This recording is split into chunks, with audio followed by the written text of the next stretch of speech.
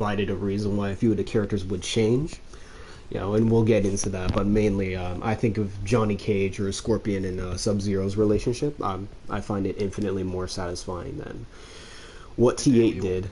want to But talk about the midway games like that. That includes MK1, the OG one in yeah, 1994, I believe, all the way up until Armageddon for PS2, and that was legendary storytelling. I mean, it had its issues with some couple of course. retcons here and there, but other than that, it's godlike storytelling. It has the good, it has the gritty, it has the Hmm. dark things, it has everything you can ask for from several different characters.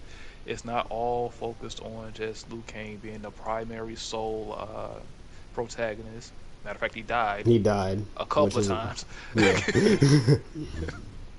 But yeah, it's really good, and it keeps you in, like it makes you mad, but it keeps you invested into the actual story itself, Yeah, which is something I can't say that Tekken really flourishes in anymore. not anymore. Yeah.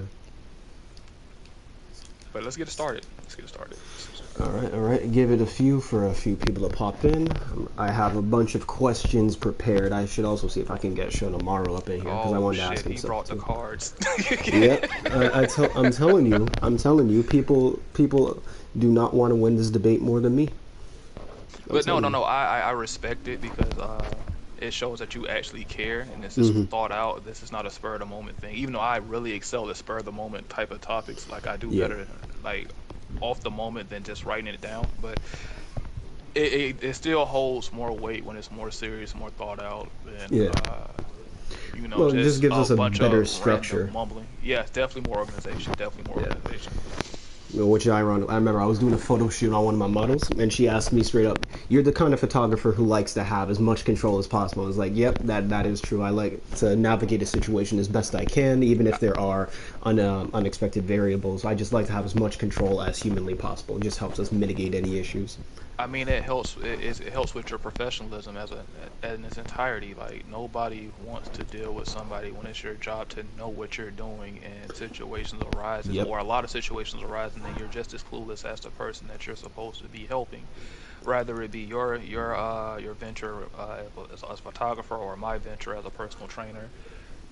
You should take your job very seriously, even as a content creator. That's why I haven't been content creating because I don't think I'm in the space to take it too seriously. But I really Hmm. want to get back into it. I don't want to half-ass my viewers with this piss poor brain rot content. But that's a whole nother stream for a whole Oh nother yeah, day. most definitely, most definitely. But it's going with the actual subject of T8, man. I've had since I haven't played it in God knows when. I've literally had such revelations about how horrible T7 was, and then it's not its predecessor, but it's no, its T6. predecessor. No, its predecessor. Its predecessor. Hmm. T8 was my God. T6 to me was actually the beginning, the true no, yeah, T6 was the true beginning of the end. T5 was starting to show signs, but Hmm. T6 was really the beginning of the end of the franchise that we know and love. But I've had so many shocking revelations over the years, or just over the couple of months I haven't been playing. And overall, gaming is kind of shit. It's like a dead market, and nobody really wants to admit it. But again, that's a whole another topic for another day. Hmm. Um, but I'm pretty sure you're gonna have a lot of people that disagree with you, and to Oh, those most definitely. people, I really want them to get out of their feelings because I've had debates with multiple people over the years about various topics, and I noticed the moment you say something that they don't like personally, they take it as a actual attack instead of attacking the argument. Something that you like to say all the time. They attack you, not the argument. Yeah. They take it as an affront to them. I'm like, no, it's not an affront to you. It's just that the game, no matter how much I like it, is genuinely bad. There are several games I love, but I can admit that they're trash. Yeah. But when it comes to Tekken 8, I want to ask people like, why do you have such an affinity for this game? You take it as if like this like fills some kind of gaping hole in your life. Like you cannot live or breathe without this game. You can't think outside of this game for a couple of seconds. But let's go ahead and get started. Well, Let me yeah, get so much to that say. was a solid introduction. I did want to start off by actually saying that because obviously going into this stream, a lot of people or even once people do see my actual Tekken 8 critique videos, they're going to assume, well, these other franchises you're referencing, like Marvel, DC, Legacy of Kain, Star Wars, you assume that they're all flawless and that you assume that they don't have any issues, but if you dive deep enough, Dragon Ball and Naruto have similar issues to Tekken. So I actually did want to start off by having you and me talk about franchises that we both like, just one major flaw that we can find, to communicate that despite the flaws we can find, we can still appreciate the overall story or still like the overall story, or that there could be elements of good writing within an overall story even if there's major flaws. So I'll start off. It should be pretty evident based off of my fucking profile picture, my entire channel, etc., that the Netflix Daredevil series is my favorite piece of media that I've ever fucking watched. It's pretty apparent, given that I base my whole channel off of it. And I've recently been in the behind the scenes. I've been rewatching the entire Daredevil series, and I'm currently nearly done season 2. But one major flaw, and one thing that I really don't like about season 2, and this seems to be the most common complaint, is the entire plot line surrounding the Hand. I think it's infinitely less interesting than the Punisher plotline, because Punisher challenges Daredevil's morality and the idea as to whether or not taking a life is ever justified. Where can the line be drawn before, when you make such a sin or make such a terrible decision that you still be redeemed? And obviously it's informed heavily by Matt Murdock's Catholic faith, because he's in the fact that he lost his father at such a young age. He believes in the sanctity of life and that all life is sacred, even the lives of his enemies, hence why he doesn't kill Wilson Fisk as much as he wants to. And we see throughout the series that the redemption is possible. You have Melvin Potter, the blacksmith, who redeems himself, and he helps Daredevil in his mission to save Hell's Kitchen. But what the Hand plotline introduces is a supernatural element and an enemy that you can only defeat by killing them. So when the entire main conflict, the interpersonal conflict within the show, is about Matt Murdock's no-kill rule and whether or not we should be killing, but then you introduce an enemy that we can only defeat by killing them. And I'm sorry, for as much as I like Daredevil, he's just a random blind ninja guy who can't do much. You know very little about the Hand, and you don't have the resources like Batman to really make a significant impact to halt their operation.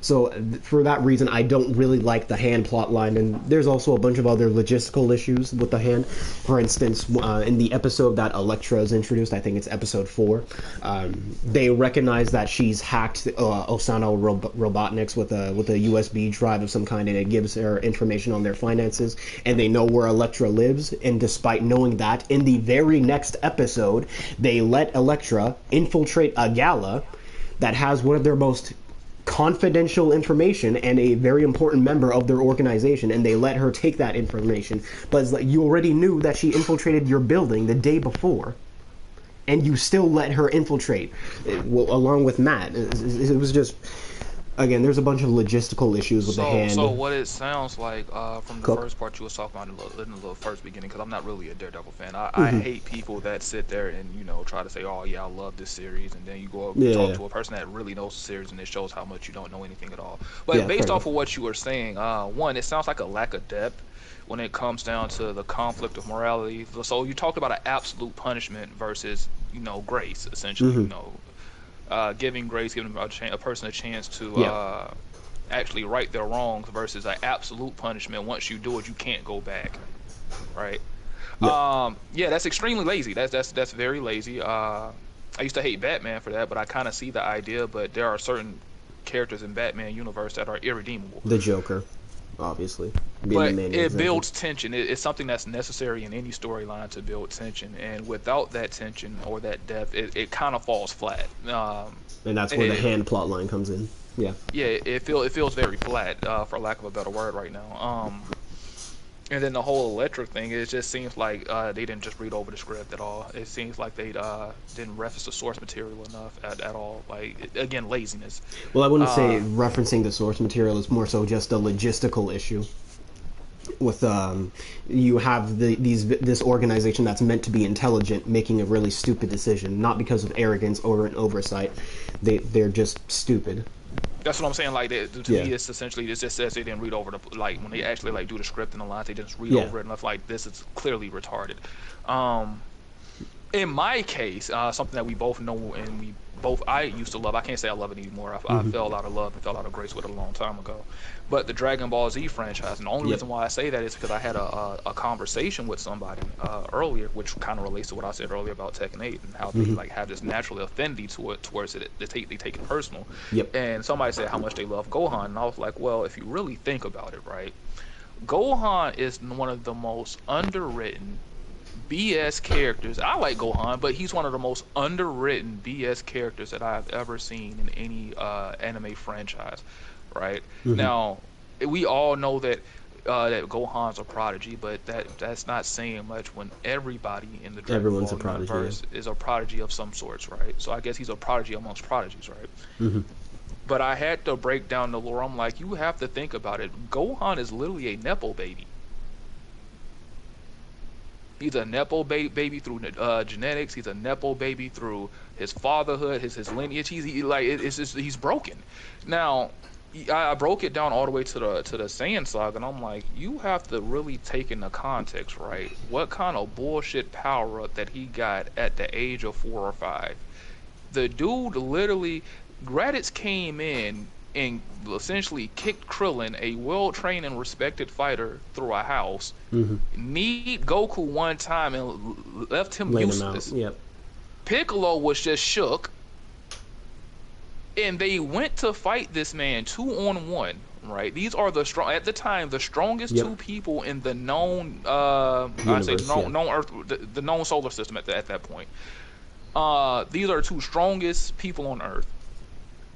Raditz is toying with them, and Gohan gets a random rage boost, right? Because I mean, Goku got a rage boost in Dragon Ball, but nothing in Nothing to comparison the to what same level. Yeah. Gohan gets a random rage boost, and the same person that neither two of these people can lay a hand on, he puts it not just a dent, incapacitates him for a short second. How do you explain that? And then that was just the beginning. I'm like, the Namek arc, and nobody ever talks about this, like Gohan's random bullshit power ups. I'm like, wait a minute. You take the same Gohan, who's still a child, by the way, which makes this even more insane. He's still a child going against not only grown ass men and aliens, a emperor that literally controls the southern galaxy, and not only does he get his potential unlocked by the Elder Kai, what about the Elder Guru? He proceeds to lay the smackdown with a third form or second form, or it's really not Second even form form. It's Frieza. necessarily he's actually like what's the word I'm looking for? Because it's his true form is what they Is his call his final final form. form. Yeah. Yeah. On that He's thought, let me unsuppressing. He's unsuppressing. give me 2 seconds just to answer something in the chat. Shoto, I will get you in the party chat eventually. It's just going to be one-on-one, and then I'll have you join the party chat. Then I'll have you speak your piece on T8, and then the three of us will, if you guys still stay, I will go through the story mode, and we can live react to the story mode and see the good and the bad. But continue, Scrub.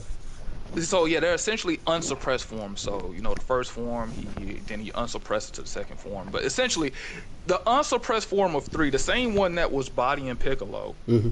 he gets a random rage boost. And people, you can say what you want, but he literally bodied Frieza for a couple of seconds, right? Yes. The same Frieza who laid waste to every Z warrior, probably besides Vegeta at that point, until he went to his true form, and then that wasn't even fair. Um, and then you have to go after that to the Cell Saga. Look, that's the only one I will bypass because we literally saw the training happen right before our eyes. Mm-hmm. We saw the flashes of Super Saiyan 2. We saw the training arc with Goku where he threw the Kameo wave. Even in the manga where like this is a life or death thing. If he has nobody talks about how dark that was. He was almost about to kill his own son. Yeah, fight or flight. Fight or flight. Yeah.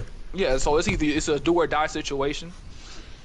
I can get past that, but then we go to the Boo arc, and I'm like, well, this is bullshit. Because here's the thing: you have not trying to be funny, maybe a little bit satirical, but you literally have a Elder Kai that's dancing in front of you, and all of a sudden you come back and you're literally the strongest being on the planet. And I'm not just talking about by a little bit. I'm talking about by leaps and bounds. Yeah, exponentially stronger. The strongest non-fused warrior on the Z Fighters. Because Fat Boo, for people that are not watching that, they didn't watch or read the manga. Fat Boo is essentially, or That's not his true name, just the fuse with the Kai's. Yeah.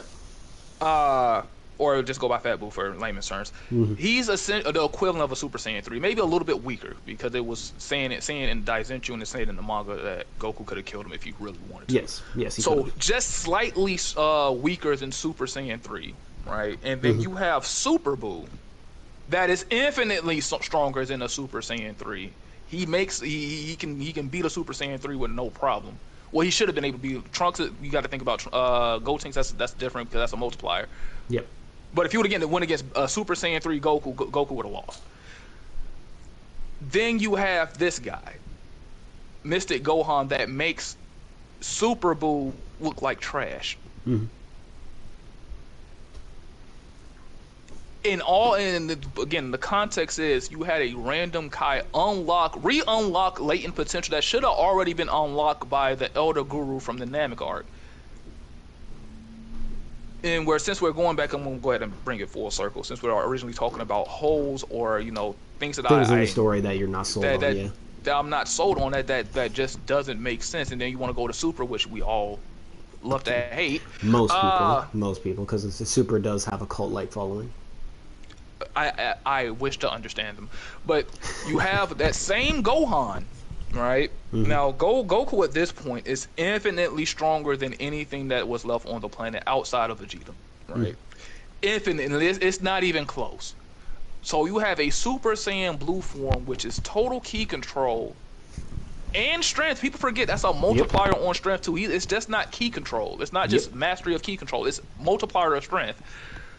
And somehow out of nowhere, with a few training sessions with Piccolo, he's able to bridge the gap. I'm not buying it. Yeah, you're not going to hear any counter arguments from me on that. That was absolute bullshit. In fact, there is a writing tangent that I go on in my part 2 video, and I talk about when writing becomes inconsistent, how it can destroy your suspension of disbelief. One of the clips I use is that very same clip you are referencing. But yes, long diatribes aside, we say all that to say there are franchises that we enjoy, but we recognize when there is bad writing within the franchises. I was even talking to somebody about God of War. The time travel in God of War doesn't make any sense, but I still fucking like it. So the point is, you can like a franchise, you can defend it from bad faith criticisms, but when there's a flaw, just say that there's a flaw. It's okay. The whole thing that we're saying essentially is people have to stop with bad faith arguments. It's Exactly. one thing to be ignorant of it and you just didn't know. It's a one thing to know and just be completely stupid and asinine about it.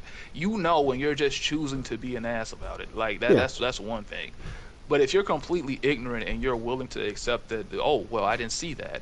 It's the same thing with most strong fan hosts. It's Naruto, Dragon Ball Z, One Piece, or you want to go with Marvel, DC Comics, or rather it be video games. It's a cult-like following where they don't want to hear anything, despite what you might say. And it goes just towards life in general. There are certain people you're going to meet in life, no matter how wrong they actually are, they don't want to hear otherwise. They just don't. Yeah.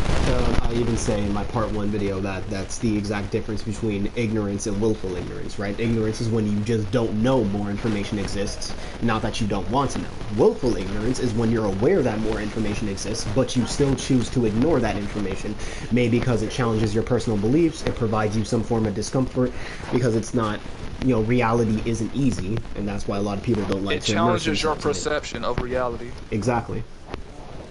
But with that aside, now we can get into the first question that I did want to ask you. Now that you've given yourself a bit of an introduction, your standard when it comes to assessing writing or just consistency in general, what's your personal experience with Tekken as both a franchise and a narrative, and how do you feel about the current state of the franchise?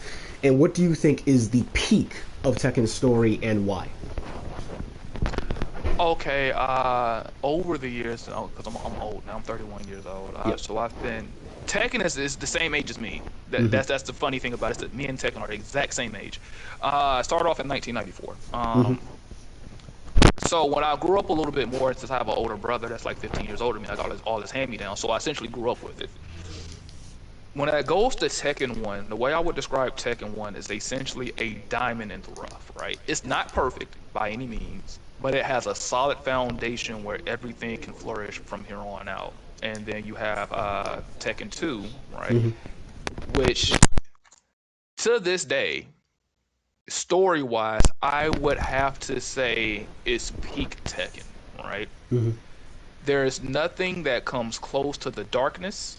There is nothing that comes close to the flourishing of the other characters from the previous Tekken. Hmm. There's nothing greater than that because you can see the maturity from each character. It shines more light. It's almost like Mortal Kombat to Mortal Kombat 1 to Mortal Kombat 2. Hmm. It did everything right that Mortal Kombat 1 did and doubled it, which is rare because most times when you get a sequel to something, it's not as good as the original. This Hmm. is back when people actually cared. And then we move on to T3. Yeah. T3, Mortal Kombat 3, they have the same thing. They kind of took a lot of the old concepts out and revolved them around something totally different, or they revolutionized it. Because T3, they got rid of all the major cast for the main villain. Most That's of the them. whole Yeah. premise. Most of the main cast was either dead, Or missing, missing. or Yeah. critically injured. Yep. Due to the Aztec god known as Yeah. Ogre. Ogre, that Or just is old age. Yeah. or old age. Like in the case of the old Kuma. Yeah. hmm that are now they're bringing back in Tekken 8 as a female, but that again I'll get there when I get there. Yeah. Uh, We'll get so there. you We'll get have there. you have that concept, which by the way, for people who weren't there at the time, because I know a revisionist history is a motherfucker.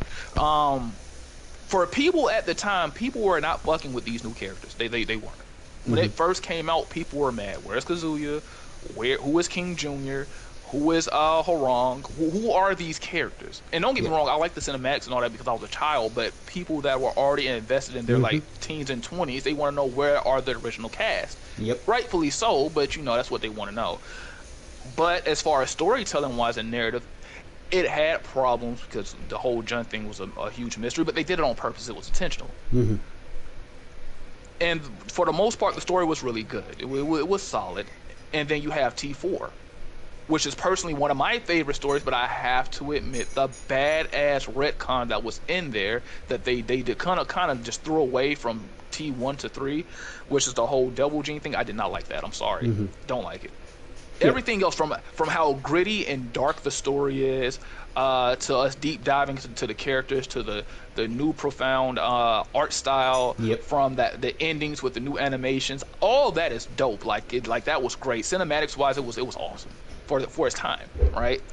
Love that, but that retcon I really wasn't messing with. But I think Tekken 4 to T3 to Tekken 4, which is from 1997 to 2004, I believe. I think I think T4 came. 2001 is when T4 came out. I think. I think no, Tekken Tag Tournament 1 came out in 2000. The year two, I remember like a just Yeah. because it was one of the games that was introduced to the PS2. Yes. God, I'm old, but Yeah, we're old. We're getting there. Jesus Christ, man. Yeah. But yeah, it was introduced with the PS2, along with like Jack and Daxter and all these other legacy games that made the PS2 Yep. the godfather of all consoles. But yeah, so I guess I think it came around 2000. It was either 2001 or 2002, if I believe. Hold on, right? I got Google right in front. You like you said, we have $1,000 cell phones. Exactly, so $2,000 cell phone. Release date. Tekken 4 came out. Yep, July 2001. 2001. Okay, so yeah, you was right. 2001. So that means T5 had to come out around 2003, 2004. If I'm not mistaken. Yeah, 2004. Yeah, so that was, I always yeah. get them mixed up. So yeah, T4 came out, right? And I'm like, yeah, this is I'm sorry, I just have to, because like everything about this game was beautiful, from walls, even though it was broken in competitive play, Yep. to the different dimensions and stages, like how it's lopsided, it's not just flat surfaces, to the music, to everything about that game. If you played it, I'm about to sound old again, if you played it in actual arcades back in the day, when you hear that, when you come in, you hear that cold intro when you're about to pick your character. It's there. They don't make it like that anymore. But story wise, it's beautiful. But I just really hate the retcon. And then I think when 5 came out in 2000, it just fell off a cliff. It just no. Yeah. Well, And the now issue, we're going into T6. Which they tried to go with the same gritty thing with Azazel, but it just didn't hit the same, because Azazel was essentially like a joke character almost. Like Jinpachi in T5 was kind of cool because it gave more lore to why Heihachi is the way he is. Yep. It gives you some more clarity, but T6, Azazel, Zafina, characters that are not really to me are not really memorable. I can't speak for everybody else, but not really memorable. Hmm. Kazuya's kind of a joke in that game. I know they try to center it around Lars and Jin and how he's on this whole power trip and essentially starting World War III. Yeah, his downfall from grace. Yeah. The whole I get the trope they're going for. They're trying to lean into that true fallen angel state because Hmm. looking T3 and then T4 he's supposed to be like an angel like figure, Yes. and then T5 you start to see the cracks, and then T6 he's the true fallen angel, and I get that, but then T7 like negates any momentum that T6 tried to build with the whole fallen angel arc because essentially if you look at T7 story mode, Jin doesn't even exist, like he's in a coma the entire game. Um, and then, God forbid, we talk about the game that we have today that came out in 2020, 24. Oh God. the good old Tekken 8. And we had this whole dark Jin fallen angel thing, and him picking his own destiny. Because let me preface this by mythology and lore. Yeah. Cook. A fallen angel is or a archangel, as you might want to say, in Jin's case, an archangel is different than a devil. They're not the same thing at all. They're actually the archangel is infinitely stronger than a devil will ever be, or a demon in this case will ever be. Hence Jin being stronger than Kazuya. Yeah, and T4. By leaps and bounds. And they also have the choice to make their own decisions, etc., etc. In Christian lore or Catholic lore or whichever one you follow, if you look it up, they really have more autonomy than actual demons. Demons are subordinates of the devil, so forth and so forth. Okay, so Tekken 8, right? They completely threw that shit away. To an extent, yeah. To a large extent, yeah. To a large extent, they threw that away. And they went with this whole more of a purification route with Jin. And quite honestly, I don't really have a problem with that. If you want to make him a pure character, sure, and lose the whole archangel thing, that's fine. But in most mythologies or most monotheistic religions or whatever you follow, there's always supposed to be consequences for actions. And I've always asked Tekken fans, well, what does Jin suffer the consequences for his actions? We see that Kazuya, throughout the entire series, he suffers the consequences of his actions. The same thing with Hiyashi, rather it be Lee. Most of the cast, even Harong, like a sub character that he's not a main character, but he's not like an NPC either. We see him suffer the consequences of his actions from T4, trying to get away from the army. In the military, yep. We see the consequences, but for Jin, there has little to no consequences for the things he did. Matter of fact, it seems as though everybody suffers the consequences for the shit he did, and everybody just like act like that didn't happen. Yep. The only person that they haven't put in the story wise that will make him like, hey, look what you did, was Miguel. And they just didn't put him in the game for whatever reason. I mean, I know why, because it'll kind of ruin the whole arc if everybody's like sipping the Kool-Aid of, well, we gotta forgive Jin and he's the hero. Well, I'm glad you say that, Scrub. Well, do you have any idea of Jin's laundry list of crimes? Because I do have it written down, if you want me to read it out. I have all of Jin's crimes written down. Well, some of them include from starting, it's the same like I said before, World War III. Mm-hmm.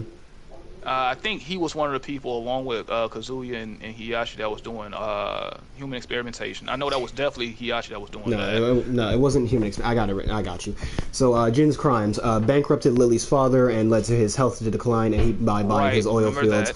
Indirectly responsible for Lars' squad and his best friend Togo getting killed. Forced Lars and Alyssa to fight to the death while taunting Alyssa on her deathbed, saying that good riddance to a piece of junk.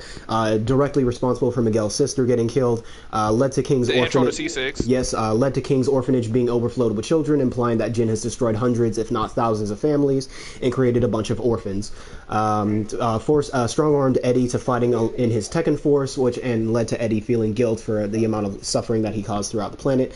Directly responsible for Zafina having to do a binding ritual to bind herself to what was left of Azazel, which nearly led to her dying in Tekken 8. And the end of the world, because Kazuya achieved godhood. And the narrator's family from Tekken 7. So there you go. That's Jin's laundry list of crimes. Not to mention what he did with the Mishima Zaibatsu and all the other crazy like little underground schemes he was under, but that's neither here nor there. But all of them have done some sick shit. Yeah, actually, there's somebody responding to you in the chat, Scrub. Sky Slasher says that it's not that Jin doesn't face consequences, is that he doesn't face long-term consequences. You have to really think about it. Can you really call that a consequence? The punishment doesn't fit the crime. Normally when we think the punishment doesn't fit the crime, we think of, well, this person did it. The punishment is like it doesn't feel like, okay, he might have did this small thing, but it doesn't deserve this massive consequence. But in this case, it's the inverse. Yep. He's done things that, you know, we still talk about to this day. Like, that's why I keep mentioning the World War III thing. Like, Hitler-esque things. But if you look at the narration from the story, and even if you look at if you deep dive into like the little books and shit they have, he doesn't really suffer. Not in comparison to what his father and his grandfather suffered. Sky Slasher just agree with you. So yeah, not enough that Jin took self-accountability, but he needed something bigger that will follow him over. Yeah, most definitely. See, Kazuya throughout the entire series, he made a pact with the devil. Here's the thing: what drives me crazy is, as a kid, he made a pact with the devil, right? Mm-hmm. He's a child. His brain is not fully developed. He does not know what he's getting himself into. Mm-hmm. But that one decision cursed his life for the rest of his life. Even when he comes back after death, he's still cursed by this shit. But you mean to tell me the same Jin that got, I think, branded by the devil in the beginning of T3? Yeah, he got branded by the devil, yeah. Okay, he got branded by the devil in T3, right? And essentially got his comeuppance in T4. He got shot in the head by Hiachi in T3, at the end of T3, as Hiachi's betrayal, and he gets his shit for that too. But then goes on a warpath. So he did the right thing in T4. He like, I want to destroy the Mish Milan, or, you know, I want to get away from this. I won't become the thing that I hate. Yeah, he went into seclusion. If you play his ending, he like, you know what, you're not even worth killing. Like, if I kill you, I'm no better than you are. Mm-hmm. Only to go all the way to Tekken 8 in the beginning, where Kazuya says it was a small line, but it was the loudest line. Yeah. You're no better than me. And most people didn't peep that. I'm like, Kazuya, for all the shit he's done, has a point. I'm like, how can you say that you're better than me? If you really look at it, he's done worse shit than Kazuya has. Well, people have been responding to that moment, because a lot of people who don't like the story mode have said that. Well, because Kazuya said that, and then people who do like the story mode said in response, "Who is Kazuya to criticize Jin? Because Kazuya also did bad things, and he also killed innocent people." When the entire point of the scene is that Jin and Kazuya are both right, and they're both wrong at the same time. They're both correct in that both are pieces of shit, essentially, but they're both wrong in that you have no place to criticize your opposition when you haven't looked inward, which is, of course, what Jin's entire arc in Tekken 8 is about. But the thing about it is, though, Kazuya is right on both ends. He never tried to be the good guy. Yeah. He accepted who he is, and that's the problem with Jun. Here's the thing with Jun. Well, I'd say he somewhat accepts it, because you have to remember how he regresses by the end of T8, and how he just starts spitting out the philosophy that Heihachi beat into him. You know, of like fighting is the only thing that matters. That's the same thing but you could say that with Heihachi and this whole bullshit narrative that they driving where he's a good guy. If you look at throughout most of the timeline, Kazuya accepted who the fuck he was. He even told Jun, there's no point in trying to save me. I am who I am. In the special outro, yes. But needless to say, at that point in time, Kazuya fully accepts who he is as a person. He's not trying to change. He knows who he is. Jin, on the other hand, still has conflict. That's what I'm saying. Kazuya's completely right. He's not trying to be a good guy. It's the hypocrisy of Jin's quote-unquote trying, and this is why I say the road to hell, ironically, the road to hell is paved with good intentions. Mm-hmm. Good intentions, but look at the shit that if you look behind you, look at all the damage you done caused right behind you. Mm-hmm. But that's the loudest line. But most fans that I'm like, how are you gonna condemn somebody that already admits that they're evil? You can't condemn him at that point. He already knows he's evil. That doesn't affect him. Well, I think that's a good segue into the second question I actually wanted to ask you, because a while back, and I saw that Shotomaru responded to this poll. Way back on my YouTube community page, I had done a poll, and I asked people, Were you sold on the bonds of camaraderie within Tekken 8? Why or why not? 16%, 37 people voted. 16% of people said yes. 24% of people said no. And were mixed, sorry. And 59% of people said to me, hell no. So with that in mind, why weren't you, and you and I have talked about the story mode endlessly, Scrub, so why don't you give the people in the stream a bit of an insight? Why weren't you sold on the bonds that Jin formed with the other characters and your stance on the overall character writing of Tekken 8? Things such as the motivations of the characters and their established character traits, etc. Well, in a nutshell, to keep it short and sweet, I'm going to use this one phrase, and I'm going to paraphrase the rest of my things up under this as an umbrella. Mm-hmm. It's simply, it's not organic. Expand. Why is it not organic? Cook. It's not organic in the sense that anybody who's played from 1994 or played the older games up until now, the motivations just doesn't make sense. Not only does the motivations not make sense, the pacing is forced and it's rushed. If you look at the story mode and you played the story mode, it's too rushed. It's too fast. 1 minute you're here, 1 minute Leo's trying to question this person, the next minute all of a sudden we can't do it without Jin. Wait, what? So, essentially, how can you be friends with Lars when because of you, his buddies got laid to the wayside? Miguel's not in the story. Why is Lee over here trying? He doesn't like you. Nobody talked about that part either. Well, it's not that. That's actually a misconception, because if you actually play through Jin's story in Tekken 6, Lee says that he doesn't have any beef with Jin. What I mean by that is he's indifferent towards you, but he definitely hates Mishima in their entirety. So like, he doesn't have a bone to pick in this fight. Yeah. Who else? Zhao Yu, that was just infinite. She suffered Sakura syndrome. Like the nigga almost got you killed. When did Jin get her killed? I said almost. When did that happen? The whole fights with the Jacks. Okay. I wouldn't pin. I mean, I guess, yeah. It's not a Sasuke situation where he literally almost killed her herself, but I'm like, he's putting you in dangerous situation that can actually get you killed. Well, I'd actually argue that's just consistency with Xiao Yu's character, that she will lay her life on the line. She's consistently retarded. That's why I said Sakura syndrome. Because no matter what Sakura does, like the whole cast could scream that's stupid, she's still going to do it anyway. But then again, most of these people cannot write good female characters to begin with. Well, in fairness to Xiao Yu, I'd actually say that her and Jin actually had a bit more meat within their relationship, slightly, compared to Sakura and Sasuke, because Sasuke was more that relationship didn't exist. Yeah, because more so it was just Sasuke caring about his comrades. As opposed but even to, so, I'll walk back that. I'll concede to that. But even so, even with Zhao, I'm like, you look at the things, because they essentially grew up together. You look at the things the nigga has done. I'm like, wait a minute. Yeah, granted, that is one thing I will absolutely give you, that there should have been a conversation, or Xiao Yu should have had her convictions in loving Jin challenged, because I don't know if you know this, Scrub, because a few other people know this. There's actually a special intro that Xiao Yu has with Zafina, where Zafina directly tells Xiao Yu that Jin brings nothing but destruction and to stop wasting her time in attempting to save him. But then in the actual canon story mode, Zafina is saying nothing but Jin will be a star of hope. So we have two versions. Yeah, two versions of the character within the same game. Then you got Asuka, which is a completely useless character slot in the story. I'm like, yes. Aren't they supposed to nullify you? Wait a minute. Yes. Nothing makes sense. I'm pretty sure it got retconned by the Unforgotten Echoes archives.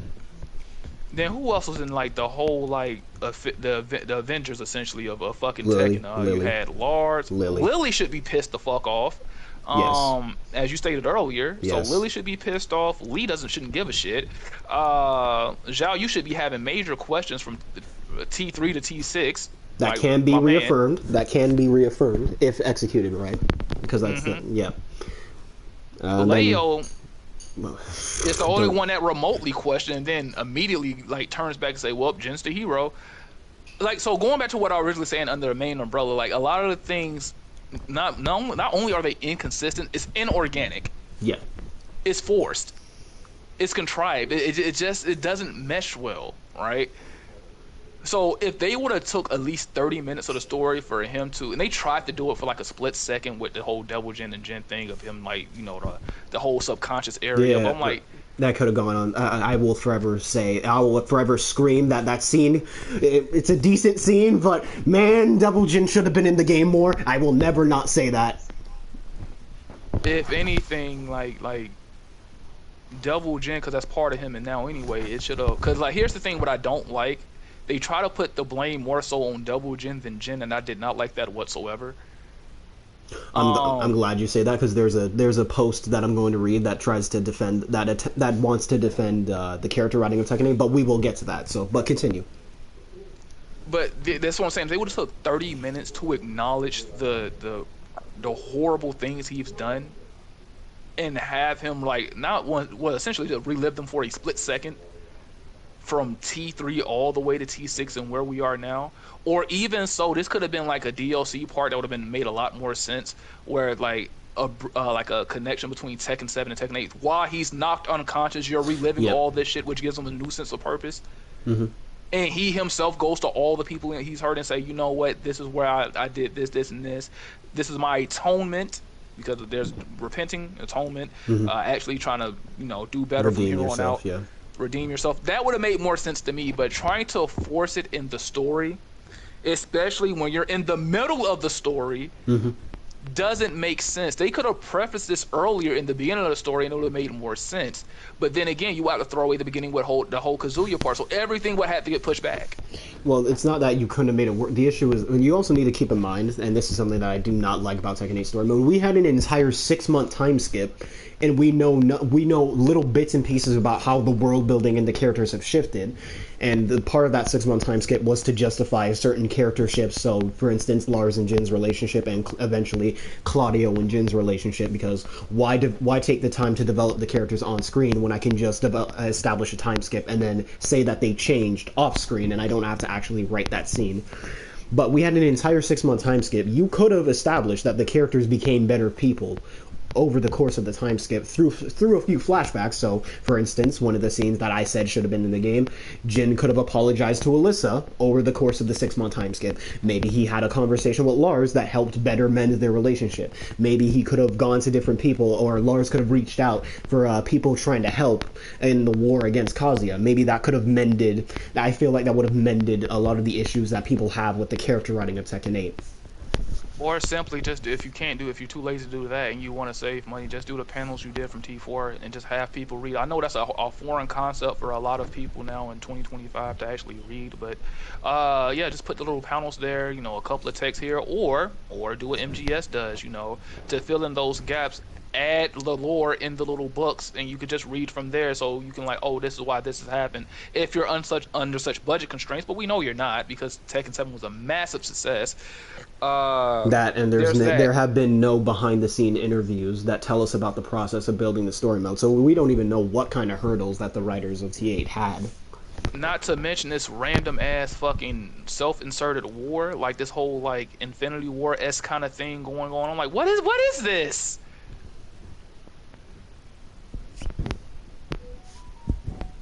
This is what I'm like. Not just that one particular part, but the whole story's pacing is just really, really bad. I mean, yeah, you need to consider, like, they introduced the that definitely impacts the tournament plot line, I would say, because it just gets it's dropped as quickly as it's introduced. So you have this whole Coliseum-esque tournament that turns into, after the tournament turns into a all-out war. Yeah, in the middle of the tournament, I would say. And you were supposed to have all the, I guess, what, the Tekken Zaibatsu versus the G Corp. And Well, it was more so fight in my tournament to solidify your country's place in my new world, and then the people who are not strong enough will be. Well, again, this is the idea of the tournament will be destroyed. Yeah, the tournament of power, essentially, but for countries instead but of I'm talking about universes. the war part, like they dilute from that to the. It's so confusing and so It's like they're trying to fit a whole bunch of animes into one thing, and it doesn't work at all. So it's like, going back to what I said when we were talking about Daredevil, it's just a whole bunch of lazy writing. You're trying to borrow concepts from a whole bunch of different genres or animes, and you don't really get into the meat of why it works the way it works, Hmm. and you just slap it together. And here's the main thing that a lot of people are going to hate me for saying this, but if you're truly a fan and you truly have brain cells, you should feel disrespected by this. You have millions of dollars. So when people say there's budget constraints, I'm like, there's no budget constraints for Tekken 8. You did better with less when it came down to T3 and T4.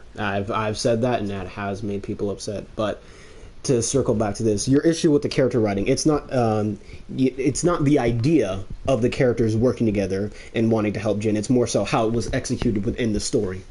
Yeah, it's just lazy. Yep. 100% laziness. So, along with the challenge of communicating Jin's redemption in a believable way, Tekken 8 also had to answer the question as to why, it's one simple question. It seems simple on its surface, but it can be complicated. And that question is, why would they change?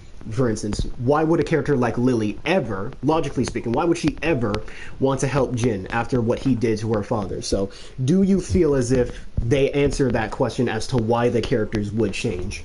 Now you know the answer to that. We both know that. Absolutely not.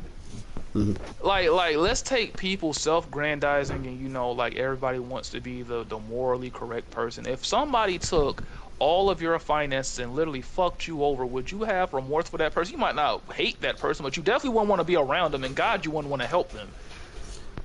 Well, I mean, you also need to consider that Lily has been shown to be incredibly petty towards Asuka. And it goes against her nature. Exactly, and characters are fundamentally simpler than real humans. But like, I always just break it down in this terms. Lily has consistently been established, and it's not that Lily's the only example of this. She's just the easiest one, so we can all agree to a baseline, right? She's consistently shown to be petty, she's consistently shown to hold grudges, and she's displayed traits of narcissism. But on top of that, she's also shown to have love for her father, and she will take certain actions or inaction, in the case of the beginning of Tekken 6, for the sake of her father, right? So if her father gives her a punishment, she'll abide by his wishes, even if she wants to fight. So with that context in mind, what justified the writing decision to have this petty and narcissistic character then help the man who bankrupted her father? Doesn't make sense at all. But with that in mind, it would not be it would be an inaccurate statement if I were to ask you that you believe that the character writing of Tekken 8 is weak. Yes or no? Weak is an understatement. Yes. Okay. All right. So I'm glad, because this is a post I saw made on Twitter, and it was slightly influenced by a conversation I had with somebody way back when Tekken 8 had initially came out. And this was when I was in the middle of having my thoughts changed about Tekken 8 and starting to realize, like the nitty gritty of the good, the bad, the hidden layers, and the execution of the story mode. Right. So I haven't conversed with this person recently. But this was him trying to break down the character writing of Tekken 8, and just if you're curious, he is of the belief that Tekken 8 story was well written. So this was made on May the 9th May the 9th of 2025. So here we go. I did have to explain the basic idea of this to someone a few months ago, and feel free to stop me or ask any questions or make a comment anytime. So I did have to explain the basic idea of this to someone a few months ago. Follow me for a minute. In an old-fashioned musical, the characters break into song to move the plot along or to explain some idea. The character singing is an intrinsic method of conveying something or processing something. Within a fighting game, the fighting is meant to be this kind of expression, not a hurdle for you to bypass to see the next cutscene. Hence why Leo in Chapter 4 is like, "Hey dumbass, you tried to ruin the world." Then you fight Leo, you lack the devil powers, and Leo says, "Oh hey, you've changed," as a basic example. But people treat the game like it's a series of cutscenes with roadblocks to skip through. The structure is to establish the stakes of the fight, then have Pause. the fight... Okay, go for it. That sounds very disingenuous because the fight literally is a hurdle. To win to fight is to actually unlock the cutscene. So it's a hurdle. It's supposed to be enjoyable nonetheless, but the whole fight is to get you to the actual cutscene. Would you agree that a character can develop in the middle of, to play devil's advocate for this argument, because as I continue reading the rest, I do have a few issues with it. Would you agree that the characters can develop through a fight? They can develop through the fight, but in Tekken history, they don't do that. They don't give you like little minor cutscenes. They try to do it in like Tekken 7, Tekken 8, like little pauses in between the fight, and then you'll go back into the fight, but that didn't happen so much in that case that he's talking about with Leo. That What? So your issue is that the context for Leo's beliefs and the context for, as I've said, why would X change? You feel as if the context did not support the development that It Leo went doesn't. on. It's a weak argument. The thing about it is we like to insert our head canon instead of just go by what's actually there and present it. Hmm. I don't like that's again going back to those bad faith arguments. That's an inherent bad faith argument when you're using your head canon instead of what actually happened. We're trying to fill in the gaps for the creators, don't take it for what it actually is. But I do agree with the sentiment that yeah, characters can change mid-fight, but you're self-inserting that as what actually happened. No, it was a fight, and then you went on to the next cutscene. And traditionally, in most fighting games, that's what actually happens. You like games like Mortal Kombat have done that a lot, where there'll be like a mid-cutscene, mid-fight, and you go back to it. Dragon Ball Z is known for that too. Like a lot of I Dragon Ball mean, Z I wouldn't games, just the older say ones. Dragon Ball Z. The easiest example I can think of, and the easiest example that Tekken took inspiration from is Naruto. Oh yeah, like the Ninja Storm games, Ultimate Ninja games. Yeah, they're heavily known for that. Well, I didn't even just mean the games. I meant like the general series. Like take, I'd say Naruto and Neji's fight in the Chunin exams, and how their conversation happens within the fight, and whoever wins the fight will have their worldview validated, and the other side will either have their worldview challenged or changed. Even so, but like again with Naruto, it's a little bit black and white. But in the context when it come out, what this dude is talking about, I'm like, inherently, yeah, you can change mid-fight, but when you're writing a story, you have to remember that they don't know what you're looking for. So again, they're going to lead to their own interpretation. Your job as the writer is to alleviate their own interpretation, and this is the message that we're trying to convey to you. Now, there are certain genres where they want this left to interpretation, but this isn't one of those. So the fact that it's so vague and you want me to explain this through a fight, well, give us some context bubbles. Give us some words throughout the fight that explains that this person has significantly changed, but that's not what happens. Most of the times it's just fight. Now, they do it a little bit in Tekken 7. You see it like when you're going against Yachi and Akuma, they do like little dialogues here and there. But not even in Tekken 8 when you go against Jin versus Kazuya in the beginning of the game. I'd also say Jin versus Leroy. Yeah, like little dialogue here and there, but in this context, not much at all, and definitely not enough to where you can say that he made this whole 180 change. Nah, I'm not going with that, but you can go ahead and continue. Yeah. Sky Slasher said, "I do like the idea of a fighting games being like a musical, but Tekken has having such narrow writing." Was such a narrow scope. Jesus Christ, I can't read. Was to its detriment. This works better in MK. Okay, so to read the rest of the comment. The structure is to establish the stakes of the fight, then have the fight mirror the character's resolves. The conversation, quote unquote, is in the win-loss conditions, and the heat-rage conditions being triggered via cutscenes. And the win/loss/draw condition resolves the quote unquote conversation. The story revolves around Jin, not Kazuya. Most of the time, other characters act in service to Jin's evolution, which is a romanticist way of writing the story. You find the same in Metal Gear Solid, Silent Hill, Tales of, and such. A lot of well-written Japanese games are like this. A personal hell narrative. Yep. Completely different genre. In every sense of the word, completely different genre. Not to mention when you talk about, because I love these games, especially like Silent Hill and Metal Gear Solid. Yeah. I ride and die for these games. The thing with Metal Gear Solid is heavily convoluted, and they overtell the story on purpose because again they're trying to drive a certain narrative home. And even with them overtelling the story, it still can be left to interpretation. But again, they have books and things of this nature, so it can give you the exact information of what actually happened. Tekken does not do that. Like hold on, you're talking about AAA storytelling games or RPGs and then fighting games. Those no. The closest thing you have in that regard is Mortal Kombat through its conquest mode and things of that nature. Tekken has never had anything close to a conquest mode where you actually get to play as the main protagonist. The closest you had was T6, where they had the mesh between Tekken Force and like their story mode, but that was ass. It was fun as a beat 'em up. Don't get me wrong, it was fun as a beat 'em up. But as far as like story, it was ass. Shotomaru said, Silent Hill. Most of the characters exist either victims, like the main character, or as fuel to tell someone else's story, like Maria does with James. Exactly. Like I haven't read what played James at Silent Silent Hill. Hill too. I'm a buff on these. Yeah, I Coke. love Silent Hill. Yeah, So Coke. yeah, he's right. And the whole thing about Silent Hill is it's supposed to be a place for people who've done some fucked up shit. So the person that you think is the protagonist, by the end of the game, you realize he did some fucked up shit and he has to atone for it. Hmm. That's Silent Hill, right? Very deep, very psychological horror based, right? And then you have Metal Gear, which is like it's a cautionary tale in a sense, like Metal Gear Solid 2. It tells you what's happening right now. Metal Gear Solid 4 was probably going to tell us what's going to happen in the future. Metal Gear Solid 1, Metal Gear Solid 3, that tells us what happened in the past and what's going to lead to the future. Very cautionary tale-esque games, right? And then you have Tekken. Hmm. Don't get me wrong, it has a deep premise in it, especially in like, that's why I keep going to mythology and like Hmm. monotheism. It has deep ties into that, or it did have deep ties into that, and it has lost that thing that made it special. But in the case of Tekken 8, there's no comparison to MGS or Silent Hill. Though, hell to the fuck no.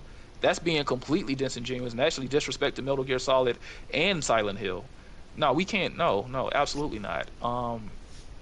It can't even compete with its own genre with MK. To me, to this day, Deception remains as one of the best storytelling fighting game things that you can actually get. It tells a deep, intricate story from the beginning. Even the intro, like people forget. I know I'm going on a tangent. I'm gonna get back to it. No, Coke.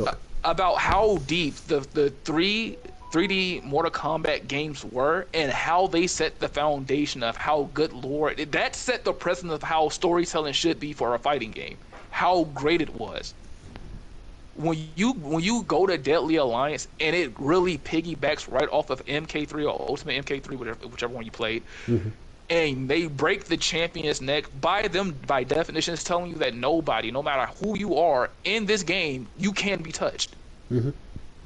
Not only that, it leans into it and gives all the new characters a reason and a purpose. And then you go with Deception, to me, which is the best story ever made in a fighting game, period. Now, the acting was awful. I'm not going to act like it wasn't. It was god awful. But the storytelling in itself, chef kisses. But then you have Tekken and Tekken 8. And no, it's too short. Number two, they don't give you enough to go off of. Well, like I said before, when you're making a story, if I'm telling you a story right now, Hmm. I can't tell you from a place of where I know, because I already know it. I have to tell you from a place. I have to fill in the gaps of or any questions you might have, because you don't know. I'm trying to convey a message to you. The whole point of like storytelling is getting a person to understand a certain conception. That's the whole point of storytelling. The whole thing with Tekken 8, it doesn't give you enough. That's what we've been talking about for like the last hour. It doesn't give you enough to where it plugs in all the holes. Now you're left in a place, well, it's vague. Well, why did this happen? Or Why did what they is change? this? Or this doesn't make sense. Or why did they change? No, that go keep going. That didn't make sense. Yep. A lot of well-written Japanese games are like this, a personal hell narrative. Kazuya is an obstacle for Jin and a symbol of what Jade, and a symbol of what Jin hates it within himself, that he has to overcome, and you follow Jin's resolve by doing that, the fighting section of the fighting game. I hope that doesn't sound like a cop-out. It sounds like a cop out.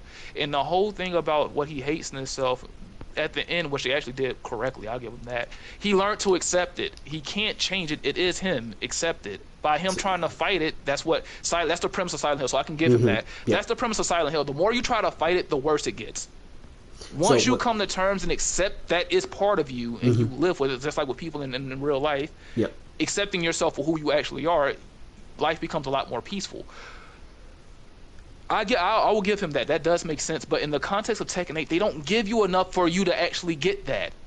So Only people who do deep dives into the story, like me, you, and other people, will start to see those comparisons. But the average player, they're not doing that. You have to spoon feed the information to the casual base or people that have never played this game before. Of course, long-term fans and people who really love the series will end up gravitating towards that in the long run. But the average person gonna be like, wait, that doesn't make sense. I've played T3 and I'm going all the way to T8 and these gaps aren't filled. This doesn't make sense. Why is this here? In fairness, to throw the game a bone, wouldn't that be the fault of the fan for not doing the necessary research, as opposed to It's a the fault fault within of the both. game? It's the fault of, because I can't say that because Naruto, Naruto and One Piece are notorious for that. They give you so much filler, you can't Yeah. miss it. And like with Mortal Kombat, if you never played Deadly Alliance and you played Deception, they give you so much back lore that you already know what happened. You just play it for just to play it, just to experience it, but you already know what happened. So even for people who are playing this for the first time, okay, I might not know everything, but I get the grand scheme of what's going on here. Tekken 8 specifically just does not do that, and Tekken 7 was even worse. Like, how the fuck did we get here? So with all that in mind, do you feel as if that Twitter thread, do you feel as if that explained at all why the characters would change? Yes, well, actually, no. To me, that Twitter post, and I'm not trying to say this out of malice, it's one of those well, actually kind of posts, and those are some of the most kind of posts in the fucking world. I get where he's going with it, and I get, like, as he kept talking, I kind of get the comparison, so I'm not going to knock him entirely for it. Yep. But no, because Tekken 8 is not MGS, it's not Silent Hill. Does it have the potential to be? Or a lot of Japanese games made like that? Yes, but Tekken 8 is not one of those. We have to give Tekken 8 what it is. It's a whole bunch of anime things blended, a lot of Shonen Jump things mashed up into one.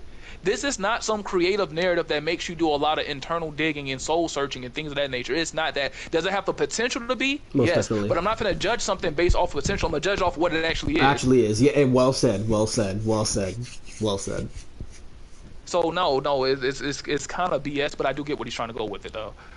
Yeah, I mean, well, could you not categorize my my analysis videos in the same vein? Even if I do make clear within the video, I'm not trying to say that this is why the story is well written. More so, I'm trying to explain the idea that the narrative is going for, and then when I make the eventual critique, we can judge how well this idea was actually executed from sequence of events from A to B to C to so on. But see, here's the thing: the difference between what you say in your videos versus what this guy is saying is, he's stating, this is one of my biggest pet peeves in the world, where one's is stating their opinion as fact, or they come across when they state their opinion as fact. One person gives a disclaimer before they even say anything. These are concepts I'm going over. This is my idea of it. This is that. One person is giving their opinion as if it's fact. I'm like, no, that's not it at all. Here's why I say I think Tekken 8 is terrible. I think the pacing is bad. To some other person, because most of our conversation in its entirety is completely subjective. But when you state your opinion as fact, that's where people get into these massive arguments. Now, do I try to validate my opinion with the fact of what actually happened in the story? Yes. But do I state my opinion as fact? Absolutely no, because I can always be corrected. I've been corrected already in this conversation, and I'm like, oh yeah, I was kind of off on that one. I concede. But in his case, no. When it comes down to Metal Gear, and I'm sorry I keep driving that home, because like, it's all good. those are actual masterpieces. These are games that people are still deciphering to this day. They give you the story, but there's so much more in it that is left to interpretation. You can just go by the base story if you want to, but then there's things that are left into interpretation. What are the things they're saying within the story within the story? Cool, right? But that's all speculation, right? Tekken 8 is not that. It was that with Tekken 2. It was that because there's so many things in Tekken 2 that makes it so story rich, and that's why I hate Tekken 8, because I'm like, you got this one game that had infinitely less than Tekken 8 but gave you so much more, and then you have Tekken 8 that has all the resources, but when you have lazy people with no passion, and I can't even say they're lazy people, that's wrong. The devs are not lazy. What is the shareholders that want nothing but money. They want to drain every penny out of the consumer, and they want to give you the least amount of product and try to maximize profits. That's the problem. I have to take that back, and I apologize in any video where I said it's always the devs. No, it's not the fucking devs. It's these fucking people, these money-hungry, greedy, corrupt people that want to suck everything out of anything, and that's why in entirety, we can go back to the actual topic, gaming is not fun anymore. It's not. Let's be honest, we try to bear with these games nowadays. You might get one game out of 20 that's actually worth a fuck. Most of this shit is boring. It's heavily contrived. They all play the same. It's just like Battlefield 6 versus Call of Duty 7, Black Ops 7. They both ass. I'm gonna call it for what it is. It's nothing really great about it. And there's a caveat to this for the new people, like for the up and coming generation that's like in their teenage years and the 20s, Hmm. their golden years of gaming. If this is all you know, of course you're going to think it's good. It's conditioning. If this is all you know, they don't make games for people like me anymore because my expectations are too high. People like me, the expectations too high. I don't think it's too high at all. I just want you to actually make a good game. Hmm. But for the newer audience, that's why you have brain rot content and so forth and so forth. This is Hmm. all you know. So in your eyes, this slop is actually good. Hence, our parents before us be like, the shit that we like is fucking slop. Hmm.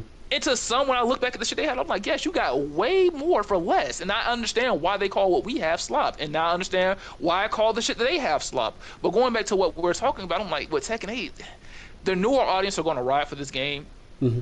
because this is all they know. If you started with the Tekken Revolution, the T7, and the Tekken 8, that this is new Tekken for y'all. It's slop. But to you, it's going to be the greatest thing because it influences your years of life. So I'm in my teenage years. You got Tag 2 and T6 and Hmm. MK Deception and Armageddon and MK9 and all the to me all these great things, right? Yep. That's my golden years of gaming. It hits different, and I can't act like it doesn't hit different for them. They're going to think this is the best shit since sliced bread. So when I play, let's say if I play Tekken 8 rank or I play the story mode, they be like, yo, this shit is awesome. And then I ask their age, they say, well, I'm like 21, 22, 23, 24, so forth, so forth. But you're an anomaly, by the way. Hmm. I had to preface that because I know you're like, wait, I'm not like that. No, you're an anomaly. I You're was the thinking outlier I in was this thinking it in the situation. back of my mind, but continue. But most of your peer group are going to think that this game is really solid. And most of the peer group are not going to do the research and play the older games and be like, wait a minute, nah, that doesn't make sense. This is not that, so forth and so forth. So all they're going to base their idea and their opinion on is what they keep getting. So if you couple that they play Tekken 8, they play Tekken 7, Tekken Revolution, dumb down games of their predecessors. Not to mention you add the fact that what they consume on a daily basis is nothing but brain rot content and short form content that doesn't give you any substance at all. Something like Tekken 8 seems like a master class in storytelling. To me, absolutely not. But to the average consumer, yeah, this is great. So Well, hence why you get it's arguments like, it's either that they'll say it's a masterclass, or they'll say, yeah, the story was cool, and yeah, it doesn't make sense, but it doesn't need to make sense anyway. because narratives are driven that fighting games solely only need to be good at when this is the competitive scene's Yep. fault. Yep. That it only needs to be good at one aspect. But here's the problem with Tekken 8. It's not good in either aspect. It's not good in the fighting game sense where it's a good fighting game that's competitive. But that goes back to my whole argument of, well, if this is all you know, if all you know is rage and high damage combos and terrible spacing and overly offensive games, then of course Tekken 8 is right up your alley. This is what you're going to play. Well, even if it was, because I haven't played T8, so I can't make a proper judgment on the gameplay. But here's the thing: even if it was good as a competitive game, that's still not an excuse for your story being bad. But going back to what I was saying, like the story being bad, again, if it's all you know, if you grew up again with MK11 as story mode, Trash, it, absolutely abysmal. it's a masterclass compared to T8, but I for wouldn't even people say like that. they're one and the same. But when it comes down to like what I expect from Mortal Kombat, it's trash. Hmm. The same thing with Tekken 8, even Street Fighter 6. They did infinitely good until they brought back Bison. I'm like, you just retcon your entire story by bringing back Oh Bison. yeah. Oh dude. I was waiting to make a comment on that. But like seriously, like it's the psychology of it. And I Mhm. don't think people grasp that concept. I'm like, when this is all, because I have to break myself out. If this is all you know, you're going to think it's good. Rather it be eating habits, rather it be working out, rather it be your day-to-day life. If this is all you know, this is all you're going to think that is good. So anything that's like even a slightly step above that, this is God's gift. Well, you know what the immediate counter argument would be. So say, because I'd say that Daredevil is well written, and you would say that original Dragon Ball and early DBZ is well written. So what if somebody were No, to I don't. No, I don't. I had to hypothetically? change my statement on that. DBZ is actually terrible. No, that's why I said It, early DBZ, early DBZ. yeah, But yeah, yeah. yeah. But if someone were to, in a hypothetical, reflect the mirror to us and say, well, you guys, all you guys know is this, and this, and you consider it to be well made, so what would you say in response to that? Yeah. Again, you're a product of your times and your environment. So I do think, like, I'm still gonna have a special place in my heart for Dragon Ball Z. But this is where maturity kicks in as I'm older, because again, like, I've You can lived a little admit bit those longer flaws. than Yeah. you. I can recognize those flaws. I'm like, wait a minute. The best of DBZ was the Frieza arc. I don't care what anybody says. From a narrative standpoint, and the best you got was the DB was Frieza arc. The Cell Frieza. arc Yeah. is cool, and I think it's a beautiful tie and giving a shout out to the Red Ribbon Army. Hmm. But I kind of think they kind of poured it out their ass, considering that what Goku did to the Red Ribbon Army in the original Dragon Ball. Hmm. And then, okay, the Buu arc was complete nonsense. We could tell that Akira Toriyama, rest in peace, he was actually done with the Yeah. series. It should have ended with the Frieza arc. And originally, DBZ was never supposed to be a thing in the first place. Yeah, I know. But no, I can admit the problems with Dragon Ball Z. I can admit the problems with Naruto. I can admit the problems with things I grew up with. So your The thing, the issue is that issue that you have is that people don't want to admit to the flaws. not only do they not want to admit to the flaws, they don't want to admit that they're getting sold short. Hmm. You gotta think about it. When I was growing up, there was a new anime boom. Yep. It wasn't overly saturated as it is now. Fighting games, it was a fighting game boom when I was growing up. It's not overly saturated like it is now. And a lot of the games that were out that were bad at the time, they got flushed out. Nobody played them things. Nowadays, every other week there's a new fighting game. So you're overstimulated with the shit. There's a difference between when I was growing up and the people that are growing up now. Now you had anticipation. You had to wait for things. It built a sense of what's the word? Delayed gratification. It built these things up. Nowadays, you're so saturated with information, and this is a part of content creators' fault, that there's no interest when it really comes out. Like, it's fake generated hype. It's a clash of times. So when people say the argument of like, well, what you were saying earlier about how my generation looks at Dragon Ball Z and stuff like that, I'm like, no, I look at it and it has its issues, but at least they fucking tried. No, I'm not saying that it inherently has to be perfect. I'm not expecting Tekken 8 to be perfect. I'm expecting effort. Yep. And here's the thing: when I'm comparing it to what it used to be, because I'm not going to use revisionist history, it's bad. You look at those old polygons. Of course, the graphics were fucking terrible. Of course. But look at the story they made out of those polygons. Look at the art style of Tekken 2 when you look at those panels, and look at what you get now.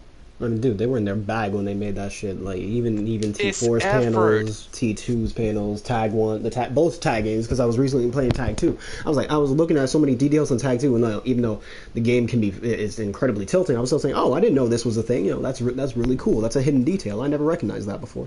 And here's my thing: it's not for me to shit on the newer generations of the game. If anything, I sympathize with you because you deserve better. Yeah. The problem is, though, again, going back to what I said, is that's all you know. See, I'm coming from a place of I've already been where you're at. Yep. And there's a difference there. Again, there's a massive boom. The thing that y'all are getting now, everything is saturated. The lifestyles are so saturated. The gym is overly saturated. Gaming is overly saturated. Anime is overly saturated.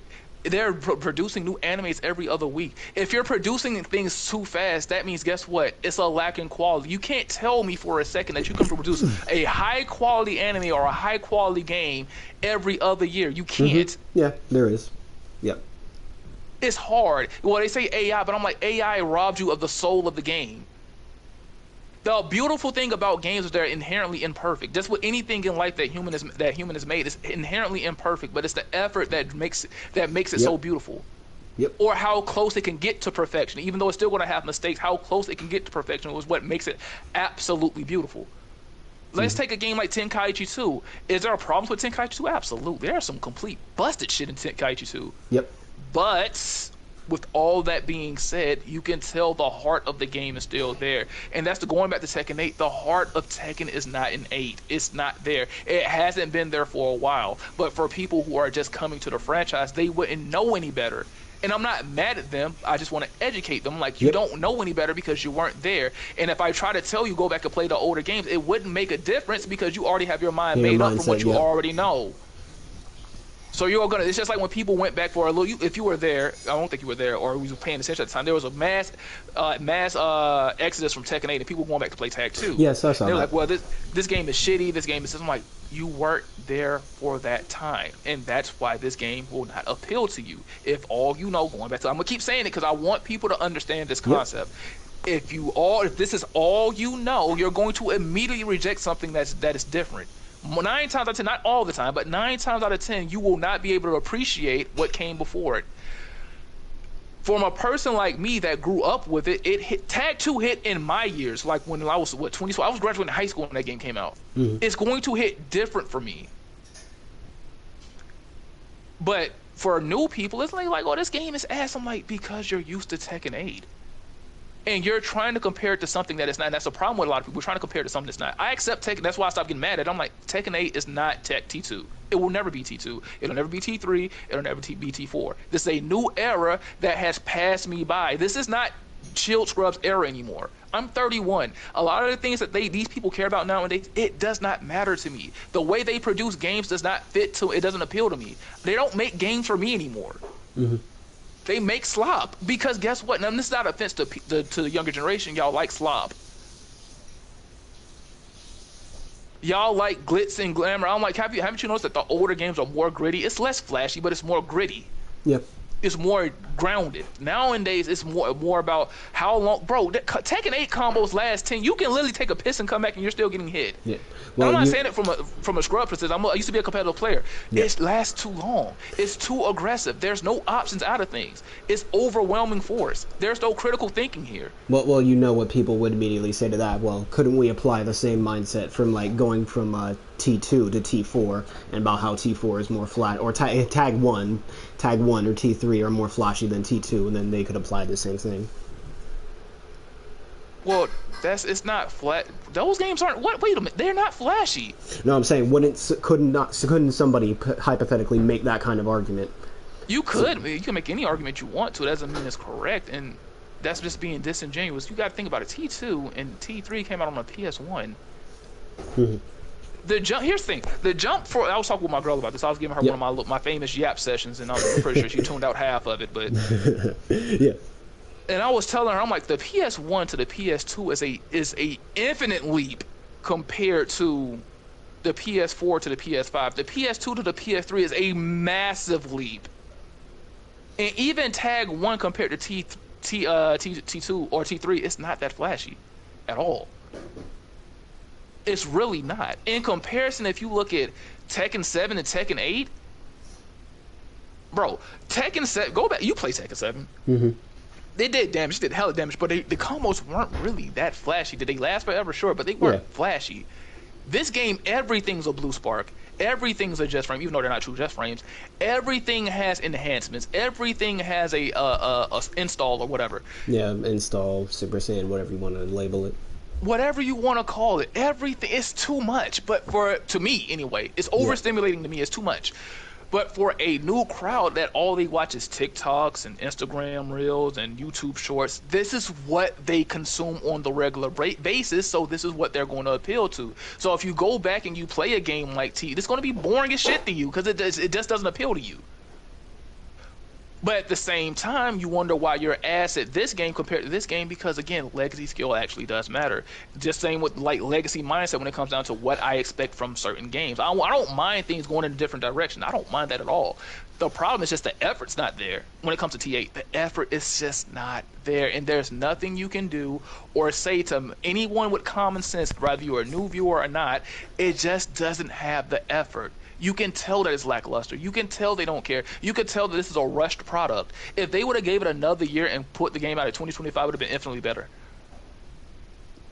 With all of that in mind, do you think that the fandom has kind of earned the current state of Tekken on both the gameplay and a story perspective? I made a whole stream on it. Absolutely. Mm-hmm. I made a video. It's literally my thumbnail is the Tekken community killed the game. I think that was your season 2 when season 2 had come out. Yes. Yeah. Y'all earned it. Here's the problem with people in general, and this is why, again, I know it sounds very, very fucked up when I say that everybody doesn't deserve a platform, but I do believe, one, most people they don't believe in critical thinking, right? especially in this day and age where everything's accessible to everyone at any given time. Critical thinking is not there. Number two, when you live in a society where it essentially gives you what you want whenever you want, you become entitled. Hmm. Now, in capitalism, where this whole we have to keep producing, we got to keep monetizing everything. As I just said before, you cannot produce quality that way. You just can't. So when it comes down to people nowadays, I'm like, well, of course you brought this on yourself. You keep asking for shit. They don't appreciate anything. The main man suite for most people who are tech and viewers, you know who I'm talking about, and Yep. he's the epiphany, or he's the not the epiphany. He is the antithesis of what I'm talking about when a person is entitled. Tekken 7 comes out. He shits on Tag 2. Okay. Tekken 8 comes out. He automatically shits on T7. You're not appreciative of where it came from. You used to be, but you let the money get in the way, and nobody wants to call them on it because they're too scared of the wrath of the main man tweet. I'm not scared of no white Swedish dude. I don't know. It's just the truth. And here's the thing: because he has such a massive platform and a massive audience, I don't hate him as an individual, but his words hold more weight than the average Tekken player. So Yep. they're going to believe. I'm like, I don't blame them when they criticize me. I'm like, why would you believe me when you can believe this guy when he has hundreds of thousands of subscribers and only got like 2,000? Yep. Why would you believe me? So his words hold more weight. And the thing about it is, most people don't like, again, critical thinking. Nobody wants to think for themselves anyway. So of course they're going to latch on to popular opinions made by popular content creators. And if that's what they want to say is that this game sucks and this needs this and this and this and this, well, everybody's going to ride along with it. And then you get a toxic community where nobody wants to accept accountability. Well, why is it the way it is? I'm like, the content Yep. creators. This is what you get. The same thing goes with 2K. Here's the crazy thing. As a 2K player myself and a Tekken player myself, the parallel between those two games are synonymous. It's actually insane how people, like, they can't come to the realization that the content creators and the fan base in general has actually killed the game. Because here's the thing. They're listening to you. They're giving you what you asked for. Remember, people were in Tekken 7 were complaining that people backdash too much. I was that person that did complain about that to a certain degree. I complained about it in the sense that people are doing it without purpose. But people backdash too much. The game is overly defensive.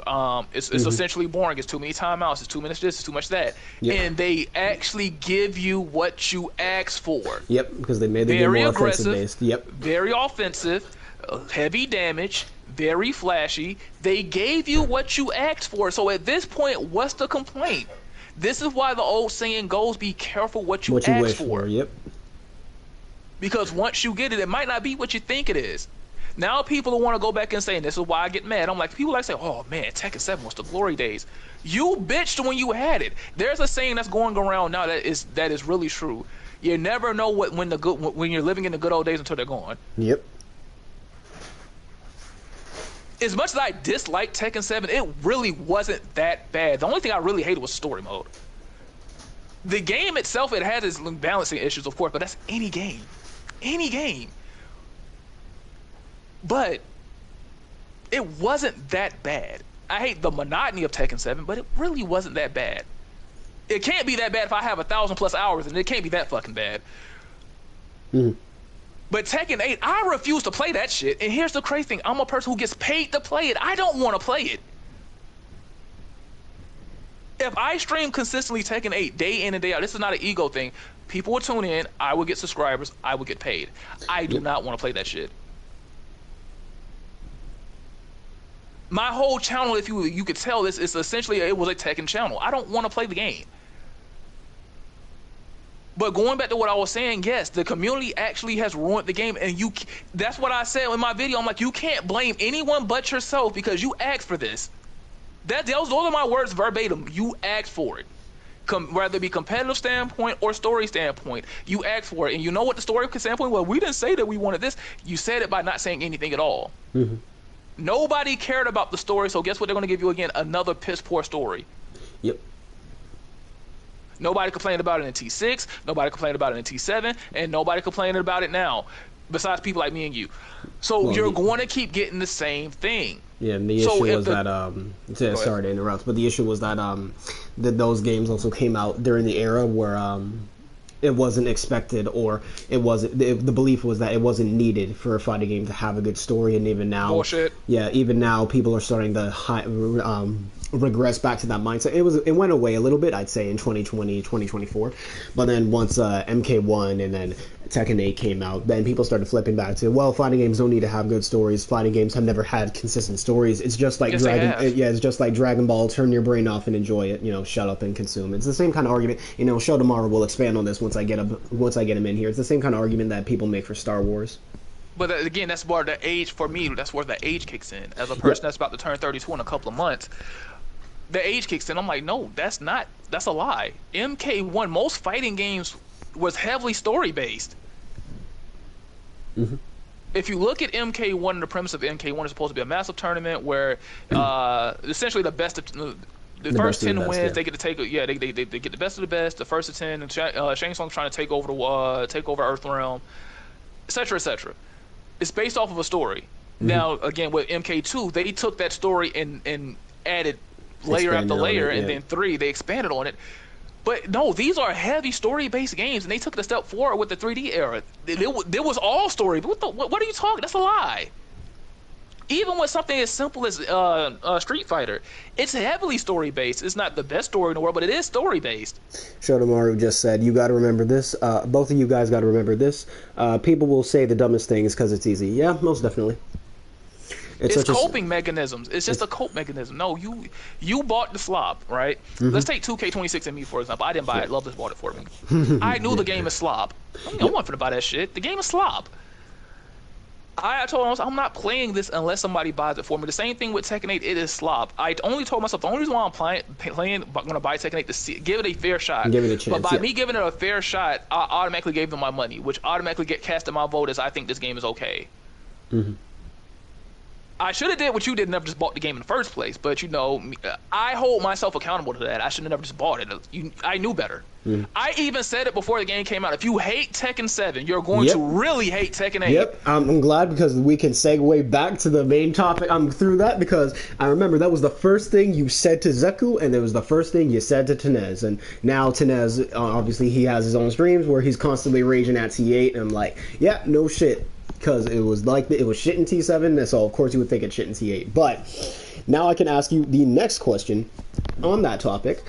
When we first finished watching, when you and I finished watching Tenez stream the story mode of Tekken 8, one of the first questions I asked you, or no, one of the first things you said to me, along with the bonds of camaraderie, you stated that Kazuya became a less believable villain as the story went on. So why weren't you sold on Kazuya's villainous plan throughout the story mode? Give people an insight on that.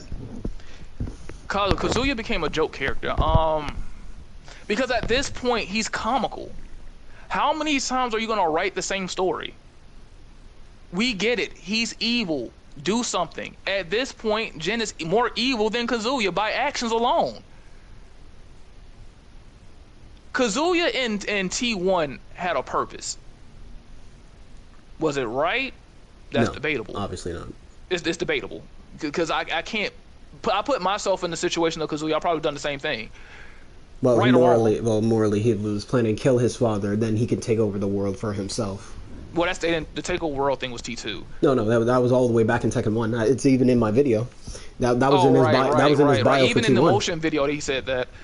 But just the Hiachi part, I probably would have done the same thing. Yeah, He took over like the world. getting revenge. You know, you want your get back. He abused you. You know, and he pushed this idea in your head. So we understand why he wants to kill Heihachi. Yeah. But the thing is, in T1 and T2, we understood his motivations. It made sense. In T3, he didn't exist because he was supposedly dead. Yeah, well, right? he was alive. It was just in the behind the scenes. He was just doing experiments on himself thanks to T4, which brings us to that game. But in T3, it essentially said he was dead. Yep. Yachi killed him. And then you have T4, and we understand his motives in T4, right? We get his motives. He wants everything. You know, he wants the other half of the devil from Jin, and he wants to Jin. control the devil in general. Yes, and he's actually succeeded. And people forget in Yes. T4 he actually succeeded. Yes. Um, But then he lost to Jin. But yes. But he still lost the Jin, but he succeeded because Yeah, again, he's still a Kazama, which nullifies the devil power anyway. yeah. Okay, so we get it. So essentially, Kazuya's character arc has been done since T4. What is his motivations now? What, world domination? That means you're going back to T2 and T1. At this point, it's boring. He literally has no motivations at all, really. When you want to talk about flexing power, he could have done that anytime. Like, let's take Tekken 7. If you want to destroy the entire planet, he could have at any given time. You know, who's going to stop this nigga? Then you got T8. Again, if he really wanted to, who the fuck is finna stop him? He had the Madara syndrome in T7 and T8. Who's going to stop him? Besides the writers. Yeah, that's pretty much what happened. Unfortunately. You talk about a dude that has a laser that can reach a satellite and point literally 2 seconds. 2 seconds. 2 seconds. Not only did it reach the satellite in 2 seconds, you could actually, if you look at that scene, the light is actually shining so much off the Earth's orbit. People don't understand how far a satellite is from Earth. You're way past the stratosphere, and for that to reach you in 2 seconds, he's essentially moving at the speed of light. On top of that, he was moving his head in a horizontal direction, and he crippled the militaries of the world. Yeah, and yes, for the people who are watching this, we are diving a lot into the power scaling, because that's a lot of the issues with Kazuya in Tekken 8, but continue, Scrub. Again, the main question is Kazuya's authenticity as a villain nowadays. No, he's comical. He's fucking comical. He used to be cool. Like, even though we all knew Kazuya was evil, we like, this nigga's fucking dope. We understand his, we don't understand him anymore. In T1 through 4, we understood this character. We like, you know, I get that he's evil, but I get it, bro. You had it fucked up from Hiachi. How many times you gotta beat Hiachi's ass? You done beat his ass several times. You damn near killed him in 7. You had to retcon that shit, but you killed him in 7 essentially. What's your motivation now? Yeah, me personally, I was able to extrapolate what his character was, but I can tell you, if you look back on my initial Kazuya analysis, I was actually struggling a little bit on how do I talk about Kazuya as a character without talking about his direct tie to Jin. Eventually, I got over that in my Jin analysis, where I talk about, Kazuya's absolute power and absolute stagnation and how he stops progressing as a human being and as a character. But if they wanted to kill him off, they should have killed him off at 7, where they both killed each other. That would have been the ending. That would have been a great alternative ending. Or, if you really want to keep him around, give him a fucking redemption arc. He already killed Hiachi. Let him redeem himself. Let him say, I want to live a life of seclusion. Bring a new villain in. It's the same thing with Frieza. Frieza literally has no motivations now. Yeah, I will say straight up, and I've disagreed with several people on this. I'm of the belief that Kazuya should not get a redemption arc, but continue. I don't want him to get a redemption arc either, but just like Akuma is, he don't have to like be a good guy, but he could be an anti-hero at this point. Like, he's just there. He's not a part of the main story anymore. He's just there. Or a foreman. We know that Akuma is all powerful in Street Fighter lore. He's one of the most strongest characters in Street Fighter lore. But he's not a villain, nor is he a hero. He's just out of the way. He's him. He's just there for the fucking challenge. And if you want to make Kazuya based off of power and dominance, he just want to challenge whoever has all the power. That's it. Now, if you want to write that into it being Jin, sure, why not? But to make him the main villain, no. Sky Slasher just said, Kazuya has interesting aspects to his character. He largely stays in human form when not in battle, even after he absorbs Azazel within his being, into his being. How is that interesting? He's been doing that. Sky Slasher, that is a question for you, so if you want to join the party chat and you want to expand on that point, or if you just want to communicate through chat, that's on you. But Kazuya has been transformed from devil to human since... what, Tag 2? 5. So essentially T5. But again, what does that have to do with what is his motive? Okay, cool, he can transform. That's awesome. What is his motive? I think the point that Sky Slasher is trying to make is that despite the fact that Kazuya throws away his humanity, he still retains his human form, or like he still chooses to stay in his human form when logically, if he views himself to be a god or a devil, then he would just remain in devil form. Nobody wants to remain. That shit is grotesque. Sky Slasher, just drop your PS in the chat. We can get you in here. You can debate Scrub on that. But to ask you the second question, Scrub, how do you feel about the success of Kazuya? How do you feel about the fact that Kazuya's plan nearly succeeds in Tekken 8? It should have just succeeded. Going back to what I originally, who is going to stop this nigga? No, I meant logistically. How do you feel that, for instance, how do you feel that someone like Azucena supposedly agrees with Kazuya or Fang or Dragunov and Law, the characters that support, and Nina, they all supposedly agree with Kazuya's Oh, you're going to the whole ideological... war thing that Yeah, his ideological stand. Drop your PSN, Sky Slasher. Your ideological stance. Fuck's sake. Them agreeing with Kazuya's ideological stance. They agree, agree with his ideology. It's utterly stupid. It doesn't make sense. And the overall world at large that we're supporting Kazuya in Chapter 3 and 5, because we see people cheering on his tournament. So you can give people your thought on that. In the Tekken verse, it just doesn't make sense for characters like Azuzena. Azuzena in itself, just that's another headache. Okay. Law, as much as I do love the character because I love Bruce Lee, no.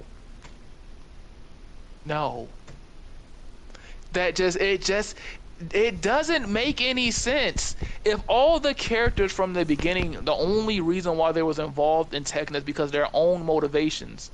Trying to collectivize all these people into one motivation under Kazuya, or rather be gentle, whatever have you, it just doesn't make sense. Because naturally, all these people ideologies are going to clash with each other. Them niggas don't like fucking Kazuya. Half the cast hates this nigga.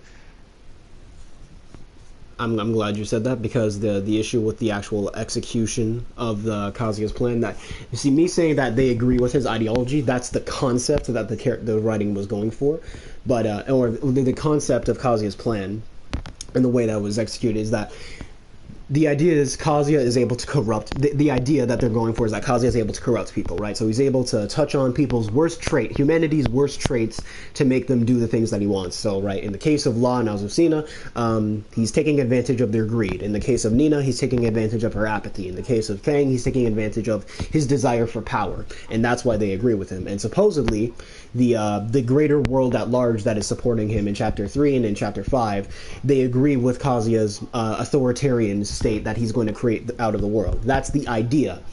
In execution, however, Law is mad at Paul for a deal they didn't even agree to. Azucena is an idiot who thinks that G Corporation is saving the planet.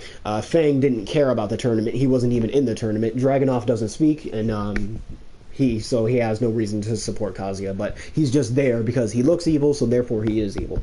So with those logistics in mind, and then you also have to keep in mind that Kazuya spent the entire 6-month time skip ravaging the world, and I don't know if you know this, but Lydia was actually able to boost her political career because she had a platform that openly spoke against Kazuya and was ordering sanctions on G Corporation.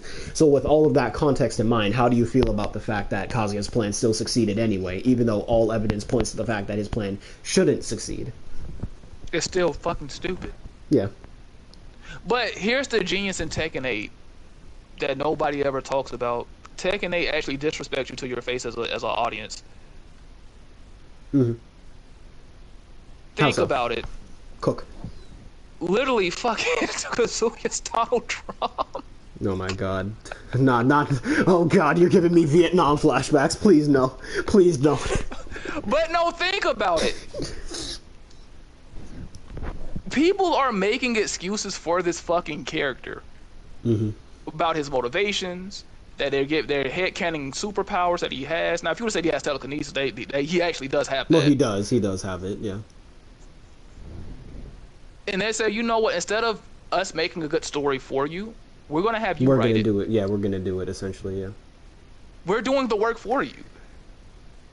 Even this whole thing right now, we're doing the work for them. They could literally clip your entire thing and make a better story just like that.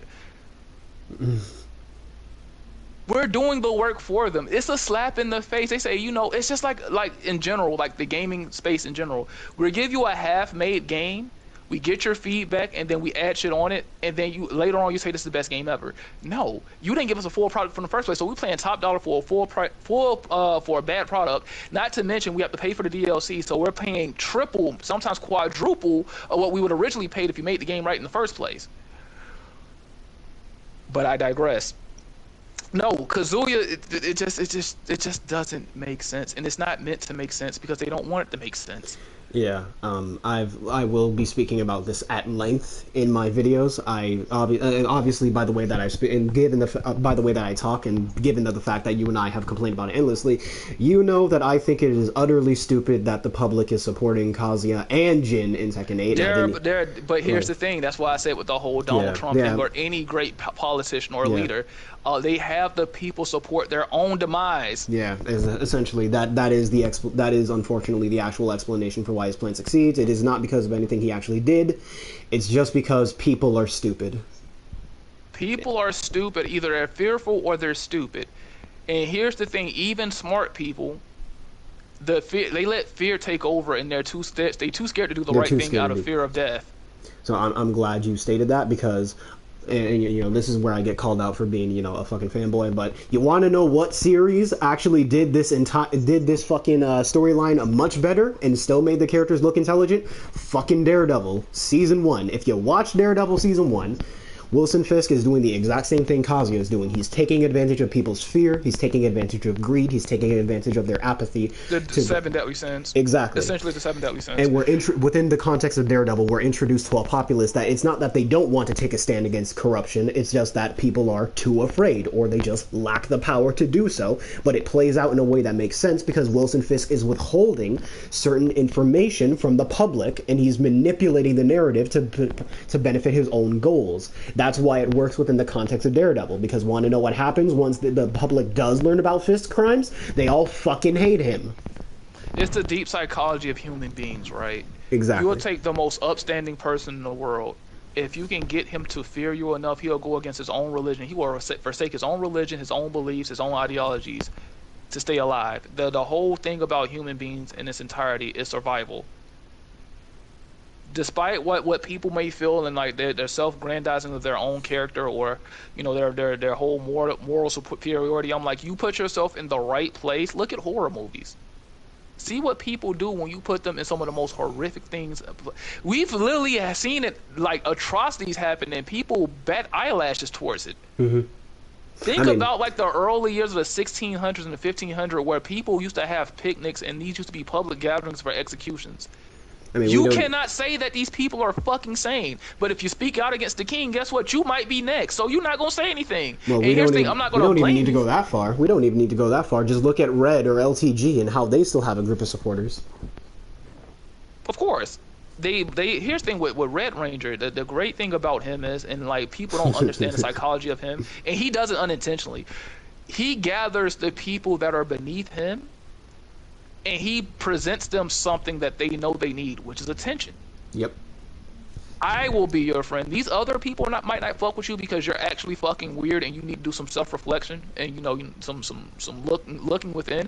But you don't have to worry about that. I will make you comfortable where you don't have to look within. You don't have to do the work. I will be your friend. Complacency. Complacency. But when you take advantage of that, people will fight tooth and nail to not change, and that means defending Red Ranger. Yep. Because if you fight him, and if let's take a person like me or you or anybody else that'll make you look at Red in a different light, you're like, well, now I'm presented with information that I know is true, but which one am I going to take? Am I going to take my comfort, or I'm going to take the truth? Because if I take the truth, I can't be friends with you. You're a pedophile, pedophile, whatever you want to call it. You can say it, go for it, yeah. You're a weird person that does very weird things to adolescents. You're a racist, homophobe, you're a racist, transphobic. you're a habitual liar. You do all these things. If you take that into account and you have any self-respect, there's no way you can be cool with this person. You can't do it. You won't allow yourself to be. But at that same time, if you're not cool with this person anymore, that means you have to let go. Not only understand that you're just like this person in a sense because you hang around them, but you also have to let go of the comfort knowing that I now have to do the work to actually make friends. Yep. It's not necessarily that the devil is a real thing. The thing about it is tells you how people can manipulate you and play on your emotions if you allow it, if you're not conscious of your own self. That's the one thing that's great about Kazuya, but that's not his motive in the actual story. That's headcanon. Yes, and that's the entire problem with his plan. When people try to point to, like you and I were talking about in the fucking Discord call, when people were trying to compare Kazuya and Jin to Hitler and what's that nigga name? What's Joseph Stalin? No, not the other guy. Mussolini? No, what's his fucking name? Churchill, Winston Churchill. They were trying to say that Jin is Churchill and that Kazuya is Hitler, and that the war in Tekken 8 is an allegory for World War II, and that's why they're both being supported. That's why we both said it's complete fucking headcanon, because where is that information in the actual game? But then if you ask where that information is in the game, then people say, well, the game doesn't need to give you that part of the world building. Yes, it does, because the person that just called it Metal Gear Solid, called out Metal Gear Solid as a comparison to Tekken 8, I'm like, Metal Gear Solid and Metal Gear Solid 3 gives you direct context to the Second World War and the Cold War. Direct context. It's an allegory for World War II in the Cold War. They essentially tell you what this is about. Silent Hill tells you what it's about. Tekken doesn't do that, which makes people give it headcanon. Mm-hmm. But you can't make a genuine argument if you're going to use headcanon, because now at that point it's a bad faith argument. Well, at that point it's just fucking fan fiction. It's fan fiction, but that's not what actually happened. And this is where people get in their feelings and get hurt about it. I'm like, but this is what actually happened versus what you want to happen. Can I say that it could be an allegory for these things, or it could, heavily accentuate these concepts? Sure. But is that what actually happened? No. You can say that the whole part of Jin is a derivative of just saying self-reflection in the internal battles of every human being on this planet. You could easily say that. But that's not what they're saying. But the writing still needs to support that message. Exactly. But no, because going back to the whole Kazuya thing, there's just no motive. What is his motivations? How could I align myself with Kazuya in now? Even Jin, for me, I can't align myself with Jin because he's malevolent at this point. And on top of that, if I do the shit that he does, I'm going to prison. I can't relate to you, really. If Jin would have suffered consequences for the dumb shit that he does, I'm like, oh, I could relate to that. I could see the redemption in that. The whole point of storytelling, and again, is not only conveying your story to people understand it, but to also relate to people. That's what the best stories relate to people. That's why the Bible to this day is one of the best stories ever made. Well, each book can help you relate. In fairness to Jin, we can say that we can all relate to being given a second chance and being given help when we didn't deserve it. That being said, it's still an issue that there's not a conversation about Tekken 6. But in the element of fairness. That's what I'm saying. The older games gave you that. We all done had those chances when we look at Kazuya and be like, we was given the right information and we still chose wrong anyway. Every one of us has done that at some point. Alright, hold on. I'm about to invite Sky Slasher. He has a topic he wants to debate you on. You're good with that? Yep. Alright, bet. I bet, because we're gonna be here, and hopefully you stick around for when I actually start playing the fucking story mode SF5. Alright, Sky Slasher.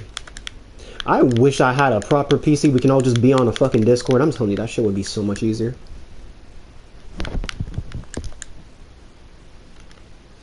Sky Slasher 12, here we go.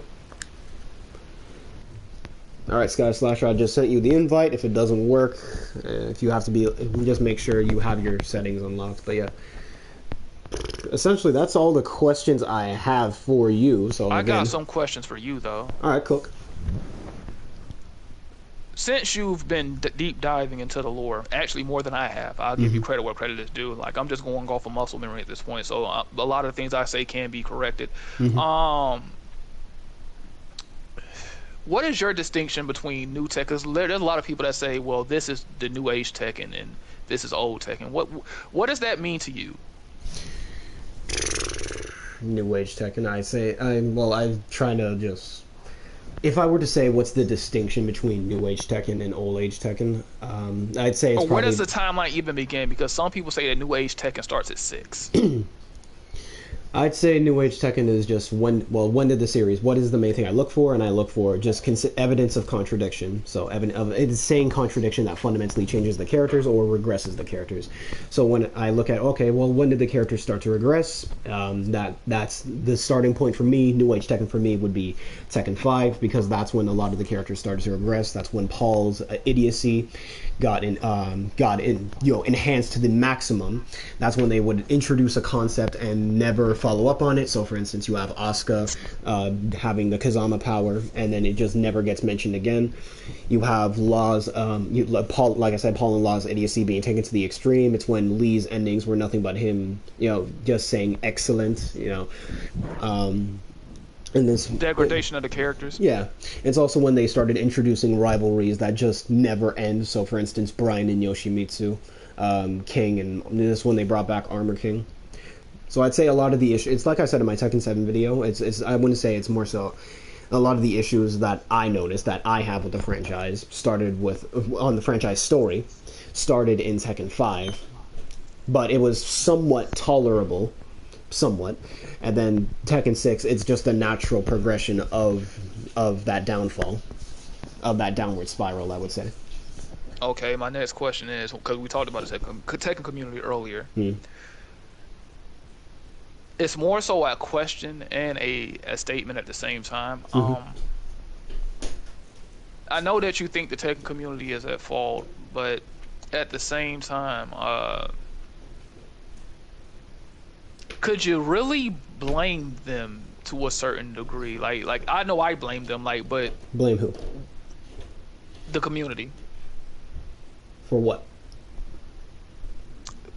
Blame them in the sense that not only are you being they're disingenuous with it, they are making, I say, knee-jerk reactions instead of actually digesting the game for what it is. Because here's the thing, a game like Tekken or any game in general that you play, you want to play that shit over and over and over before you actually digest all of the content. And even then, to this day, with some of the most mundane games like Mario, niggas are still breaking it down, right? Is it the fault of the community for having these knee-jerk reactions or immaturity to actually let things settle before they actually make their comments? Or would you more so blame the actual developers or when you say the developers or the shareholders for pushing the developers to push out a piss poor product? I would say that it's twofold, right? Because the developers and the shareholders, they're the ones who are producing the products, right? So I don't think you can access the party chat from your computer, Sky Slasher. You can try your phone or just your PS5 or your PS4. But to answer the question, I'd say that the issue is twofold. It's a fault of both the people who are making it and the people who are receiving it, right? Because my responsibility as a consumer, I'm meant to communicate to you what I devoured, what I consumed, what I understood for however duration of the product that I'm getting. So in the case of Tekken 8, it's my responsibility to tell the writers and the developers what did I experience for the last 2 hours in regards to Jin's personal journey of self-acceptance and growth. I give faults to the shareholders, like you said earlier, and the writers for pumping out a half-assed product, but at the same time, I will also give you credit where credit is due. So if there's a scene that's good, that's well written, I'll give you that. If there's a scene that looks cool, I'll give you that. When it comes to the community, I can't control how people think, but what I can sort of do is I can challenge the way that you think, and I can ask you for a bit more clarification on your viewpoint. I will give you fault if you're unwilling to see any other perspective, because even if you can't divorce your emotional reaction or your emotional connection that you have to a certain product versus the quality of the product, I will give you fault at that. Piggybacking off of that, because I've talked and I've been in the Tekken community for a while now. The reason why I would say it's so much more a fault of the community is you can add on to it. It's just a closed-minded attitude. It's just they have a religious view of this game, right? Yeah. It's just when you ask somebody, because my biggest thing in life now as I get older is asking the question why, and I realize when you ask the question why, people literally have brain freezes. They cannot compute the question why. So it's the closed-minded attitude, not to mention like let's say Foxy for example. He Hmm. has like this mantra about this game where It's awful. he holds it in reverence to what it used to be, not what it is now. And Yeah. even that you can see what it is now, you're still holding it to the reverence of what it used to be. That closed-minded attitude is actually self-destructive in a way. Give it 2 seconds, Sky Slasher. Then I'll then you can have your debate. Give us two Because like seconds. I look at the like I've been looking at the closed-minded attitude, like even when it comes down to not just the story, but just how people interact when it comes down to the game. I'm like, Hmm. they still harp on the Tekken 5 glory days. I'm like, those days are long gone. We can always look back as entertainment and like, yeah, this was great, but we're not creating anything new here. It's just like Evo Moment 37 for the Yeah. community. Yeah. That's When sort it of comes down to Street Fighter Third Strike, I'm like, that's great and all, but how many times can you talk about this moment before it becomes monotonous, repetitive, and boring? When are we going to create something new? But that's the real question. When are we going to create something new? But you can't create something new if everything else is ass. You're trying to relive old hype, but it's not going to hit the same, especially for newer players because they weren't there when it happened. hmm And the quiet elephant, the loud, what the elephant in the room is the fact that the new shit is it doesn't hit. Name me a new memorable Evo moment now. You can't. I don't watch Evo, so that's not really a fair question to ask me. I'm talking about most people.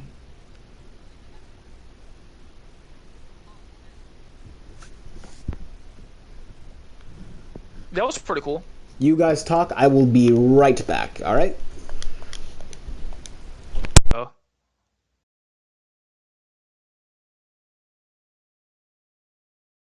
the fact that it's 38, that's what I'm saying. Like, but when most people, even like the last Evo, they're going overly hype over something that happened roughly 20 to 30 years ago. It's overdone and overplayed. I mean, it's cool. Don't get me wrong, and it's still one of the hardest things to do. Nobody's acting like it's not hard, right? No matter how many times you can do it in practice mode, to do it in the actual match under those circumstances, under that kind of pressure, yeah, that's godlike. Nobody's going to ever dispute that. But when have we made anything close to it? And the reason why I say that is most of the games now are just not fun. And I'm not just saying it for me. I'm looking at the collective of people that are like me. I'm like, you're playing it, but you're not having fun. Like I look at a lot of content creators that play Tekken. If you look at their faces, I'm like, they're not enjoying it. They'll get a new rank or whatever, but at the end of the day, they're not enjoying the game. They're not. They complain about it more than anything. They treat it as if it's a job instead of enjoyment.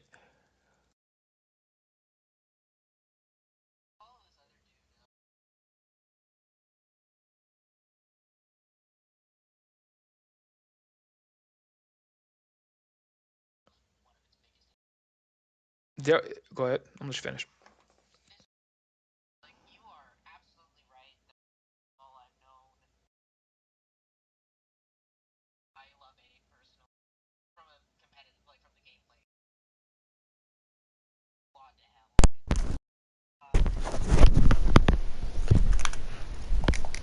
Sky Slasher, cut in for 2 seconds. Your voice is not shared, so but you're on your oh fuck's sake. Yeah. So what I'll probably do, I'll probably have to switch the audio to come out from the TV. Maybe people can hear you that way. That's not on you. That's just how PlayStation operates. So hold on. Let me try it like this. Let me turn it up a little bit. I'll probably have to turn down Scrub's mic. Sky Slasher, can you speak into the mic? Hello? All right, give it a second. Sounds like there's a bit of an echo. All right, there we go. All right, so I'll just have to turn you down. We should be good to go. All right, continue. Alright, perfect. So on that point, I think Scrub's totally right about, because it's all I've known, I'm biased towards second aid. Mm-hmm. Because whenever I hear someone talking about, like, from criticizing the gameplay, I get super annoyed, and I'm like, 7 was just as bad. Don't treat it like some golden child. But then, like, it's something I think about. I watch this dude's Bogart streams, and he's always complaining about A whenever he's playing, and I'm just like, why are you playing then? then his actual criticisms, I Hmm. end up like thinking skill issue, which I'm only a mighty ruler, so Right. I don't think I'm in a group. Don't Don't take the take the rank rank thing thing too too seriously. seriously. Tech and Tech and God God over over here. here. But But the the thing thing about it about it is when is I when I say say things things like like the the echo is echo is crazy. crazy. Oh, It's sorry. It's actually actually messing with my messing with my thoughts. thoughts. I'll go to mute, and then you guys can continue. Maybe that'll help. So when I Talk talk about about like like the the thought, thought, my my thoughts when thoughts it when it comes comes down to down to Tekken Tekken 8, 8, because I do because I think do the think game the is game is abysmal. abysmal. I'm not saying it from a place of just oh yeah, it's just the old head yapping again. No, I remember what it used to be. Like I can't compare it to what it used to be, but even for something that's supposed to be new now, y'all are getting robbed of the experience. Again, you're going to love the game because that's what you grow up with. But when I play it, I'm looking at it from a totally different lens. I'm not looking at it from the standpoint of this is just ass, this is just ass. I'm like, no, this is ass because you can't defend yourself in this game. Let's take it like this. If I played you right now with legacy knowledge and I know what I know right now, there's probably no way in hell you're going to beat me. And this is not an ego thing, but you wouldn't even be able to defend yourself. The amount of things that you have to know to play this game at a remotely decent level. I'm not even that good at a remotely decent level. Is asinine. Not to mention when like it promotes people that are not good at the game to feel like they're good at the game because they can hit buttons. Because I'm pretty sure even at a mighty ruler level, you can easily with a few tips and tricks, you could probably get to probably taking God with relative ease. It's the problem. It's the problem is like I hit buttons, he died, I win, and there's no question of well this worked because I knew it was going to work because I outplayed him. No, it's I hit overpowered button and he really can't do anything out of it. And if he tries to do anything out of it, I have moves that serve every purpose that you really can't do anything against. And for a person like me that's used to playing older tech is where, yeah, there are moves that are very strong in the game, but there's also ways around them that won't get you fucked up. It made you cautious with what you do now. In this game, you don't have to be cautious. As a matter of fact, by me playing in a cautious way, it actually made me play worse. The moment I threw caution to the wind and just started doing stupid shit, my win percentage went up astronomically. This is why a lot of people criticize this game. And the story that we just mentioned, the story is dog shit. But from a competitive standpoint, no, Tekken 8 is not good. It gives a overinflated ego to people who haven't deserved it. And people like me that knows better, even when I do win, I don't even felt like I beat you. I felt like the game beat you. I didn't beat you. I knew what I did. There's hardly anything, any way around this. There's nothing. You can't outthink this. It's an inherent problem with this game that nobody talks about. And Tekken 7 was the precursor to this. That's why I say that if you hate Tekken 7, you're going to hate Tekken 8. But nobody listened to me and they bought Tekken 8 and they hate it. That's interesting. That's really interesting. I never considered that. Though I actually have experienced something similar. Since I've also been playing Street Fighter 6, was really interested in SFV's gameplay and roster, so I got that. And I'm not that good at Street Fighter, but I've gotten wins here and there. And then in 5, I've just been struggling to stay afloat. Because with each iteration of each game, and the newer players don't want to admit it because it's going to hurt your ego, they inherently make them easier. Street Fighter 4 of the new age Street Fighters is the hardest Street Fighter you're going to play. It has actual one frame links, actual safe jump setups, uh, all kinds of things. Actual, I won't say infinites, but actual like unblockable setups. It has some crazy shit in that game. Then you and like when it comes down to like maximizing damage, it's actually hard to do. Those one frame links in that game are hard to do. Now imagine doing that on the Xbox 360 and lag. Yeah, good luck. So then you have Street Fighter 5, which is infinitely easier than Street Fighter 4, but it still has some levels of complexity to it. Then you take Street Fighter 6. Although good players are still going to be good players, but for the normal person, you're going to actually do a lot better in Street Fighter 6 than Street Fighter 5, considering that the game actually holds your hand. It holds your hand. And nobody wants to admit that, but I do because I feel disrespected as a customer. I'm like, the whole point of a fighting game in its entirety is to be inherently competitive.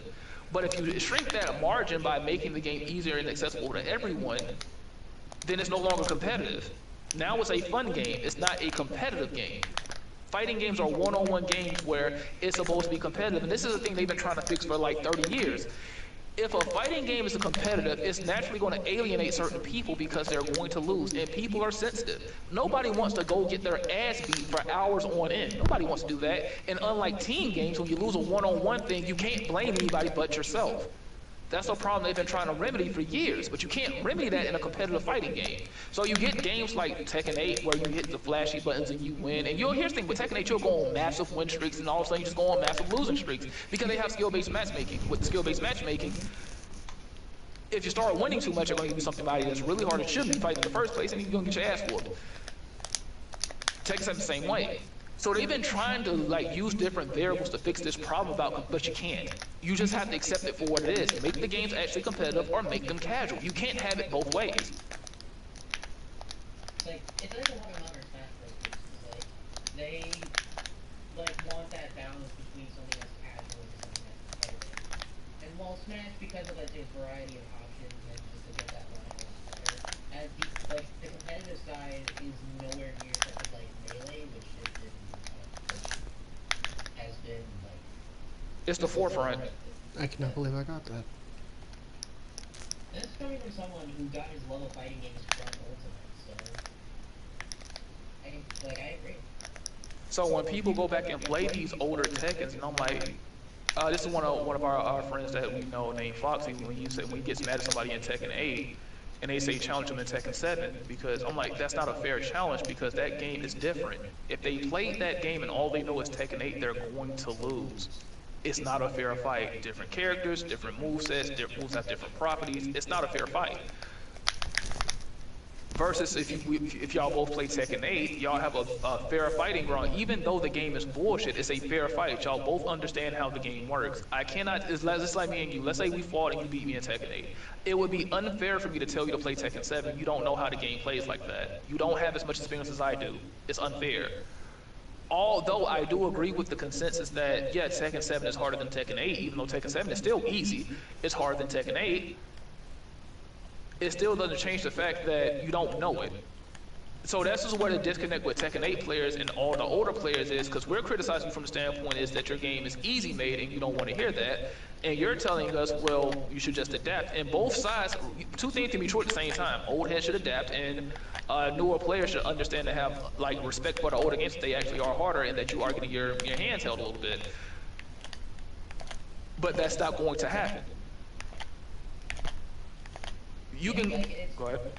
It's such a big divide that like there's no way to like make it. Like both sides like experience and want different things. For a person like me that's an older head that used to be competitive, that used to play the game on a hardcore kind of level. I used to play it like for real, tournaments, all that. I learned to accept T8 for what it is. And the newer players have a right to say this. If you really don't want to play it, then don't play it. Nobody's forcing you to play the game.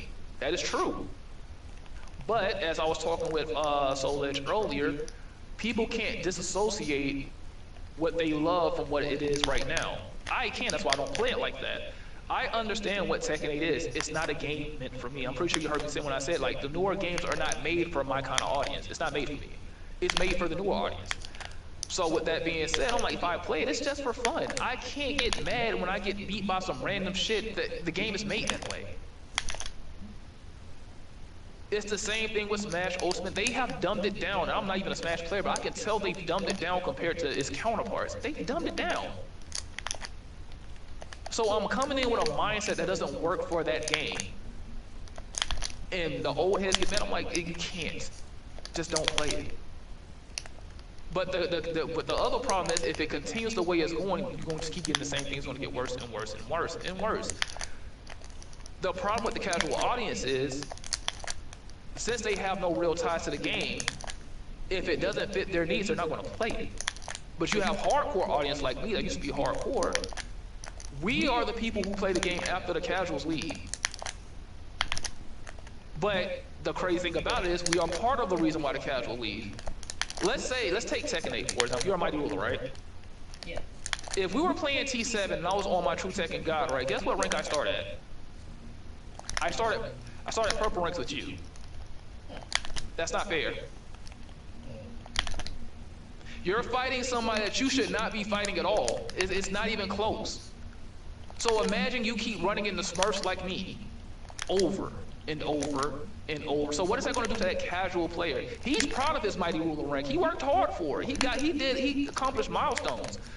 But you going against somebody that's been playing this game for 15 fucking years, that's not fair. I've actually had a similar experience with that when I made it to the red ranks, where I kind of like go on and off with ranked modes, and my experience with ranked modes in the past was always I was like super angry about it. This started all the way back in Overwatch, but when I like quick play was like a nightmare because it was a completely new beast. I didn't quit because I still like the game enough. I went in to just and did like basically like I'm not the kind of guy who does labs, so I watched a lot of videos and guides of my character. Ironically, I made Jill. To see what are his best. Okay, so I gotta slow down my game, and I went into okay, what are his best neutrals? What are his best ones? How do I change my game plan? The thing with Jhin is you control the pace of the fight. Jhin is an all-around character that controls the pace of the fight. So if you want to play fast, you can up the pace. If you want to slow it down, you can slow down the pace. But one of the things I always give newer players when it comes down to playing Tekken 8, play at your pace. If you know that you fuck up your execution in a fast pace, don't try to play fast pace. Slow it down. That's one of the biggest advice I can give people. But again, it's not fair because here's the mindset. The old school mindset or the mindset that I used to have is, oh, just tough it out and they have to get better. But see, for the newer player, who wants to do that shit? Let's take now, right? I'm 31 years old. You just work 40 hours a week. You're tired, you gotta pay rent, you gotta do this, you gotta do that, you gotta keep up this PlayStation Plus to even play the game in the first place. The game already sucks. And now you have to deal with this nigga who got swamp ass that hasn't got off the couch all fucking day, and he's beating you to a fucking pulp. That's not fucking fun. Nobody wanna deal with that shit. Exactly. The problem with it is the reason why Tekken doesn't work or fighting games is the clashing ideologies. And then the old school mindset is, well, they have to do what I did and they just get better and just thug it out. Nobody want to do that shit. I'm sorry, Gramps. Nobody want to do that shit in 2025. Nobody. But here's the problem. The casual modes don't give incentive for casual players to keep playing casually. If the casual modes gave casual players an incentive to play casually where they have to bump into people like me, then it'll be fun. But here's the kicker. Here's the crazy thing. Even competitive players don't even want to play competitive players because they complain about it. They say, oh, every match is sweaty. Where you're a good player, fight other good players. It's not fair to fucking scrubs that they have to fight you. I've always thought that was a nonsensical argument when I hear good players complain about fighting other good players. You're fighting at your skill level. That's what the whole purpose of when skill-based matchmaking works correctly. You fight at your intended skill level, and that's that. I should not ever, here's the thing, I should never fight you until you get at my level. In all fairness. How are you, here's the thing, me and Solish, we used to talk about this all the time, and I told myself I don't fight people that are, not just by rank, but if I see that you can't beat me, I'm not going to keep fighting you because you're not going to learn anything. Most people think they go, oh, I just got to keep losing, and like, the best way to learn in any fighting game or just in life, fight somebody or play something at your level, and you'll slowly progress over time, versus if I'm just overwhelmingly better than you, you learn nothing. You're just getting beat.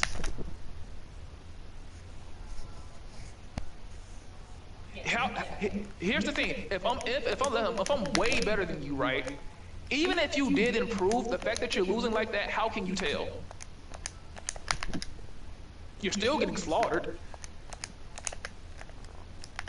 But if you're fighting somebody that's at the same skill level as you and you're slowly progressing, like, oh shit, I went from losing 3-0 to losing only 2-3, so I just lost by a few more mistakes. So if I just tweak these few things, I can win this game and I can promote to the next level, right? That's way different than, oh shit, you look at this player plate or his little card thing, and he's a god of destruction or a Tekken god. I'm like, bro, why am I fighting him?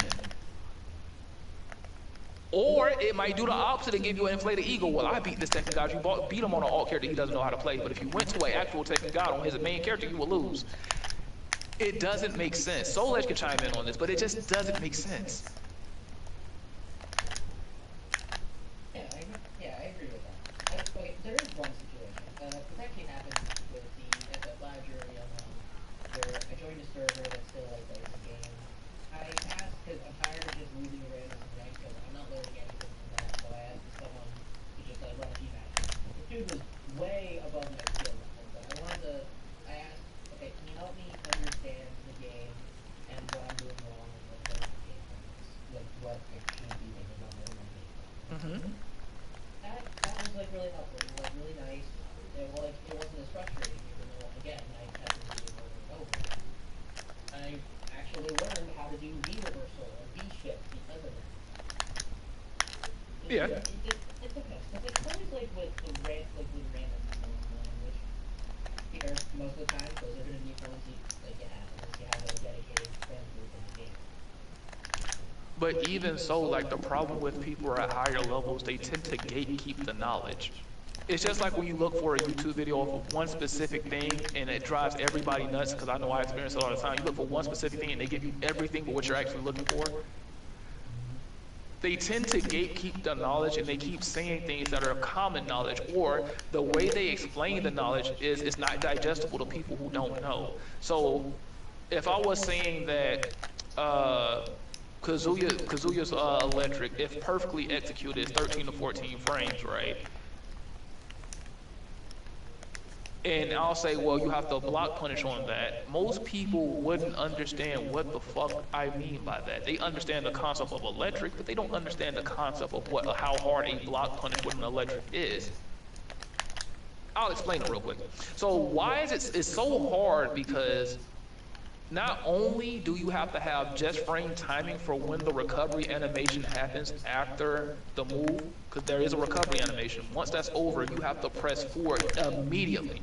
So that timing has to be correct. And on top of that, you still have to do the input for an electric, which can be difficult for newer players. Why is that hard? I asked you because if you mess it up, you're going to get the wrong input. You're gonna get either a normal electric or a down forward. A down forward two. Yeah, you end up getting a down forward two, but that's not a launcher. And you just sacrifice a lot of damage for a down forward two, which in Jen's case is like 16 frames, which you will be able to block that, and you don't normally punish at all. Matter of fact, now you're negative. You can cancel it, but you're still negative. Because if you cancel it and you try to go into like any move besides the armor move, he can just down forward one you out of that, and now you lose. And even if he does a down forward one, he can still block after it because of the recovery frames. But the average person that plays Tekken 8 does not know what the fuck I'm talking about. Or I would call it the casual dumbass that'd be like, oh yeah, man, electrics are easy. I'm like, yeah, doing the motion is easy when you don't have when you're not on block or anything like that. But doing it out of a wave dash or doing it out of a side step or doing it after a block or as a punish, that's extremely difficult.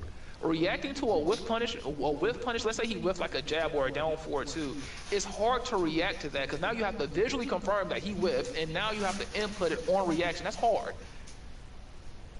But the agile, go ahead.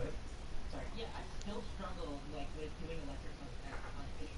Like even like on a whip punish because in the moment I have to think about like, okay, they whip this move, I gotta put it in input quickly, and it's a lot easier to mess up in the moment. Like I'm a lot better than when I started. You have to be actively looking for that punish. But the thing about Tekken 8 or just Tekken in general is you're looking out for so many things. You don't have enough resources or skill level to actually just dedicate your brain or processing power to look for one specific thing.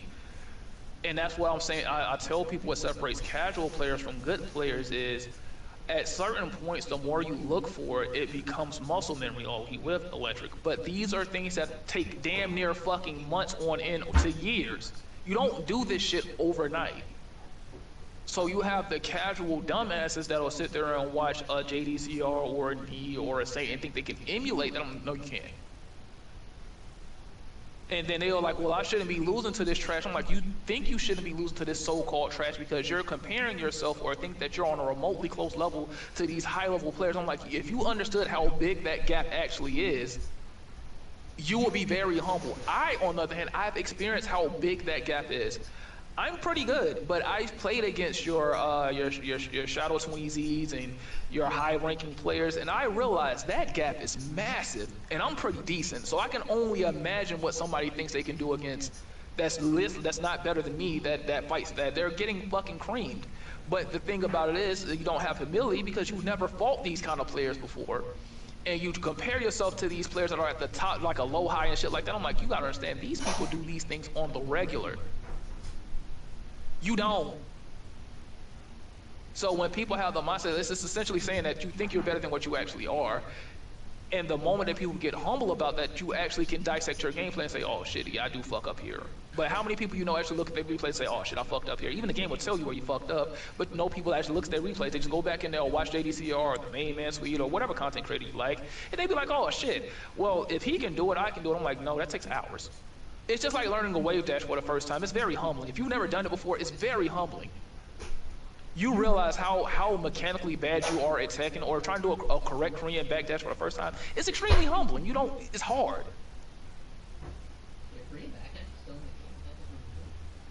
It's still in the game. It's just not as effective as it used to be. So there's really no point. But there's certain intricate things about Tekken in general that are hard to do. It sounds on foundation easy, but it's hard to do and actually do it in a match where you're thinking about everything else. So that's why you have beginner players that can spot one a mile away. Yeah, they can Korean backdash and they got the fancy movement, but that's all they can do because they're using so much processing and brain power to do this. They're not paying attention to what else is going on the match. That's why we see Kazooie does like he got a crispy wave dash, but why does he keep getting launched? Because he doesn't block. He's not blocking while he's doing that. He doesn't like try to bait the hop kick or bait the down forward two or bait this or bait that. He's doing this because like he saw another content creator do it and it works, but he doesn't understand why the content creator is doing it or why this person's doing it that he's watching. That's what separates the casual or the beginner or the person that's becoming into a hardcore player from the hardcore players and the pro level players. There's a massive distinction and difference. And it happens with anything that you do in life. Like everything requires a certain amount of processing power when you first do it until it becomes muscle memory. You have to actively look for it until it becomes muscle memory. Then after a while, you just do it unconsciously without thinking about it. And that's why it's like the best analogy I can give is like anime. When you look at like Dragon Ball Z, right? You know how they got base form, Super Saiyan, so forth, right? When Goku in the Cell Saga was he was at a Super Saiyan, but he had like all his natural tendencies, right? That's the equivalent of a pro level fighter. Essentially his base level is now Super Saiyan, but for you to get the Super Saiyan, you have to do all this massive charge up, and it puts such a strain on you that yeah, you still can do it, but he does it effortlessly. There's no effort required. It does get that. It is very satisfying to reach that level where it becomes muscle memory. Because I look back at like when I first started like with that kind of like with Jim standard combos or his electric thing or just like getting down into like here for real. Because I was a dumbass and just thought down forward two into the automatic wave dash and do electric was the same thing. I really wasn't after trying waves. As soon as that happened, like when I actually got it down to a semi-consistent level, even a semi-consistent, I'm not still mess up the info a lot. Everybody's gonna mess it up every once in a while. Yeah. Like it's very satisfying to know that I went from here to here. And when you're in an actual match, that's one less thing you have to think about. You're not worried about if you can execute it or not. It's just now I'm focused more on the timing more so than actually being able to do the move. So that's what I'm saying. Like there's levels to it, and but when most people describe a good player versus a casual versus a bad player, I'm like, most people can't describe what makes a good player, what makes a great player, what makes a pro level player, or what makes a casual. Casuals don't give a fuck about none of the shit I'm talking about in the first place. That's a casual. They just play the game for fun, right? But then you have like I'll say like the casual that wants to get better, right? So they come like almost a hardcore level player, but they have some things down, but they don't have their fundamentals are very shaky. Right? So they look at the electric wind god fist, they say, I have to learn this move, I have to learn this move. I'm like, but your movement is terrible. One of my biggest concepts, I'm pretty sure you don't know what my channel is, but one of the biggest things I say in a lot of my streams when I stream a lot, I'm like, what's the point of you learning all this shit if you can't hit me? Yep. What's the, if I know your character, like let's say I'm playing a Kazuya player, right, and he has this phenomenal movement, right? And he has the crispy electric, and from an eye test, he looked like a very good Kazuya player, right? From me, that's a Kazuya main. He's probably not a good Kazuya player. I'm looking at the timings of when he does this move. I know the character like the back of my hand. I've made guides on the character. The distinction is he's using a lot of effort to do this. He's not paying attention. He has the electric, but instead of like launching me with the electric when I do something that's minus 15, he does a 1-1-2. Instead of, doing a hell sweep in a neutral state where we're both standing, he only does a hell sweep on a mix up, on a wake up. Instead of using down back forward, he only uses hell sweep. Yeah, there's a lot of Kazuya players that do not use stature kick at all. They don't use down back forward, they just use hell sweep. And I'm like, that's very high risk. But the thing about Kazuya, which makes Kazuya so deadly, is the fact that stature kick is only minus 12. So even Kazuya can't launch that. He cannot launch it. But these are things that I look for when I'm playing somebody that's separate. I'm like, I can tell that you're bad. Or you try to spam electrics in the neutral. I'm like, that's not really scaring me. You can't hit me from all the way over there with electric unless I run into it. It's not really scary. Most people, when they think of the electric, I want you to think about this, and I want you to do an electric in like practice mode, and I want you to see something, right? So when you do an electric and they block it, right? What does that tell you? Exactly, but most people don't think about it that way. Most people think of it as, I just did an electric, I'm gonna do it again. I'm like, no, you just reset the neutral. So when I do an electric and somebody blocks it, I want you to get up off me. I want to create the space so I can set up the situation with my character.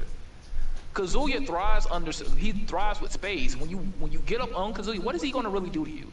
Let's say you're literally right at each other. You're range 0. What does Kazuya have that can scare you? What you're gonna say, the electric? It takes time for that to come out. So if you're consistently jabbing him, even though concussion jab is hard to do it, what move is he going to do that can really scare you? Another jab? Not really. If you're playing patiently, and then most of the moves that he has, you can sidestep left anyway. So what does Kazuya thrive under? When he has space and he can execute his moves, because most of them are very slow. They're damaging, but very slow. The only thing you should be scared of is a counter hit down forward 2 with Kazuya. That's what you should be scared of.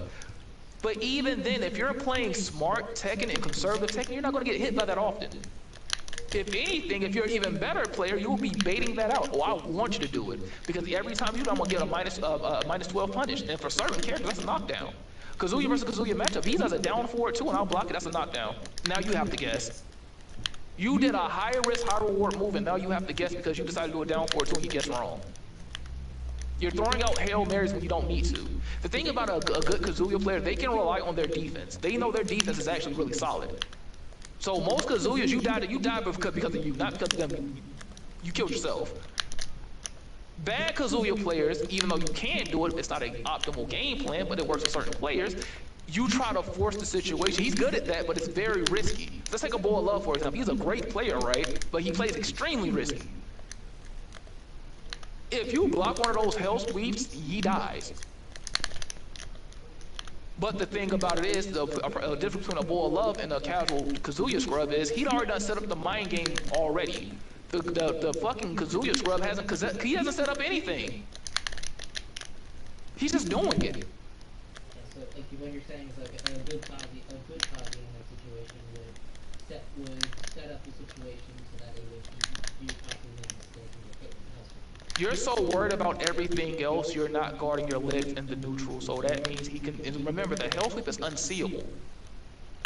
Yeah, I do that. Oh my god, that happens so often. Like, and I still like beat myself up about that. Whenever I'm fighting a Kaguya, a Hachi, God forbid a Brian or a Kaguya, I never see the sweep coming. I really should. Like, they always do it. But how you mitigate it is sidestepping to its weak side. So Kazuya's case, again, sidestepping left, you already mitigated the hell sweep for the most part. But the thing with Boy of Love versus your Kazuya scrub, there's so much mental stacking going on. You wonder, like, he isn't going to do it again. He does it again, and then again, and then again, and then now before you know it, you're almost dead.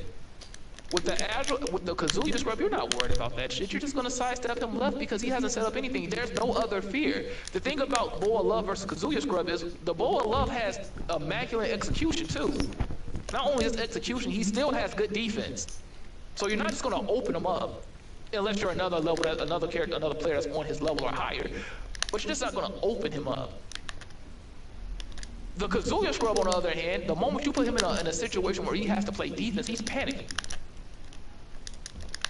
Hence all the down forward twos or the random heat engagers or so forth and so forth. And the Kazuya players nowadays, they're going to just spam crouch dash 1+2 or forward 2, even though forward 2 is like -9, your turn's over. But that's neither here or there, but like you haven't set up the basic principles of Kazuya. The only time you should be doing 1-1-2 punish is if you're trying to really set up that mix up on a punish and you can't get an electric. Let's just say at the wall, a good Kazuya player would do this at the wall. You know how 1-1-2 only splats for Hiyachi? Only splats for him. But a good Kazuya player, if you do a hop kick, guess what he's going to punish you with? At the wall. No, he's going to punish you with back 1-2. Because back 1-2 wall splats. Optimization. You start to optimize because you know your character like the back of your hand. And instead of, once he gets that knockdown, instead of just spamming hell sweeps, he's going to start spamming forward fours. What does forward do? It puts you in crouch, and he's +4, and you're right in front of you. You can't go anywhere. So now you have to guess. Oh, you guess high, and he does no electric. Now he's +5, and you're still at the corner. Guess again. Now you're... Average Kazuya scrub does not think that way. I hate to cut in because you guys have been having a great conversation. But with that in mind, Sky Slasher, did that answer your question? Alright, so next. Alright, so awesome. Glad that you decided to join in on the stream. I'm going to get Shotomaru up in here. So yeah. Hold on. Shotomaru, what's your PSN? Drop it in the chat. What's all that shit? Am I wrong in my train of thought of Oh, no. Absolutely not. No, I've been listening the whole time. No. Absolutely not. Nothing pisses me off than the know-it-all casuals, though. That nothing pisses me off more than those. Yeah. I like how humble that Skylar talks. Like, he understands that, yeah, I'm getting better, but there's so much more to learn about the game. But can we all agree that skill-based matchmaking is ass, and there's no reason why?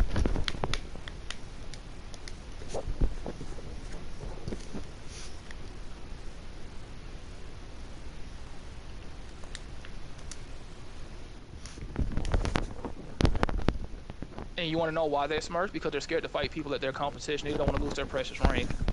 Burger Man. Oh, right. Shit. The man himself. I just want to say, before I even say anything... Hang on, Shotomaru. Give me 2 seconds. The zombies in Code Veronica, they literally have no fucking chill whatsoever. Alright, give me 2 seconds. You have to ensure that you are in the best spot.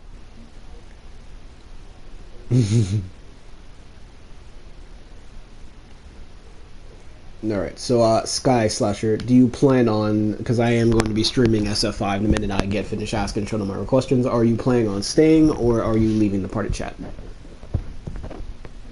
Alright.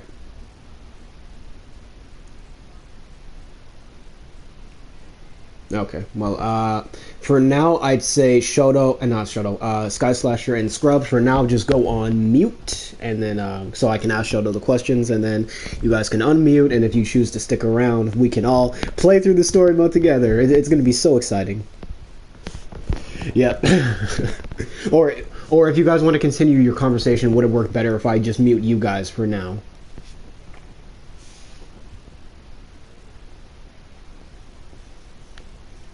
I mean, yeah, if you want to stick around, I won't force you to stick around. If you want to witness me play through the story mode, if you want to comment on it. Yeah, yeah, yeah, okay, so then, yeah, so I'll ask Shoto, so I'll mute you and Sky Slasher for now, and then I'll ask Shoto the questions, and then anyone who wants to stick around, you can see me play the story mode. And then, yeah. For sure. Oh yeah, I will be doing another one. I'll be screaming Injustice and MKX and Injustice 2. I have so many great, because 4 videos, right? So 4 streams. I have so many great story modes to go through. Yeah, for sure. Alright, in a bit. Big ups, Chill Scrub for communicating. Alright, so Shoto, you are there, yes? Yes, I was complaining about the zombies in Veronica because they have no fucking This is gonna be like a little off tangent. Yeah, but go like, for it. There is literally no fucking ammo where I am in the game. So like, and you have to make sure you're in a perfect area where you can move around. But the thing is, for some reason, I don't know what it is with the modern controls of like PS2 ports going on to PS5 and just having weird controls. Even Max Payne, one of my favorite games on the PS2, even has this problem Hmm. where it's like the controls feel a little bit like you're moving in like multiple directions instead of just like, I don't know, fucking four. So you have to make sure you are in the best area, otherwise you are cooked. But Yeah. I'm still enjoying Code Veronica nonetheless, albeit I'm in the living room and my fucking windows, the sunlight is just annoying me, so I might play a different game Yeah. The first thing I instead. do have to ask is your voice shared on PSN? I think so, All right, because if not, let me go check the stream. cause I because Oh, perfect. sometimes You I are. Your remember. voice is shared. Oh, Awesome. So we okay, can because get. I was about to say sometimes when I tried live streaming, even though my voice was shared, it would Yeah, it just never didn't turn on. show for some reason. Yeah. Awesome. Then I can get into asking you the same questions I asked Scrub. Well, first off, why don't you just give, because you haven't collabed with me that much ever since the Burgerman incident way back when.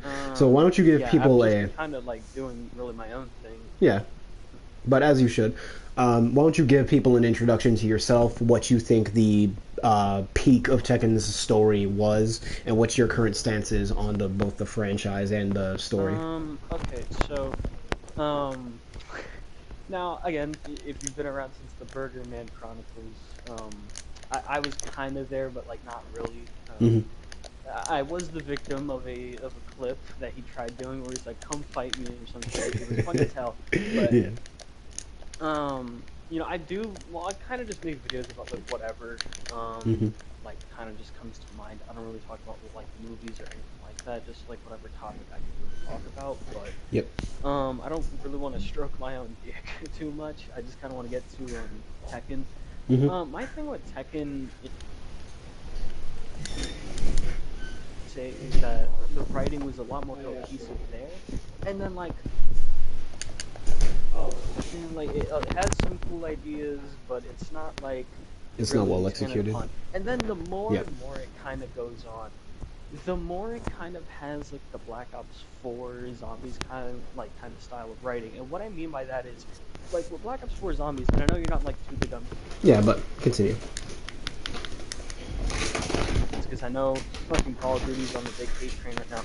I do play other fucking games, so but I will still bring up this because I feel like it's a sort of like you wouldn't really think about it at first, but you'll kind of get where I'm coming from, kind of comparison. Like in Black Ops 4, specifically zombies, they try to write the characters as like these big like as like a big deep emotional thing going on, like they want to set up like they want to have like the setup of something or the depth of something without actually having the necessary writing to actually do that. Hmm. Like with Black Ops 4, this is going to be a weird comparison, but again it dates back to like they want to have this but they don't want to go through the effort of having it. Hmm. With Richtofen in BO3, the whole point of his character was that he was afraid of death and he didn't want his friends to die, which is why he pretty much did everything in that game.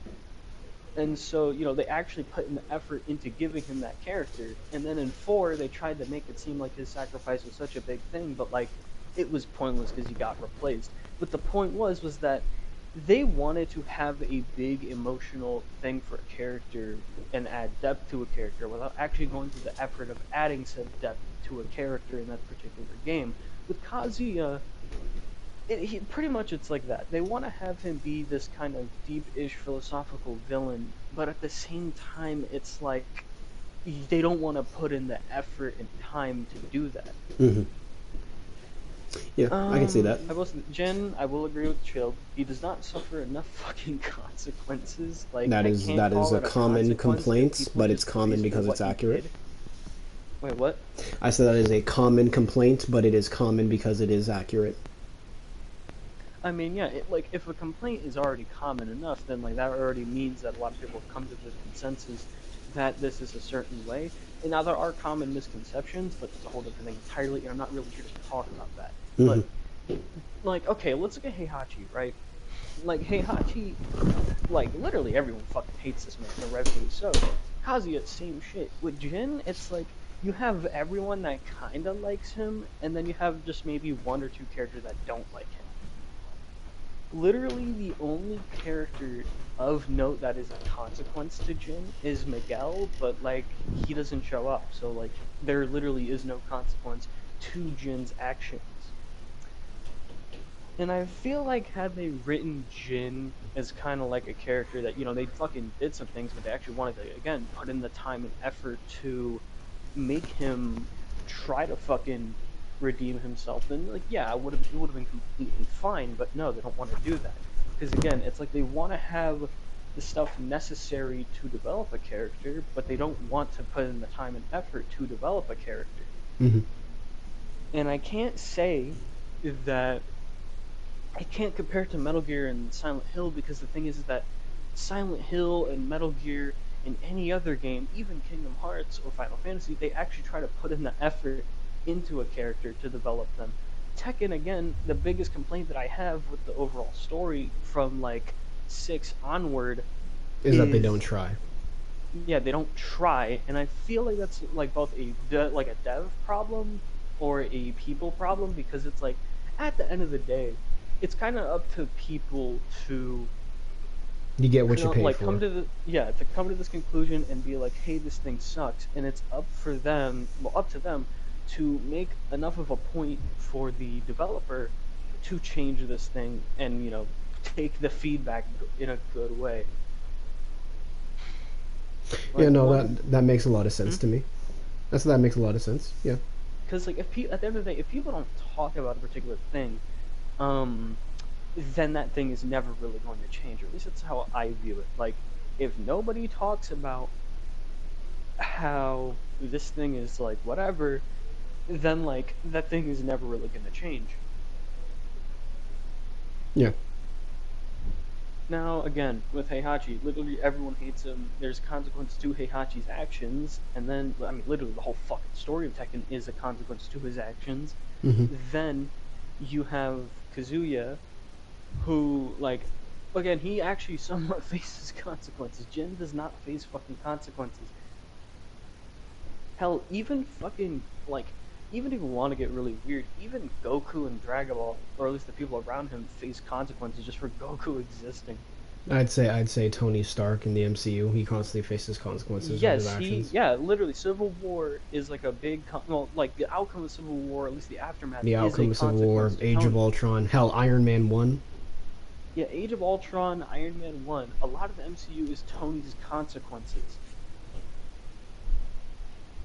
Well, I feel like we need to specify, because a lot of people have responded, well, that means you want Jin to be quote-unquote verbally abused by the cast. When we say consequences, we don't just mean characters shitting on him, we mean some kind of conversation, some kind of reflection like, of his... Even Kratos has, like, the whole modern God of War saga is Kratos' consequences. Like, remember, at the end of God of War 3, all that stuff happens. Yeah, he destroyed the world. All his consequence. Yep. And he's challenged as to whether or not he can even change. Is it possible for me to change after being... granted, he does start to accept himself in God of War 4. Then I'm aware that in Ragnarok they kind of rehashed that narrative, despite the fact it was supposed to conclude in 4, which I haven't. They kind of rehashed it because because of the character of Thor, and also I will say this because of Atreus' arc in Ragnarok. That's why they kind of retreaded that ground, especially Thor, because Thor is basically what happens. A version. He represents everything that Kratos was. Yeah. In he God of War represents 2. everything Kratos was, and he also represents the fact that Thor, he's a kind of one of those people that never sees himself as able to change. Sky Slasher just said in the chat, I equate Jin's arc to be similar to Endeavor from My Hero Academia. But the thing with Endeavor is, I'll say this: the thing with Endeavor is, how do I say this? I mean, yeah, he faced, like, the thing is that Endeavor has consequences. I mean, he literally put his wife in a fucking mental hospital, and also his family hates him. Like, and not to mention he literally almost dies.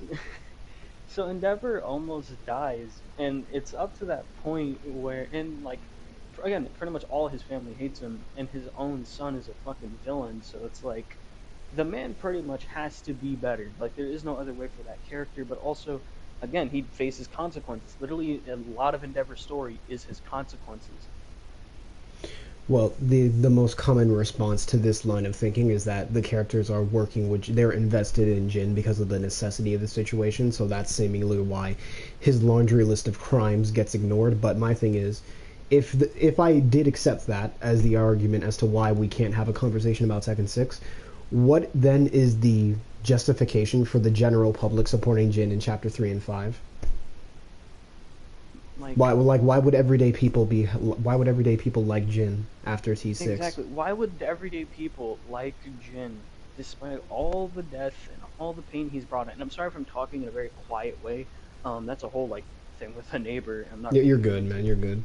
but um again, like, I don't get how normal everyday people could just forget all of Jin's crimes, especially considering that he literally causes an entire war. And wars don't just happen overnight. No, they are a long process. I mean, yeah, in universe, the war, Jin's, while Jin was head of the Mishima Zaibatsu, his battle with Kazuya lasted for 6 months. It's stated in T6 that it lasted for 6 months because that's when Azazel's temple started to reopen. And Tekken really has a thing for 6 months. Yeah, I know, and then another 6 month time skip from Like, 7, I don't know 8. if it's Harada thinking the 6 months is such a long time, which it kind of is, but like, damn. He just has a thing for 6 months. Yeah.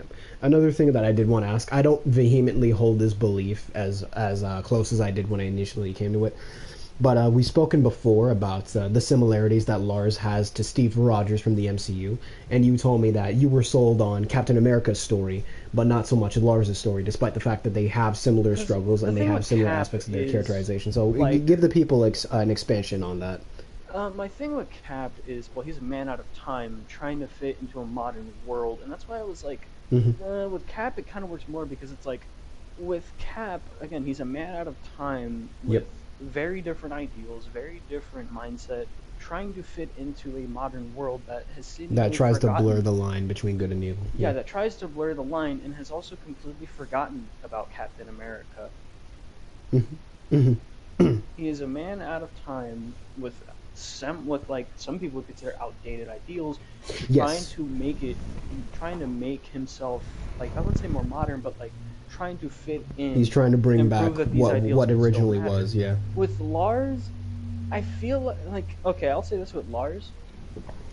This is gonna kind of be a little bit of a nitpick, but I don't think he should be related to Heihachi because it goes nowhere.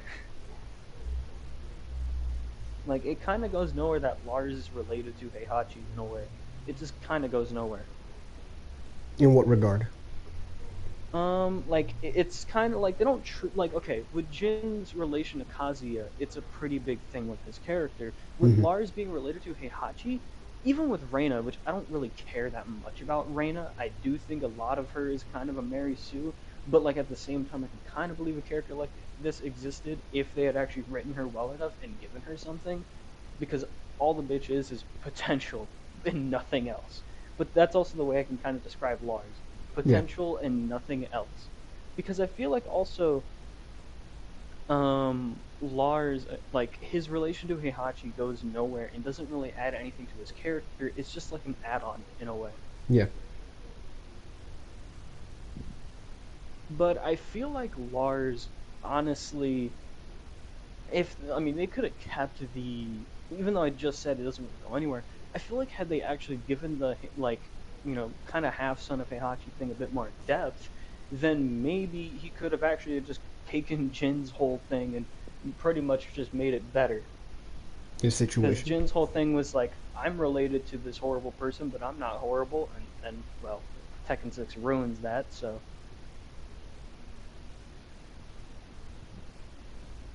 Yep, alright. I do have other questions. Do you believe that Tekken 8, kind of piggybacking off of what I asked Scrub, do you believe that Tekken 8 answered the question of why the characters would change to help Jin? Because you mentioned, when I did the YouTube post, you had said I don't have an issue with it in concept. It's just the execution. Okay. I don't have like an issue with them doing it in concept because obviously that's just character growth 101. But the problem in execution is it's kind of done like just in and out. It's not really done with any depth. It's not like Jin does something to gain their trust. No, Right. he just exists and everyone's like, okay, we gotta trust Jin. And then like maybe one or two characters is like, no, he's an asshole. Why should I trust him? Right. So there was nothing to kickstart the belief, and an There's issue nothing that to you kickstart have. the belief that Jin had changed or anything else in that regard. Hmm. It's just, oh, okay, well, he's here and Kazuya is strong, so we need another strong guy. So Jin's our strong guy, so let's forgive Jin and everything else, even though, like, again, he pretty much King Von the majority of the fucking world in World War III, essentially. Yeah, while that personally Oh, affecting and many also of the not to characters. mention everything else that Chilled mentioned, like, Jin fucking just blowing up Miguel's sister, everything with Lily's dad. No, no, that's what I mentioned. Oh, I thought he mentioned it, my bad. Yeah. But it's not just my issue with the character writing. It's not just the basic line issue of he started a war. It's also that you affected so many of the characters on a personal Yeah, level, he and yet affected so many nothing of the comes of that. characters. And again, like, it's pretty much just, there is no real reason to jumpstart the belief that Jin is like a star of hope. It's just that he's the strong lesser evil than Kazuya is, and it's like, really? Well, they do also realize this is an issue with Tekken 8 writing is that Claudio is standing right there, and he has a ability unique to him that is to exorcise the devil. But they wrote Claudio to be an idiot to force everyone to put their investment in Jin. I mean, pretty much, yeah. And also, again, not to mention, the thing with Tekken is, again, they want to like Have their cake and the eat it. yeah, have their cake and eat it too, but they don't want to put in the effort to actually make the cake, which Hmm. results in like some shitty underbaked cake. Yeah, I agree. Especially with Claudio, which again, he has a ability unique to him, so why not center a whole chapter around that ability? Did you know that they nerfed him off screen? No, I did not know they nerfed him off screen, and they Yeah. pretty much again just kind of did that. I feel like they just did that just again to just kind Yeah. of glaze Jin. And for those of you who are curious about how Claudio was nerfed, they now state in his bio in Tekken 8, which most people didn't read, every time Claudio uses his power, it will gradually kill him. Which is why he's so tired after his attack misses Kazuya. But most people don't know that.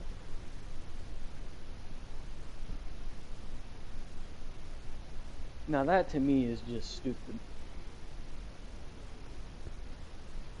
Yep. So with all that in mind, my videos are long, and they're going to attract a lot of backlash because I'm going to be very critical of the actual writing of Tekken 8 from plot, characterization, world, theme, etc. And you and Scrub are likely going to get backlash because you guys collaborated with me. So, Shoto, how do you I feel? don't really care about backlash. I don't really respond Yeah, to comments I was gonna unless say, I how do you find the feel comment about that? interesting, or it's like a question. Like recently, someone asked me if I could be monetizable for YouTube because I'm at like, at the time I was at like 500, and I said no. I had to like fit specific guidelines that I hadn't yet reached. So, like, I only really respond to comments I find interesting, or if it's like a big question, or if I feel the need to correct someone. Yep. All right, sweet, sweet. Well, if nothing else, I'm going to take 2 seconds off. Once I come back, I'm going to start playing the fantastically not at all contrived written story of SFV. Now, again, I will say this to kind of continue with the whole Tekken thing because I Yeah, still cool. want to talk about it to some extent. Oh yeah, cook. Kazuya, the thing with Kazuya is, again, pretty much what Chilled said, Madara syndrome, where it's like you write a character that's already too fucking strong, but you don't know how to kill off that character. So, like, you pretty much just, like, make them an idiot just to hope that nobody will notice. Yeah. I will also say that I feel like my thing with Tekken 8, with the whole Zafina interaction, I hope I said her name correctly. I don't know. Zafina, Hot yeah, minutes and that I've been that is how playing you Tekken. pronounce her name, yeah. okay, it's been a hot minute since I've even played Tekken, but like I feel like this is now this is not now I can't prove it, and I'm not trying to be like Dokes, but again I Hmm. can't prove it. But I mean, this is probably just me thinking about it like first, or this is probably just me being a little bit weird. I feel like they just came up with they probably just come up with like fighter interactions first and then story later. Because Zafina pretty much mentions how bad Jin is, and then like in the story mode she like She's just, yeah, glazes glazing Jin. him, yeah, So they like everyone else. probably come up with fighter interactions first and then the story mode, which is not that good of a thing to do. Yeah, Because I feel like you should just go with like story first and then the fighter the interactions, the because that's story probably the should thing that would make the impact most sense. the story should influence the Then I fighter will say interactions. Yeah. this again. Yep. Um, the more people kind of push down a certain belief, the more that belief is commonplace, and the more that belief is commonplace, the less people kind of speak out on said belief or criticize that belief, which, especially for a game like Tekken, is the case because people kind of have this thing of like, oh, fighting games can't have good stories, or fighting games should just be about Hmm. fighting first and never about the story or anything like that. Um, which I feel like, well, one of the things I always look forward to in a game or anything with A story. good I mean, story. that Yeah. was one of the big critiques I had in my Dark Souls video, was that there was just not enough story, and that also the story is just kind of incoherent. But enough of that aside, I do feel as though the more people kind of have this belief that a fighting game cannot have a good story, or that the story does not matter for a fighting game and that only gameplay matters, the more the company kind of takes that, especially if that's commonplace, then they just kind of run with it and do their own fucking thing. Hmm. And again, I will say this, especially in things like the FGC, where you have a lot of bullshit that happens pretty much on like a yearly basis, if not monthly basis. The more people just choose to stay ignorant because they're afraid of speaking out, the more bad things fucking happen, and the more things just get stupider and stupider because nobody actually wants to talk about it. Yep. Now, I will say this: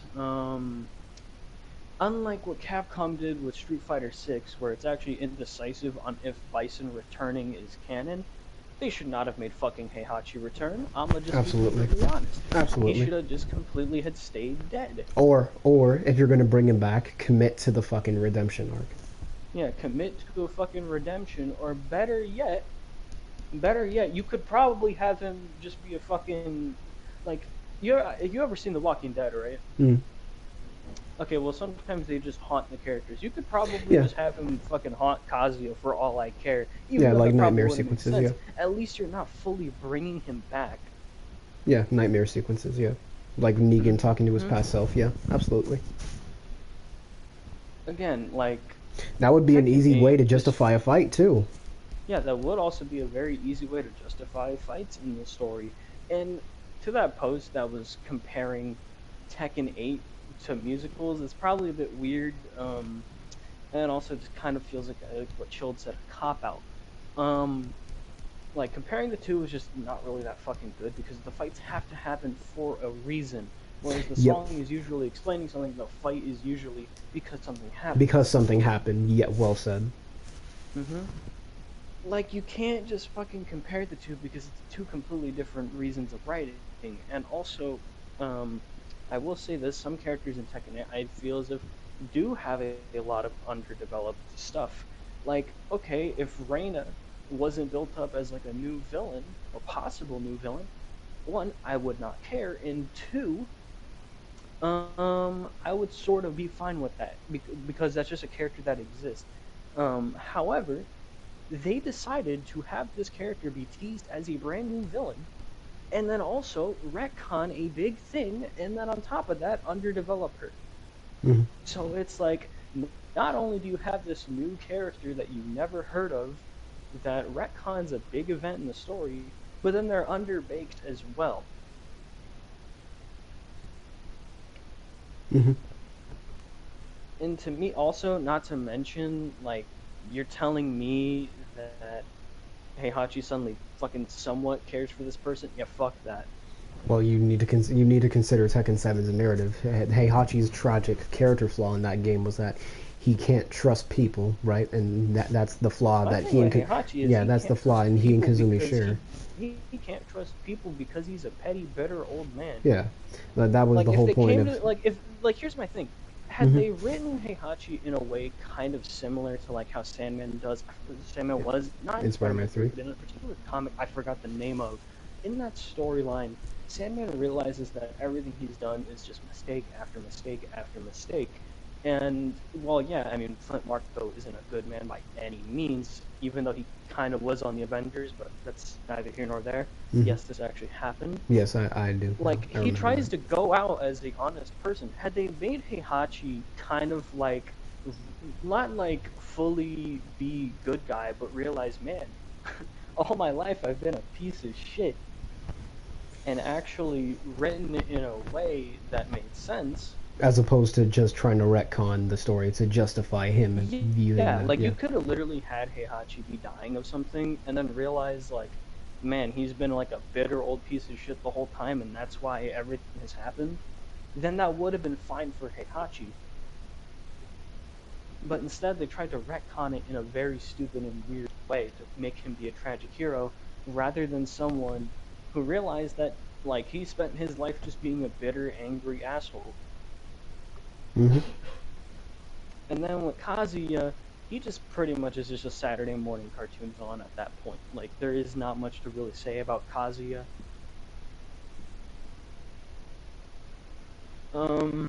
I will say that Claudio fucking was wasted. Yes, absolutely, absolutely. He and Zafina. Claudio was wasted on the basis that he has a power that could benefit the story, but it's never used at all in a very beneficial way. In fact, he's pretty much just like the best way I could describe it is like a character in an anime with an OP move, but like the OP move is never used and they always just Jean fucking get Grey, one shot. Adam Eve. To be fair with Adam Eve, she does have a mental block, so like it's not like she could really fucking do anything unless that mental block is gone. Like I Mm, don't really think she could have done anything to Conquest, especially fair. I mean, especially considering that he's just fucking faster. But Jean Grey, the best example I could think of, because the whole reason that Dark Phoenix even exists or Phoenix even exists is because people thought that she was useless. Right. No, Fair. and I shit you not, that's actually the reason. But No, that's fair. That's fair. um, Lars is pretty much just relegated to just like Glorified Jin's background Robin. character. Yeah. He's just a glorified background character that's only kind of really meant to be Jin's buddy fucking sidekick. Even though wait, hold on, so correct me if I'm wrong. I think didn't Lars in 6 say that he like promised he would kill Jin or some shit? Or maybe I'm getting No, no. confused with another The way story. the way it worked is that in Tekken 7, Lars goes against the UN he holds a operation from the UN in order to save Jin, and then he takes Jin into his holding cell, right? Because he wants to use his power to end the war. And before the narrator kills Jin with a screwdriver, Lars says, "I want to kill Jin too, but he's the key to ending this war." So it was the necessity of the situation. That's how Lars was looking at it. His utility as a No, I fighter. was saying in 6, not in 7. Oh no! In six, he wanted Jin's head like everybody else, but he also learned the truth as to why Jin started the war. My thing with it, again with Tekken, like in general, again, I keep repeating this point because I just want to hammer it home. Hmm. It wants to have its cake and eat it too, but it doesn't want to put the effort to actually bake the cake. Most It definitely. just pretty much, whether it be with certain characters or well, certain choices on the roster, like fucking Azucena. Like seriously, this is a nitpick, but this character should not. And I was even debating on making a video on this character being the worst one or one of the worst ones in Tekken because she just serves no fucking purpose. Well, yeah, she's a It's waste like, of a okay, fucking character slot. That could have been, I was actually that could have considering been making fucking that video Miguel because if you really wanted it. yeah, because my thing, like, and this is again not really anything to do with the story, and I'm sorry if I'm kind of going on tangents, You're good. You're but good. I will say this: Azucena should not exist at all because on the basis that, okay, well, her whole character is being the coffee girl, a rival to Lily, but like Asuka's already that, so how much more do you need people to goon, bro? Hmm. Um, fucking. The I girls will aren't say even that this. pretty because they all look the fucking same. Oh, I will also say this with Tekken, specifically on the Star mode, the whole Kazuya taking advantage of people's negative traits thing would have worked better had they not retconned the devil possession Give me a plotline into second, being but the continue. devil gene. Right? Cause the thing is that like Kazuya already was just kind of manipulated in a way of working alongside Devil because, well, one, he's a fucking kid and he's like uber gullible as a goddamn kid. I feel like had they stuck with that plot point and actually had it so that, again, he actually is manipulating these people's worst traits. Also, side note, they should have just given Dragonoff a character outside of just being the cool looking evil Russian guy. I mean, seriously, there is literally no point to this character existing. Like, to me, he is a waste of a character slot on the roster. Like, Dragonoff should not be a fucking character, but that's just me.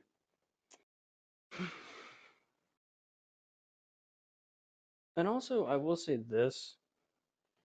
The Tekken community has a problem with okay, the best way I can describe it is unless a bunch of people speak out against something, nobody really cares. Actually, no, this isn't even a thing unique to Tekken. It's just that unless a lot of people talk about something, nobody really cares. And this is actually more of a people thing. Nobody really cares unless they like kind of remember it after 3 days. But like my thing with it is, though, again, the more people just kind of play willful ignorance, and the more that they don't really talk about a particular thing, in this case, Tekken's bad writing, is the more that people just kind of stay complacent with it, the more people just like the more bad it gets, if that makes sense. Like the more bad it gets, it's pretty much because a lot of people are complacent with that. I'm gonna be right back. I really gotta go use the bathroom. I'll be right back.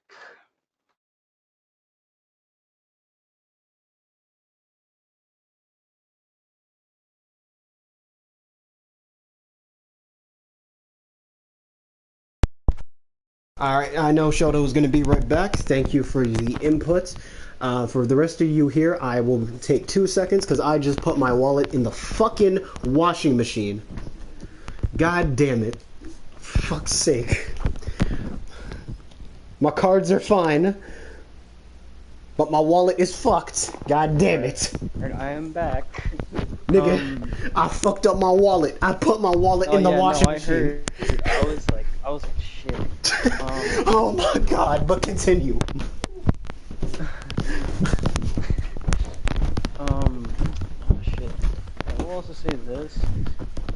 I feel like Tekken, and I'm not even gonna recommend a reboot because reboots are always 50-50. You could have a good reboot, and then you could have like really bad ones. Yeah. But I feel like Tekken, there needs to be some kind, like someone has to look back and kind of like look at the ideas, like actually, And and make then be something new. like, yeah, a lot of these are fucking awful. Like there needs to be more cohesiveness when it comes down to Tekken's story, because I feel like again they just prioritize the interactions first rather than the game, not gameplay, rather than the story. I That's what feel we like they call should just all hype and focus. aura.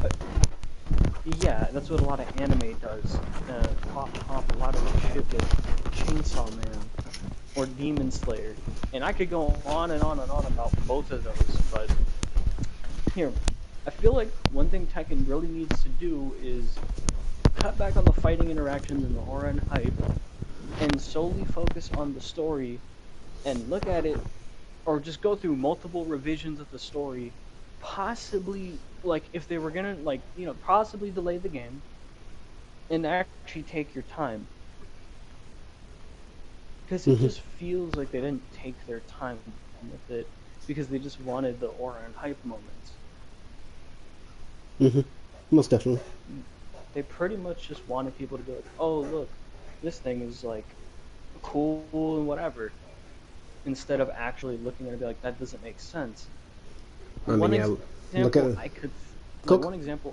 think of is like I know people are gonna hate me for this, but one example I kind of feel like is the Souls games.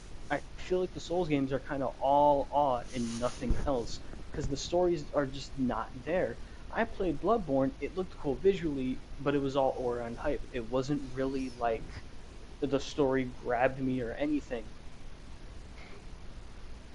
And that's kind of what Tekken has become story-wise, all awe and nothing else. Yeah, I can see that most definitely. Yeah, you will not hear any counter argument from me on that. Yeah. I think and like the thing is that they could be cohesive. I mean, the King storyline, I actually like that a lot. I actually Yes. like King's storylines and stuff. I feel because that's actually cohesive and makes some sense. Had they written it like that, or better yet, just grab whoever the fuck is writing King and Marduk's story and just fucking make them the main writers. Or you could always just hire back the T4 writers. Like King and Marduk and Armor King, that story is actually good. So you know they could just write good stories again. But that actually requires. They just choose thought. not to. Yeah. They just choose not to because they also know that people, unless they really, really, really give a shit, are not going to really bring up a fuss about it. Mm-hmm. Now, I'm not saying, oh, write a bad video. Like, there was one guy who made a video on Naruto, and he said he didn't know much about Naruto. In that case, do not make a fucking video. Do not do that. In that case, you are a moron. Because if I don't know anything about a particular topic, why would I talk about it at Exactly. all? And that's probably just me, but I know people want attention. But that's neither here nor there. What I'm trying to say is I feel like it's on the devs' part to put out a good or at least understandable story, and it's also up for the viewer To want that good talk story. about that Yep. story, yeah, and look over it. Yep. Now, I will say this is going to kind of talk about Street Fighter V, not in depth, because I didn't care much for the story, and it's probably because, to me, Street Fighter's never been too big of a fucking story, or at least for me, unlike Mortal Kombat. Let's just say 11. Literally, the only good thing about 11's story was Scorpion. Yeah, He no, died yeah, to most Gamora. definitely. Yeah, I'd say Scorpion and Johnny Cage. That's it. Scorpion and Johnny Cage were literally the only good parts. But too bad they fucking retconned the MKX comics. Oh, yeah, we don't talk about those. We don't talk about those. Like, literally, the only good thing about MK11's fucking story was Scorpion and Johnny Cage. That's literally about it. But with Street Fighter V, again, I don't really care too much about the fucking story because Street Fighter to me has never been too big of a story-based thing, or at least for me. That could be the opposite for like, You many just don't other know enough about the people that story. are You're not invested. It's all No, good, I man. know like a lot about the story, but like it's never really too big on me, and it's probably because Street Fighter never really feels like it has a sense of continuity to it, if that makes sense. Yeah, the same mission Especially that with a Tekken has. game Yeah. like 4 to 5 or even 6, I don't like. There's not really a sense of continuity with Street Fighter as opposed to Mortal Kombat or Tekken. Like, you know it's there. It's just that you don't feel it. It's kind of weird to explain. My only really, really, really, really, really big complaint about 5, because I'm gonna just be honest, I was kind of apathetic with the whole story of 5, because Yeah. I just don't really care. It's kind of been the same way for quite a while.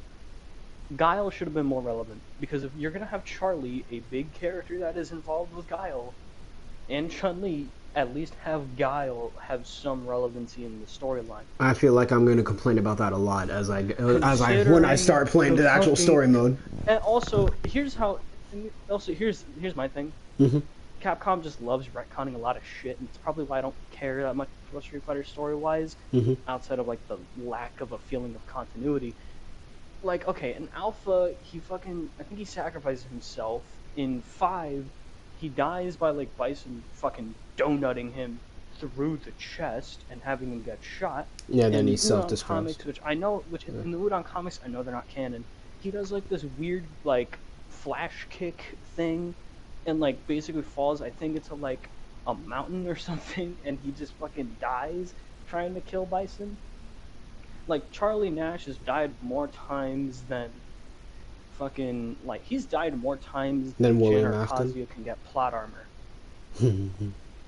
He's died more. I'm sure he's died more times than you've seen Gwen Stacy die. Oh, not Gwen. Not my precious boo. Like, come on. Like, Charlie Nash is the man of 1,000 deaths. That's wild. That's wild. I have to remember that statement. The man of a I will thousand also deaths. say this. Again, fucking. Why not just have Guile be more relevant, considering that he's Charlie's best friend, and every little bit of Guile's moveset he learned from Charlie? My thing with Street Fighter, as well as the story, is because Ryu is the main character, but the main story focuses on different people. It's basically like you just kind of have to cram in Ryu just to fit because he's the main character. The world bends unnaturally around him. Yeah, like okay, for example, he should have realistically nothing to do with the M Bison stuff. Like he should realistically have nothing to do with Shadaloo or anything like that. That should have primarily had been Cammy, Guile, and Chun Li's thing. But they just kind of put Ryu there because he's the main character. I think the only time they didn't do that in Street Fighter was with Alex and Gil in like Third Strike, but I think that's about it. Mm-hmm. Also, not to mention, I will admit I am kind of fine with the send off they gave to the characters like Vega. Balrog, he's just a fucking idiot. There's nothing I could really say about Balrog. He's always just kind of been an idiot. I feel like the Ed plot point probably could have given him more, especially when you look at the character stories. It's like Yep. one moment, well, it's pretty much like they tell you one thing, but you see another. Like they try to tell you that he cares about Ed, but then he pretty much tells Ed to fuck off, and then Yeah, Ed I forms remember his that. own group, and then that's never elaborated on. And that's probably because they wanted to have a second story mode, but they scrapped that. So there you go. There is no second story mode for Street Fighter V. Mm-hmm. It kind of reminds me. You know, sorry if I keep bringing up the COD comparison. It just No, kind go of for reminds it. me of Black Ops 4, where it's like you're supposed to like you know that something's supposed to happen, but it never does, and you just kind of feel like there always should like there's something more that could have been there, and you always think about what could have been instead of actually what it was. Mm-hmm. Like with BO4, you know, instead of a campaign like the regular games, you just had Specialist HQ, which was just giving you lore about the characters you play as. Because yes, there actually used to be characters before you had just very bad, shitty operators. And like at the end of the day, again, there was no campaign, which sucks because there was one specialist that had really cool lore behind them. I just really wish that was elaborated on in an actual story setting. But I will also say this with Tekken, because I want to also kind of loop around with Tekken more. I know you want to probably get the Street Fighter 5. I'm not that eager, so continue.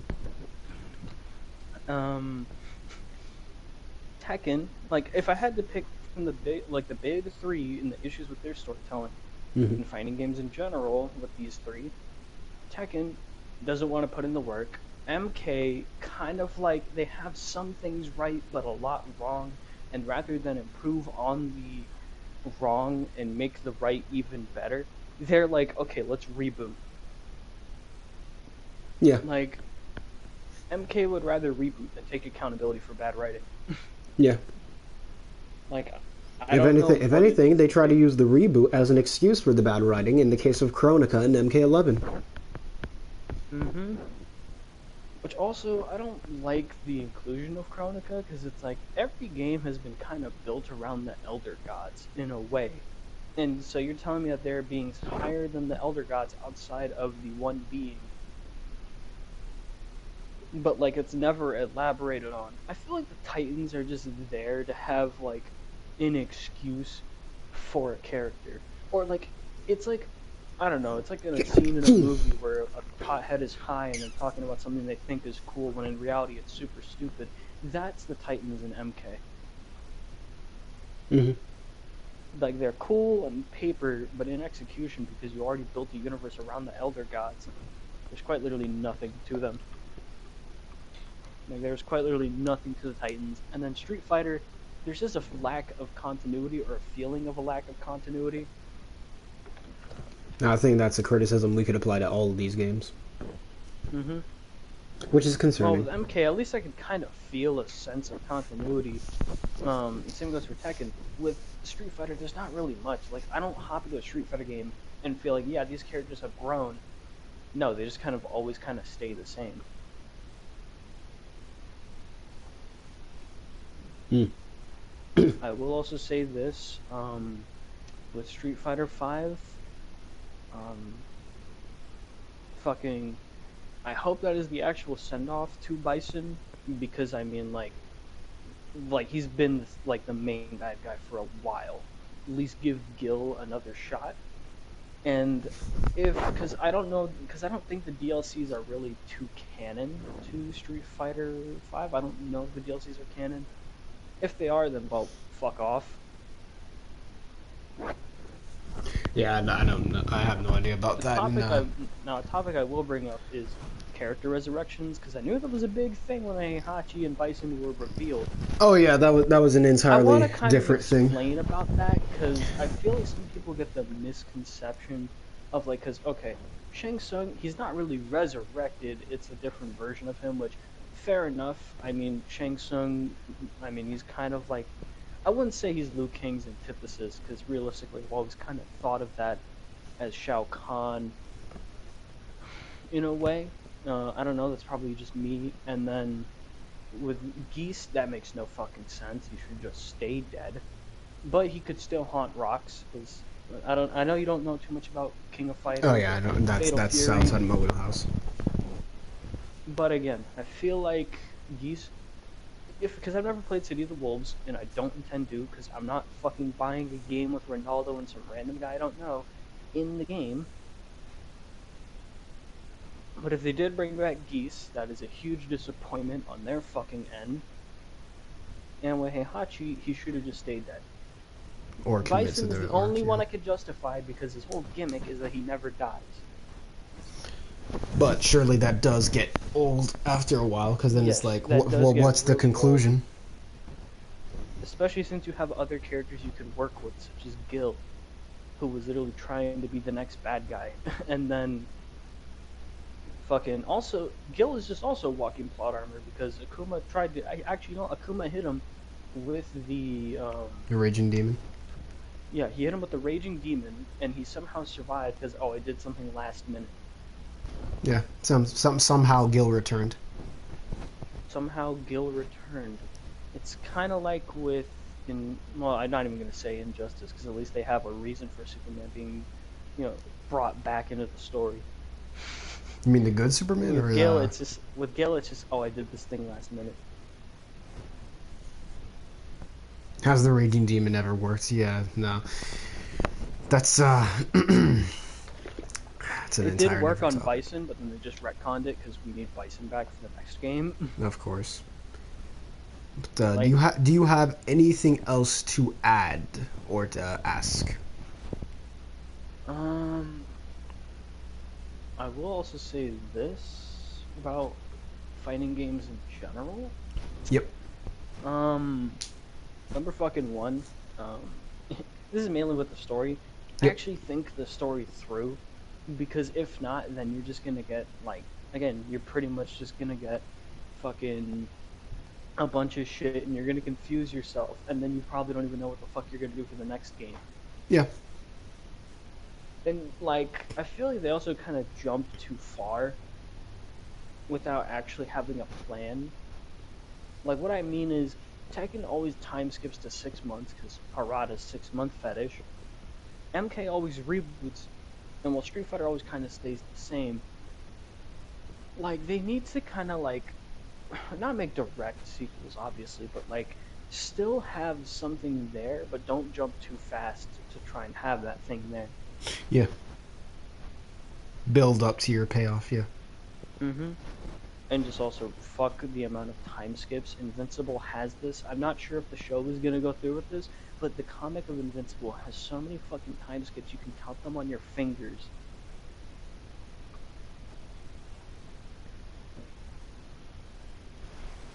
Yeah. I can see that, yeah. But your main issue with Tekken overall, to conclude, is cohesive. It's incohesive. Incoherent. It's incohesive. It wants to make you feel a certain way despite it telling you and showing you another, and it wants to try and put in, like, think of it like this. It's like a guy wanting to be a streamer and he just fucking is like very lazy about how he handles being a streamer, Red and Ranger. does like, yeah, he does very lazy things, but he wants to be a rich streamer, but he doesn't want to actually have the personality and or put in the work to be a successful streamer. Red Ranger. Like Tekken, again, I keep driving that point home because that's exactly what it is. And that's why I don't really talk about Tekken, because I feel like that video would just be super short, because that's already my big point with Tekken. It wants to have its cake, eat it too, but underbakes the cake and then tries telling you it's fully baked. Mm-hmm. With MK, it pretty much is like they're afraid of anything bad happening, so they just reboot instead of like taking accountability and fixing the problems people had with the last game. Mm-hmm. Now, I also want to kind of talk about, because I know Chilled was like talking about why games suck. I feel like a big reason why I think a lot of games suck nowadays is because lack of variety. Like back then, when you looked at I don't know, fucking games, you had variety. You wanted to play a game similar to GTA, but it wasn't really GTA. Well, you had something like Sleeping Dogs or, you know, Saints Row before it became awful, which I know you don't really do games outside of fighting games, but I feel like you would have a lot of fun with Saints Row. Never played it, so I can't speak to that. Yeah. I feel like you'd have a lot of fun looking at stuff like story-wise for Saints Row if you ever decide to like branch out into other games. Because Saints Row's downfall is immaculate. Which also, side note, before, I know I'm kind of going on tangents and all that other stuff, but Saints Row, a big thing with that was originally they actually wanted to do a game that was much like the first game, which everyone liked. But then, like, I think it was one of the companies that makes Saints Row was like, nah, we gotta be like everyone else. I feel like a big issue with games nowadays is the lack of variety, because whereas back then you had like, even if there was a big boom in the genre, you still had a bunch of variety to those games. Now it's like every game is basic, well, multiplayer wise, is trying to be Fortnite, and every single game, single player wise, is just trying to be like Elden Ring. Mm-hmm. Because gaming is a very monkey see, monkey do business. You know, one thing goes well, they want to go with that. The problem is when you oversaturate a market, Yep. that market doesn't really become as profitable anymore. So it just becomes an endless cycle of like, okay, let's make everything like this, and then it just goes to like, okay, well, this thing isn't profitable, and we actually have to try and change something. Well, it's like Syndrome said: when everyone's super, no one will be. Exactly. When everyone is the same, nobody will be different. Also, side note, I just want to say this. You know, some people actually try to justify Syndrome. That's how stupid people are. People really try to justify Syndrome. I'm like, the whole point is that he's a fucking, well, That he's he's just an wrong. air. Yeah, the whole point is that he's wrong and that he's basically a bitch.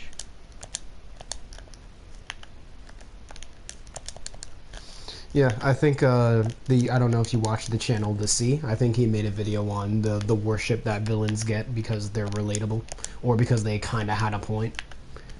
You My know, thing with it is, like, just because a villain has a point does not mean, or like a villain's actions may seem like not redeemable, but like make sense, doesn't mean makes they're him justified. justified. Yeah. I'm not a big Transformers person. I'm pretty sure anyone that's ever fucking known me knows I'm not too big on Transformers. You could talk to me about Marvel, DC, I kind of know that front to back. Transformers, I don't know shit. But people are trying to say this about Megatron, and I'm like, literally the whole point of Megatron is that, okay, the system wronged me, so everyone has got to go. Exactly. Like, that is not a justifiable fucking action. And then Doctor Doom.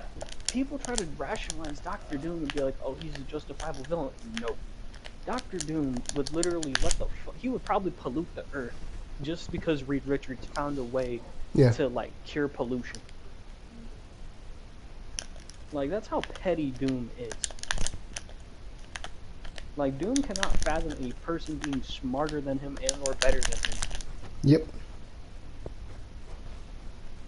Absolutely.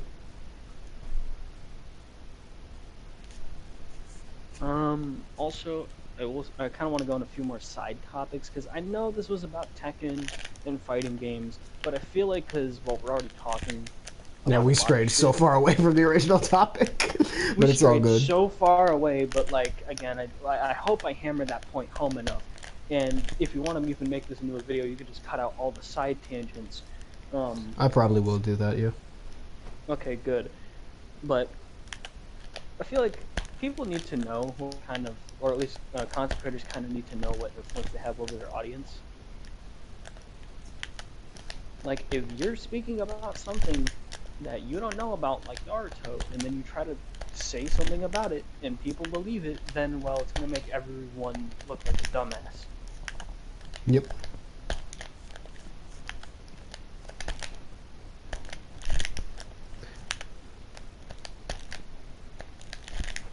I fucking hate charge characters, if you guys cannot tell, as I'm in this conversation. But continue.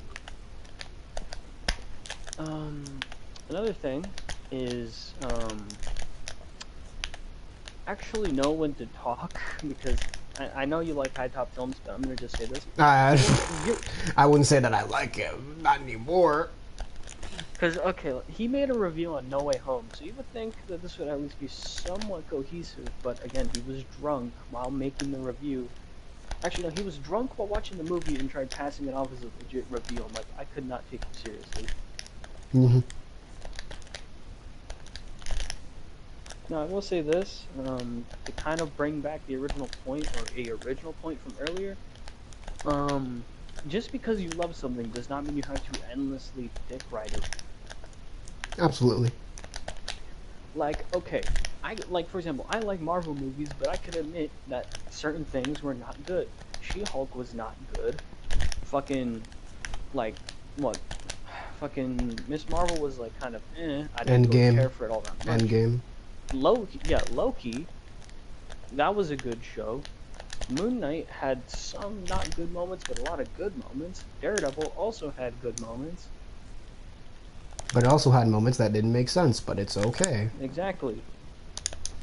Like, I will say this. You know what, I can't even speak on, I was going to speak on White Tiger, but I can't, because that was more of, like, The what actor they died, could do I at the believe. time, because the actor Yeah. died, and, well, God Unfortunately, rest his yeah. soul. That, and, like, I can't speak too much on Daredevil, because they went through, like, a bunch of revisions, and then, like, a writer's strike happened, so then they had to fucking kind of Frankenstein the show together.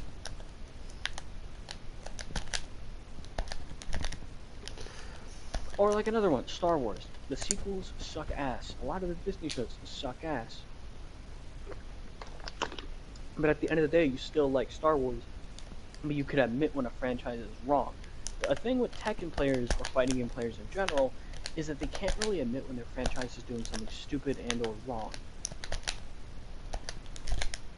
Mm-hmm. Especially MK, and especially MK, yes. Like, again, I like, for example, I'll say this again. You know what? I like, again, one game I like is Wolfenstein. But I can admit that Youngblood fucking sucked. That Wolfenstein Youngblood was a terrible game. Well, actually, I can't even say terrible, it just wasn't good. Because, well, that's probably me, but I feel like terrible. I would actually have to, like, fully hate the game. But, like, it's okay to admit that you're fucking wrong about a particular thing. But, us humans love being fucking contrarian. Even if it means we're, like, being stupid. And I'll say this before you get into Street Fighter V's story. Oh god. The modern landscape of opinions and shit has just gone way too out of hand. And what I mean by that is, you could, like, back then people would joke like, oh, you like purple instead of blue? Fuck you. And then now it's like the real thing. It seems stupid when I compare it like that, But like you apply it to literally anything, like fighting games or just games in general, or movies and shows, or God forbid, fucking politics, and it will make you want to hit yourself in the chair. Like it will make you want to grab a chair and hit yourself in the head with it. And just know that a lot of people, they don't really want to be persuaded to believe a certain thing. Hmm. They just pretty much want to argue and think that they're right. Like in like, or you'll just have people ignoring facts that they don't really like just because they don't like them, or because Yep. they like feel that they don't like them. Like my Dark Souls video. I'm sorry if I brought this up earlier, It's all but good. my Dark Souls video, I had people in the comments of that video trying to argue with me and debate me on things I had already said and or proven in my video.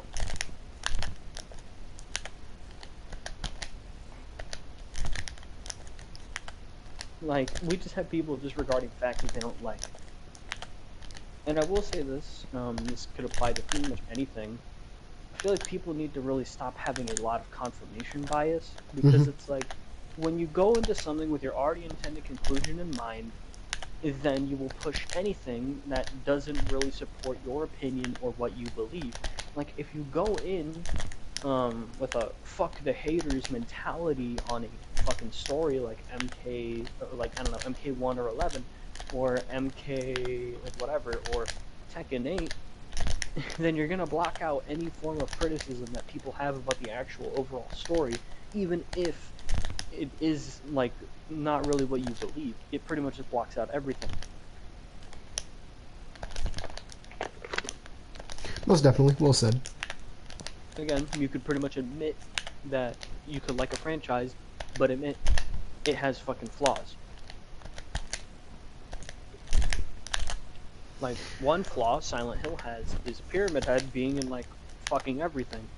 Because the whole point of Pyramid Head was to be James's Punisher, and no, I'm not fucking imagine. Why did I imagine Pyramid Head in a Punisher outfit? I'm now just imagining Let me tell you him something. just being like, let me tell you something, James. Let me tell you something, man. But he is meant to be James's, like, manifestation of his want for punishment because of what he did. That makes sense, and had Pyramid Head stayed in that one game, I would have been fine. But no, he appeared at everything else, and that's like kind of a big flaw, because it's like that kind of removes the novelty and or cool thing about Pyramid Head.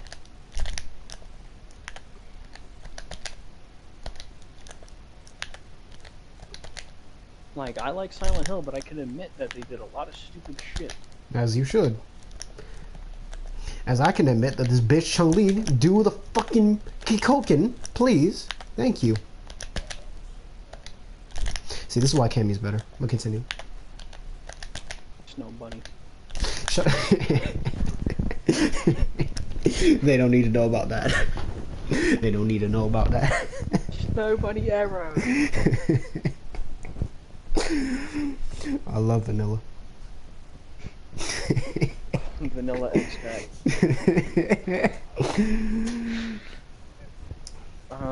But it's kind of all I really wanted to say, and I'm sorry if I strayed a lot from No, the you're topic good. at You're hand. good. There's like, when I kind of talk about something, I kind of like go into maybe some tangents as like comparisons, and then like I just kind of talk about completely shit. Oh my god.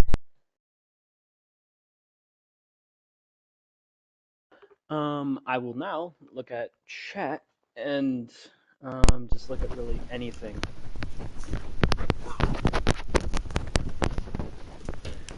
So anyway, I will now look at chat. Okay, so Geese does recur. Okay, so Geese does return. Recurn isn't even a word. I'm turning into fucking Red Ranger slowly with English. good day, good day, good day, good day. Geese does return kind of as a secret boss who is a ghost. Okay, so if that secret boss shit is not canon, then I don't care. If it's not canon, I don't really care, because, again, it's a secret boss. It doesn't really need to be canon.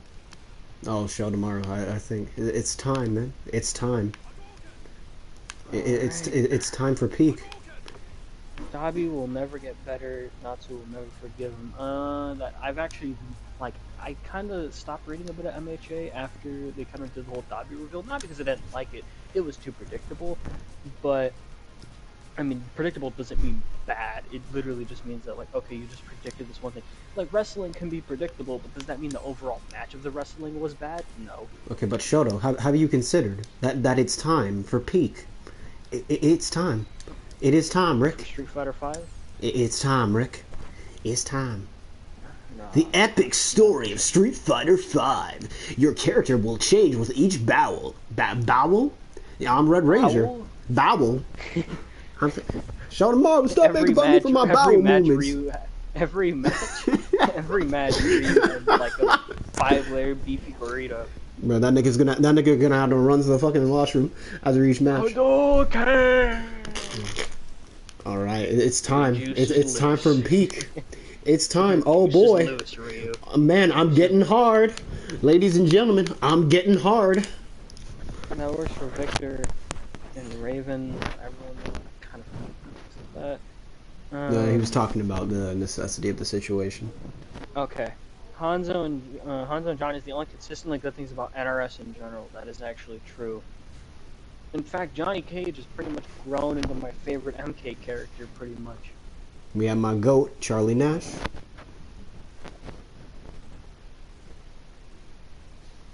No one really knows what happened in Street Fighter 2. Aside from the fact that Bison died. Yeah, aside from the fact that Akuma fucking annihilated him and treated him like a prison bitch in one version of the game. Or I think it was Turbo. My GOAT is Hey, somebody ban that guy. Somebody ban that guy. Who just said my GOAT is washed? Shame on you.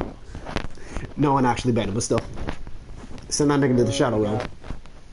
Alright, here. Besides the fact that Bison gets defeated, yeah. I can be seen as a major glazer here, but this is kind of why I love Guilty Gear and Blaze stories, is it feels like they really did try to tie everything in strongly. I can't really speak that much about Guilty Gear, plus I'm not too big on Guilty Gear. So I imagine that the butterfly is meant to be some kind of thematic, some kind of I'm red. Symbolic fucking thematic bullshit. I can't speak on Guilty Gear because one, I've like only played maybe 2 Guilty Gear games, and well, actually no, 3, because I played one of the classic ones, then I played Rev, and then Strive. I prefer the classic ones and Rev, but I don't really. I'm not too big on Guilty Gear, especially because of the fan base of Guilty Gear. There was one guy that I used to know. I'm not gonna say his name because he's a fucking awful person, but he thought Bridget from Guilty Gear was more popular and more iconic to casuals than Scorpion from Mortal Kombat. Alright, so this is absolutely going to be a nitpick. I'm sorry. The hair in this game looks like absolute dog shit. Jesus Christ, the models are bad. To be fair, in 5, for some reason they went with a weird clay-like look. I know that's the artistic decision, but like, holy shit. And then in like 6, they made everyone try to look kind of real, and it's like Luke has gorilla forearm. Sky Slasher, you're not muted. It's just that they won't be able to hear you because you're on your phone. That's how PlayStation works. All right, so here. I mean, you can still talk. You can still conversate with us. Go for it. Yes, it has. Yeah. If only I had Discord. Can work on. I mean, yes, it has worked before, but they retconned it. So not the move itself. It worked on Gen for a while, but you know. And then he had the literally the only time power the nothingness has ever not worked is whenever they've retconned it. But literally 9 times out of 10, outside of a Capcom retcon, it will. What's the difficulty on? Fuck. Is Harada Riot? No, but he is. He does prove Cutthroat Ball's point. Get up, bitch. This is the only combo I know.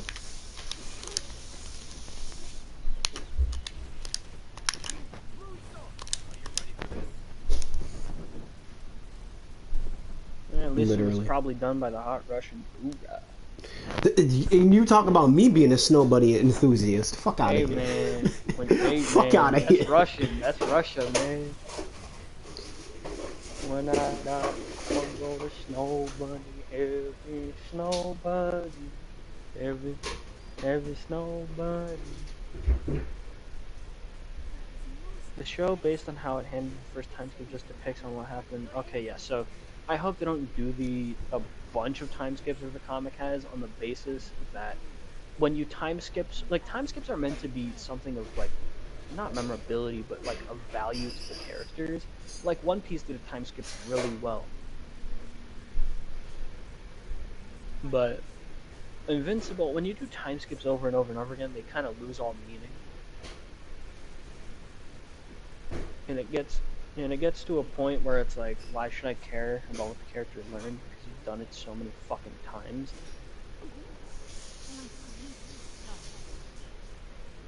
Oh, awesome. So I guess Helen's just a fucking ninja. Awesome. Weird ice ninja, but she's also Gil's assistant. Oh, please don't tell me the game. I do believe that Yeah, is the but case. also I will. Now this is gonna sound a little bit like Uncle Ruckus, but Urian is not a black character. The common misconception with that is because of his skin. The reason his skin is like that is because he has earth powers instead of fire and ice like Gil.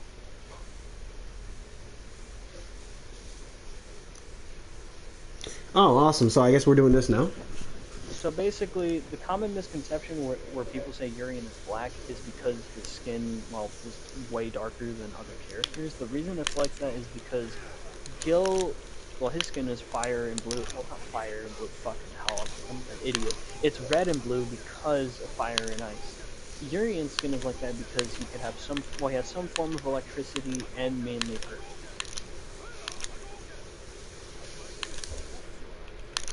Yes. Also, I will say this.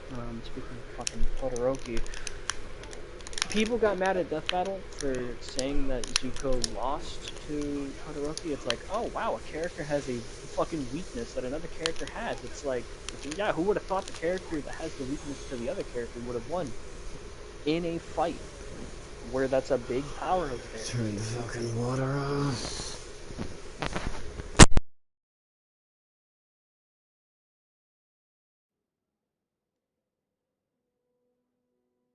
All right, here. Big Transformers fan here. Yeah, agreed. Yeah, believe it or not, but this is especially true in the Kirby series. Funny enough, I love the lore of the Kirby series, but I am not going around pretending like it is perfect and consistent. Don't Oh get my me god. started with Pyramid Head. Yeah, Pyramid Head's misuse in the series needs to be studied. Yeah, because it's like yeah, he's popular, and had they only really used his popularity in crossovers, I would not really care. Because you're gonna grab a popular character when you're doing a crossover, but like he does not need to be in games like Homecoming, because the whole point of Pyramid Head is that he is James is, well, judge. This nigga said Hadouken in the He's not story. he's his judge and jury, but he's not his executioner because he doesn't kill James. He wants him to be alive, and also he still wants to punish him because James wants to be punished for what he did to his wife.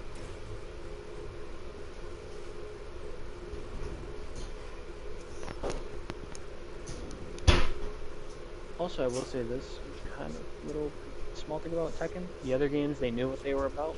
The others, they don't really know what they're about. So Nikali's gonna be important in this story, yes? I'm not asking No, for. Oh, no, Nakali literally was like a cool concept, and he has a cool theme song, but like that, he's all that. He's just potential and nothing else. He's pretty much just the tribal fucking guy that could absorb people after beating them, but that's about it.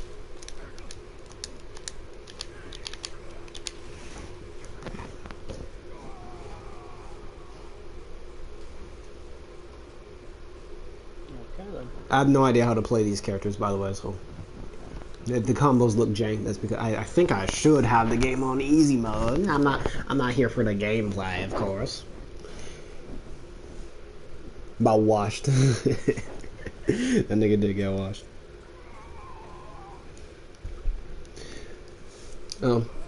It's because of the weird clay style of the Oh. game. So It's like Ryu, had the I game do not believe been this is like what they call the uber erectile clay-like. dysfunction. Ryu suffering that with his Dark Hado now. Don't worry, I got you. Don't Oh worry. wow. Oh wow. It's like that, Shoto, huh? And Dalsum just tanked that like a fucking boss. Don't worry, Ryo, I got you. Fuck's sake. Right. It's down back to block. I have no idea how to play this old fucker. No, he's playing as Dalvin. No, he's a.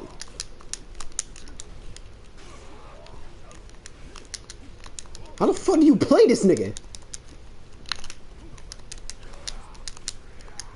Ironically enough, I actually, well, I mean, like, What's the fucking I'll round, be man? honest, in 4, I think the only characters I'm really good at in 4 is, like, Cody. And Oh, for I fuck's can't sake. say, I'm okay with Guile, but I'm mainly a Cody main. And then in 5, Hold on. How do I? probably good with a majority of a few characters. Oh, I In can skip 6, the battle? I'm not doing that shit. I Hold only on. main Terry. Return to main menu. Hold on. Let me make sure this shit is on fucking very easy mode. I ain't here for the fucking gameplay. I'm here to see how good the story is, man. I'm here to see the sequence of You're here events. to see Chun-Li. I'm here to Cammy actually. I'm here to see the sequence of events from A to B to C to so on. Hold on. How do I turn this shit on very easy?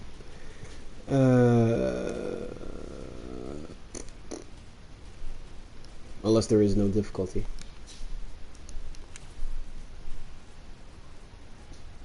Set a filter. Oh no, that's just the look.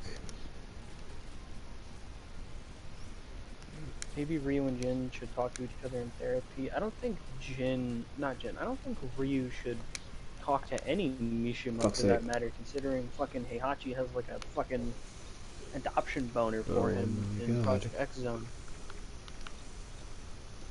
Okay, so for those of you who played this shit, how do I put that shit to very easy, or is there no difficulty mode for this story? I don't know if there is. There is none.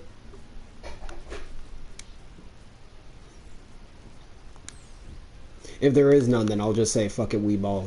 So. No, that's the coward's way out. What do I look like, Red Ranger? Kind of debating on what to play right now, because I'm returning to Code Veronica later because that game already got me fucking stressed out on some bullshit because of the fucking lack of ammo. And also, why are the zombies that fucking durable? Like, okay, for Let's try this each, one. like, in Code Veronica, for each fucking ammo Yeah, just box get good that and you ball. Yeah, find, I like the way you think. All right, let's do this. here, in Code Veronica, the fucking ammo is like 15 per box, but the problem is the zombies could tank up to like 5 to 6, maybe even I'm gonna beat 7 this nigga bullets. ass. So by the time you've already killed 1 out of 3 zombies, the other 2 are already there and ready to go full Felice Johnson. Okay, Oh, there we go. There we go. Thought you came looking for booty. Shut your ass up. Yeah, I called you Chris Hansen. You also keep it short of time. I'm the collie. I'm so cool. Bitch ass Nick. Collie is literally just aura and hype and nothing else. Congratulations, you're like every other fighting game character.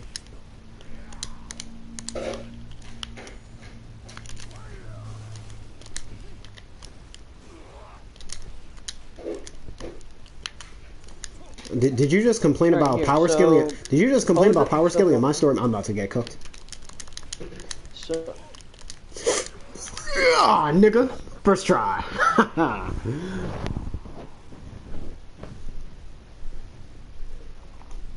alright, wait, so hold on. Okay, so Shadow Falls, supposedly if you want to listen to this clanker AI review. About clanker. Stop saying racial slurs on my stream show tomorrow. Fuck them clankers. Flesh power, flesh power, flesh power. About flash power.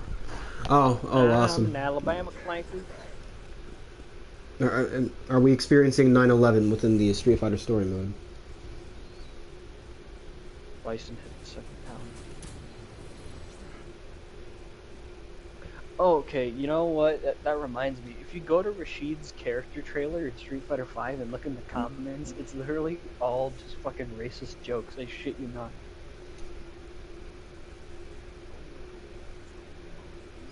Long ago.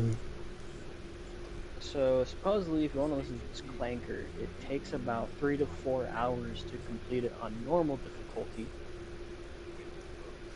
Okay, so I immediately have a question. Okay, so apparently Nikali only shows up when the world's in crisis. Hasn't the world in Street Fighter already been in crisis? And then It's been in crisis he's forever, just and now now it's showing just up. literally like.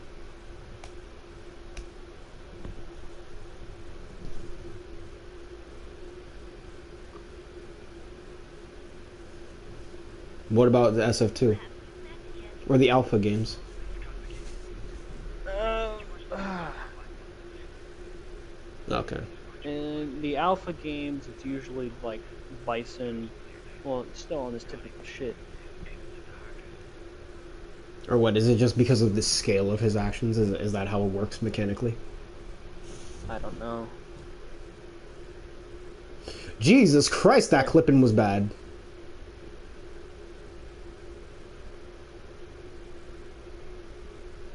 Why does he have a chest piece? Are they? If I say what I think, is that the if Ku I Klux Klan? if I say what I think, if I say what I Ku Klux think, Klan? oh god. Okay, I don't need Wait, a what the beat fuck? shot game. What the fuck? Okay, so hold on. Rashid's fighting the Ku Klux Klan. I'm literally fighting the KKK. Bison got that KKK on him. I mean, Oh, fuck it. Now he's already a fuck. dictator. Just be racist. Why not? Well, to be fair, I mean, he hired a fucking Spaniard and a black guy to work for him, and a Taiwanese guy. So Bison's Okay, so pretty diverse for a I will say dictator. straight up, I'm getting vibes of and then this happened so far because So why the fuck is why so, is hold on, Rashid here? You know, Bison. You know what? It's funny that again, Bison is pretty much a dictator, but like he's pretty diverse for a fucking dictator.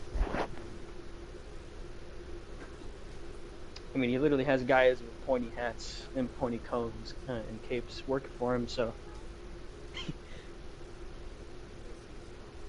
quick, Rashid, you gotta take her away from the plane. She's gonna go to. Surely he Bison surely he's Island. going to surely he is going to get her out of here, right? He's not just going to let her suffer in this base.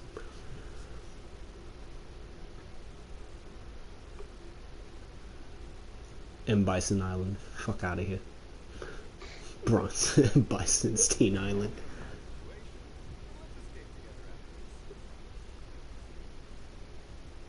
You know, Vega's got to be one of the top 5 gooners of all time, bro. Because let me Oh, explain. okay, yeah, sure. Just leave the child unsupervised. Okay. Sorry, I gotta go. Like what?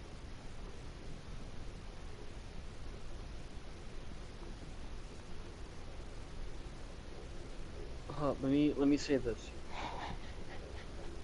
I believe this is the death scene of Vega Rashid's is friend, pretty right? much top tier goons because okay, he could have easily have killed Chun Li, but then he's like, no, because you're too attractive. And then he does the same with Cammy. Except he created. And the you just dolls, ran into so, a like, okay.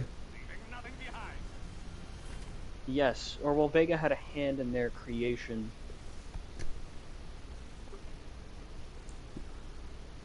I'm sorry. Was that supposed to? Was that the death scene of Rashid's friend? Wait. Oh, okay. I thought you meant. Like, Oh, so he can exactly one-shot said people. Bison Vega. Who? What's his nigga name? Thung? He can one-shot people. He's got a purple cocaine addiction. So but he can one-shot people. So surely he's going to use that later in the game, right? I don't know Jack Diddley. Well, he's got poison. Well, he's got poison Okay. powers, so I don't know. I don't know Jack Diddley squat about this story, so but I know everyone says that it's shit.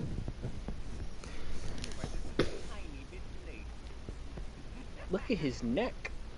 Look at his neck.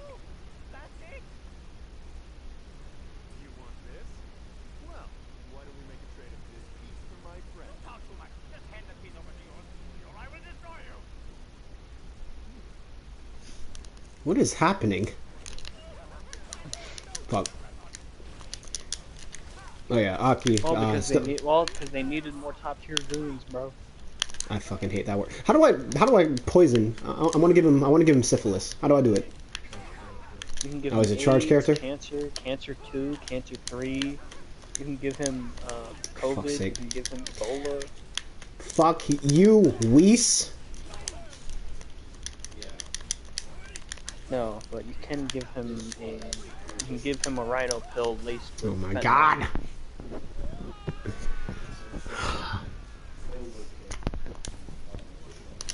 Motherfucker. Now, Bro, I do no damage. okay. Stop fucking hitting me.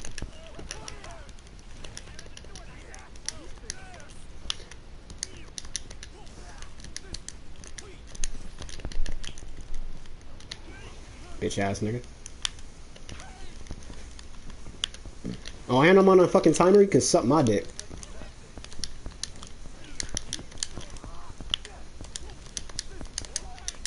Oh yeah, good point. Oh, you fuckers. Somebody say, fucking Matrix! Ooh, ooh, ooh, ooh. Bitch ass. First try. Totally first try. See, I like to keep you guys on your toes. I like to give you the illusion that I'm bad at this game. I don't play this So, fucking... I don't play Street Fighter. Yeah, but, you know, Claw Guy Vega pretty much had a hand in... So he's gonna kill... Surely he's gonna kill Shadow Lord's Rashid, right? creation. He's gonna kill Rashid, yes? Nope. You're gonna kill him, I right? don't know why he still has this You're gonna chest kill thing. him, right? You're gonna kill... He just touched his ass. He just spanked him. So you're gonna kill him. Oh, okay. You're just gonna infect him. So it's one of those... okay, I think I know what I'm... Okay, it's one of those stories. It's one of those. And then the KKK shows up. It's one of those stories. Man. It's one of Oh, it those. deals with the It's one of KKK. those. He could have just easily have killed Rashid there, and then we have this going on. I'm pretty sure Rashid kick. I'm pretty sure that Rashid kicks Fang's ass later in the story mode. So that's on you. That you just let him live. And then we have Alex, who doesn't even... Like, Alex only literally appears as just a character that just exists in the story mode, and you don't even play as him. Yeah, because he was DLC. Yeah. Yeah, because he's DLC, sadly.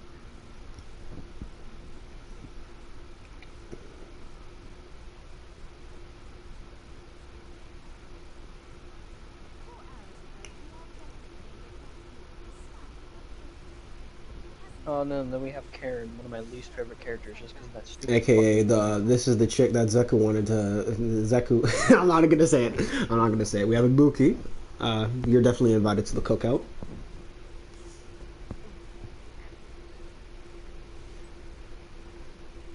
Why is he? I mean, they probably explain it in her character story.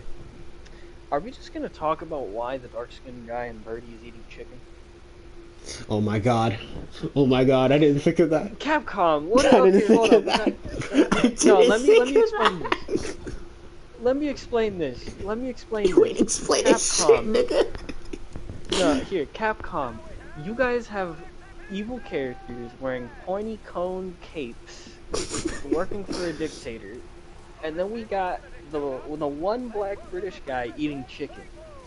Now that's a cute outfit. Did your husband give What it are to you? What are you trying to say, Capcom? What are you trying to say? I mean, Like, genuinely, Birdie. Capcom, I'm what pretty are sure you trying to Birdie say? canonically in this game is just Red Ranger. I'm pretty sure.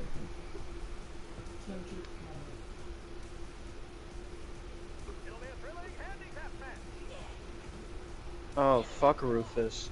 He's annoying as shit. Not even the fight, it's just that he's just annoying in general. And then we have Gooner Bait. I just love we got top Latinas, tier Sonic. Goon Bait 101. We got top tier Goon Bait. There should just be a Goon Bait counter where we just have any character that's just there for people to goon to. Just put that on the counter. What is even happening? I'm sorry. What genuine? What is happening? They're at a wrestling show.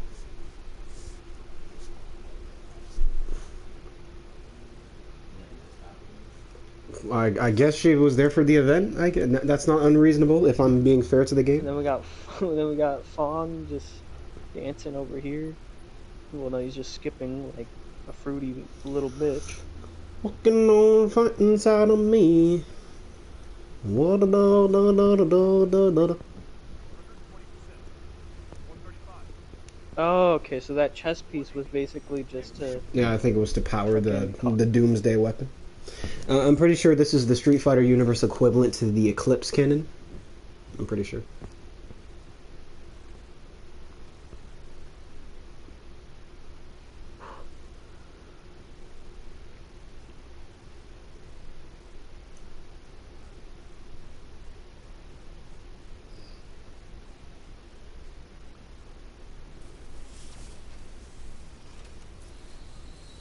I still think it's still think it's You utterly stupid okay? Okay, that he didn't so kill fucking what's his face Rashid. yeah, we got this thing. It's gonna cause the power outage. Oh, please don't take the satellite out. Oh, okay, awesome, awesome. Shadowloo can just do Fix that. that up. Awesome. Worldwide power outage. Awesome. It's kind of stupid how people say that. Well, you know what?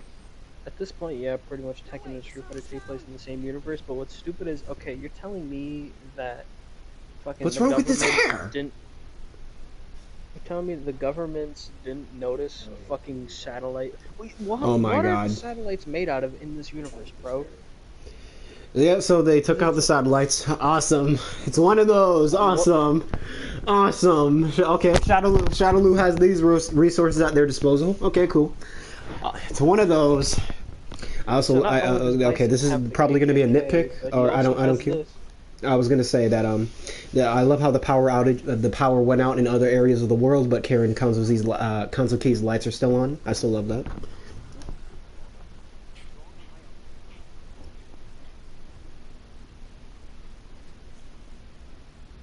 Yeah, the lights are still on despite the power outage.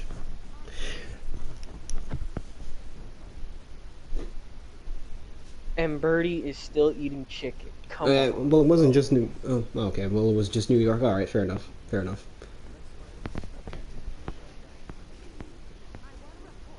Wow. You know what? Fuck New York. That's justified. Fuck New Did her York. purse just go through her arm? It is. No, okay, come back. I like ninjas. I don't remember. You know what? What's funny is, well, again, Sakura is nowhere in the game's story, but like she pretty much has the closest Oh connection to yeah, Karen. I'm glad. Oh, so surely I think it's. I think it's. I think it's. But I don't. I I think don't it's gonna be trust one of those anybody. stories to where it's a worldwide event, and yet most of the world is fucking absent for no reason. I don't look, bro. I don't trust anybody that's a fan of Sakura. Yeah, it's Like a probably big it's fan of gonna be one of Sakura. those because Tekken 8 has the exact same issue where you have a tournament that's gonna threaten the entire planet, and then people like Lei Wulong and Bob just are nowhere to be found.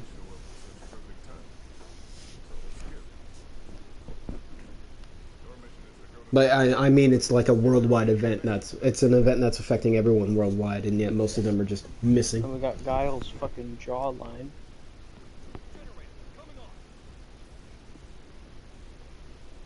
Yeah. Yeah, this is Thor. We have Thor, Mary Jane, and Black Widow.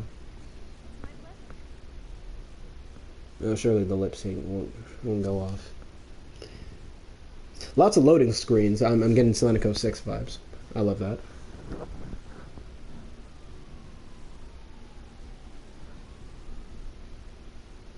Police being useless. Yeah, accurate.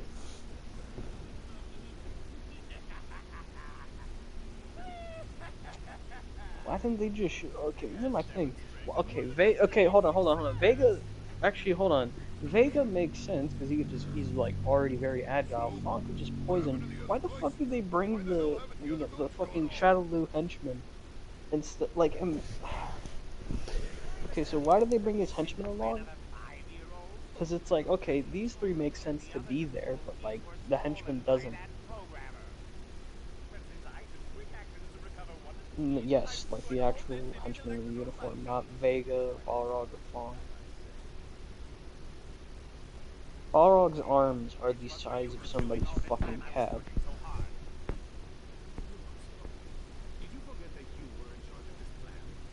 His arm is bigger than his head. Clipping. Look at his little sash. Yes, Vega, we see the fit. It is a clean fit. The little thing All right, is so just I'm utterly going up stupid and when down. I'm utterly illiterate when it comes to SF lore. So if I get anything wrong, you know, anyone in the chat, feel free to correct me.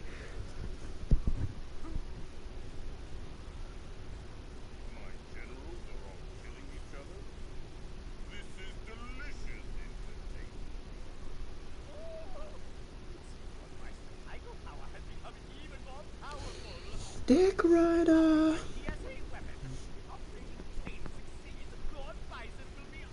Just slobbered on this man's meat.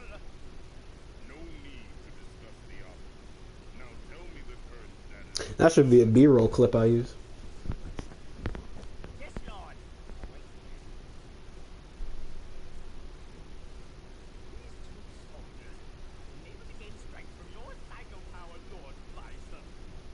We got a because Metro City.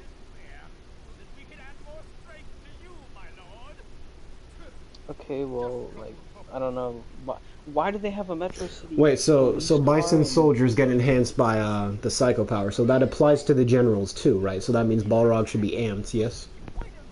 Like Balrog, Vega, and Fong, they should all be amped by the psycho power, yes? I don't think they are because they all have like some other like individual other thing because Balrog is meant to be like already strong on his own. Vega's already meant to be super agile. Fong already has poison. Oh, okay, okay, awesome. I'm just fighting my own subordinate for some reason. Whatever. Is Balrog another charge character? Sagat fucking. Think of a big black man chasing you. Yes, and keep in mind that Balrog is strong enough to kill a fucking elephant in one punch. So why does it apply? Yes, so is there a lore reason as to why the psycho power is not applying to the generals along with the general soldiers? No.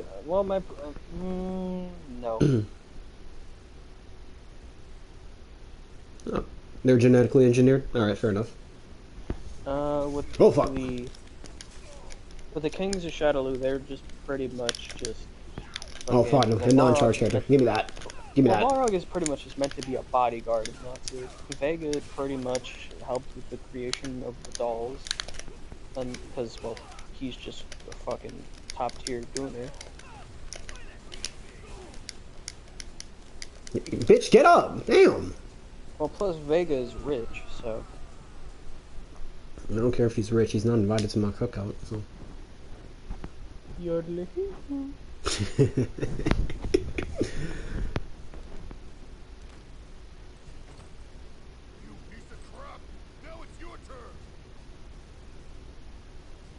Yodeling.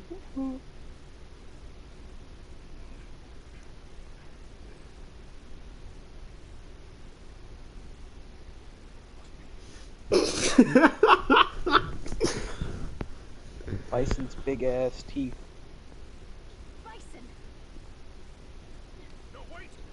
Oh, awesome. Oh, Chung-Li, surely you're not gonna. Surely you making stupid ass decisions isn't going to be a reoccurring thing within this story. Please no. Vega's probably, you know what? Vega's probably on some of like some shit that the boys would be on, where he's just like. All right, I already know Bison's ass is a fucking charge character.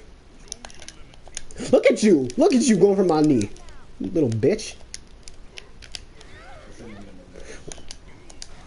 Wait, that's actual foreshadowing? I was joking. Bitch.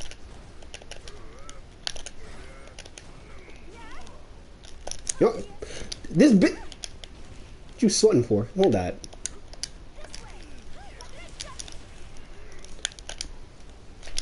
Right. He's a fucking charge character. Bitch.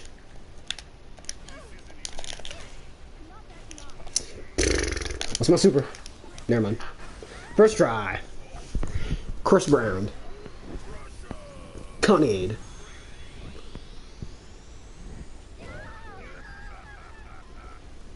Get right back to the kitchen and make me a sandwich. Thank you.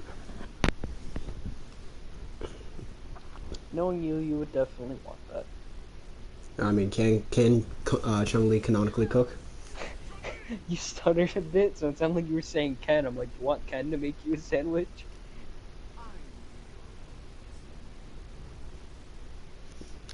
Alright, time to play Guile, I guess.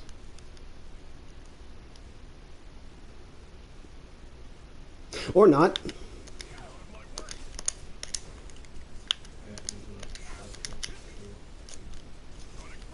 Bitch.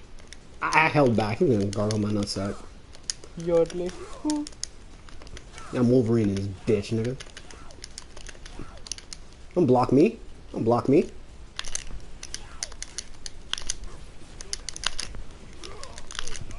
Found the strat.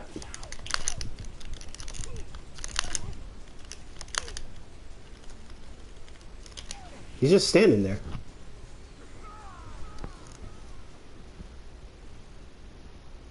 Vega's also a charge. Wait, Jesus why did Christ. why did one half of it, why did one like Oh God, dog.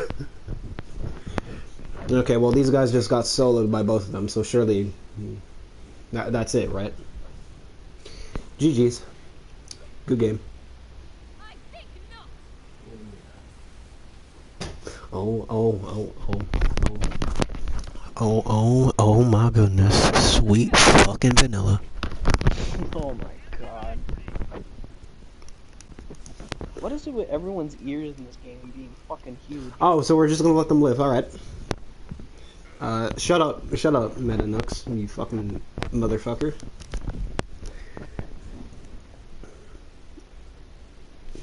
Nigga, I will lick the sweat off her ass cheeks.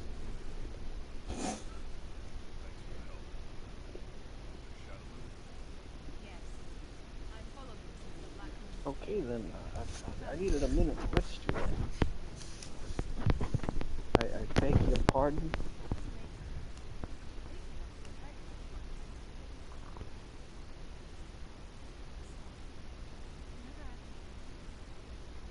Oh, her bun's going through her hair. Or through her little dress, I should say. Jesus. Oh, SSF5. That's adorable.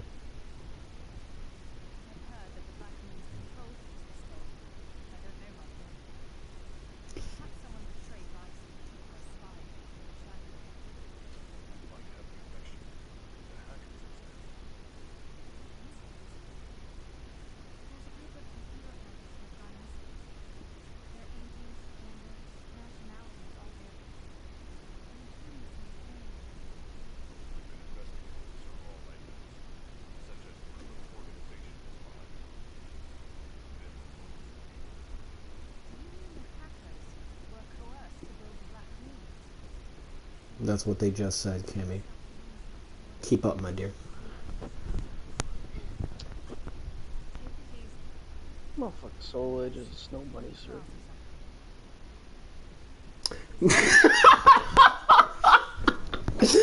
Like, bro.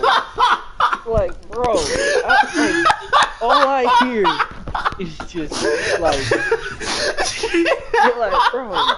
I literally, like, every time Kenny is on the screen, I know I'm gonna hear some of the most vile shit. I'm just saying, I'm not that down bad, but if I had that package in my hand, I wouldn't mind taking a whiff of it. I'm just saying. Knowing you would probably need Batman, Hulk, Superman, and Thor to remove your tongue from her ass, bro. Knowing you. So Rashid just teleported, I guess. Oh yeah, and by the way, this guy Rashid, he serves no purpose. So it's just a shittier version of Kibito and Shin is what I'm hearing. Yes. Yeah, awesome. Except Kibito and Shin are actually cool, so. Yeah, non-charge character. Yeah, nigga, I know my shit with Charlie Nash, bitch. Yeah. No, bring your ass here. Nigga. No, bring your ass here, nigga. I know what I'm doing now. Yeah. Snow Bunny. Yeah, exactly. Bro, see, Zeku knows what's up.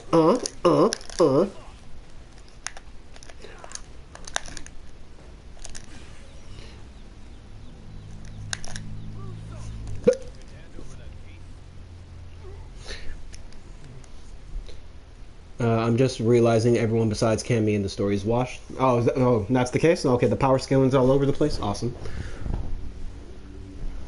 Cook, Sky Slasher.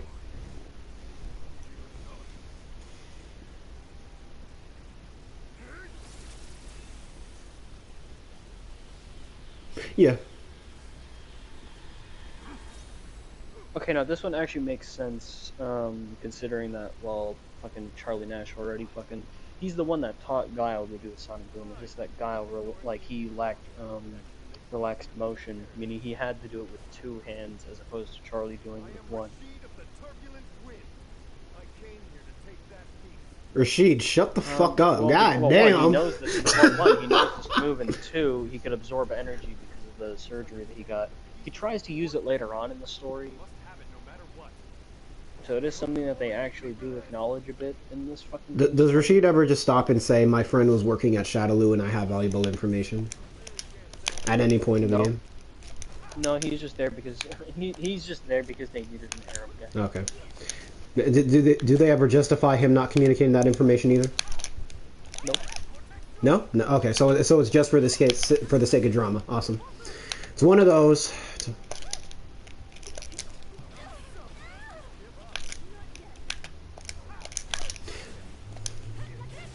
I like how Sola just completely ignored what I put in chat.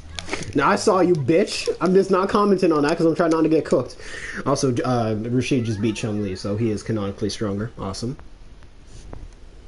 But he also got shot on by Fang, so awesome. Let's go. So yeah, so Fang is stronger than Chun-Li, surely.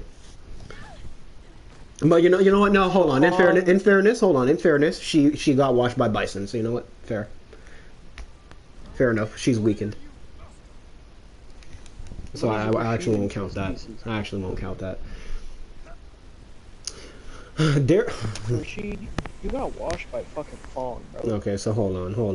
Let me read this nonsense. This nigga, Solar's gonna need Kratos and Superman to remove his tongue from Cammy's spiral arrow. Shut your ass up.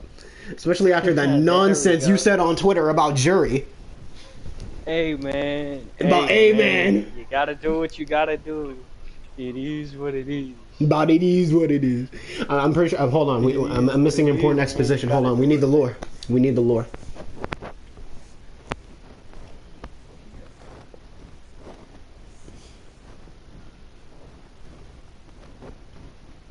Sometimes you just gotta. Sometimes you. Nash's aura funnel.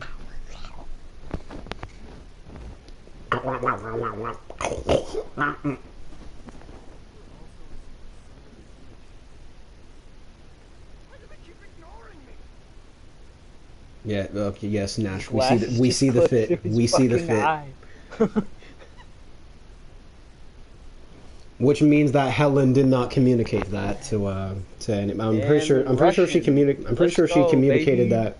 I'm pretty sure she communicates that she had an entire group working for her to Jury. So I don't know why she didn't. Send gifts in a fucking live stream chat.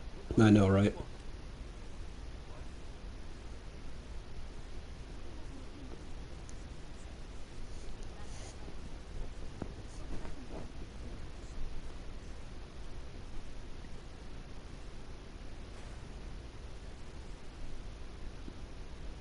No, speak of the devil and she shall appear. Yeah. Zeku, keep an eye on Shadowmaru. I might make you a mod, and I might tell you to. I might tell you to ban this nigga. I might tell you to ban this nigga.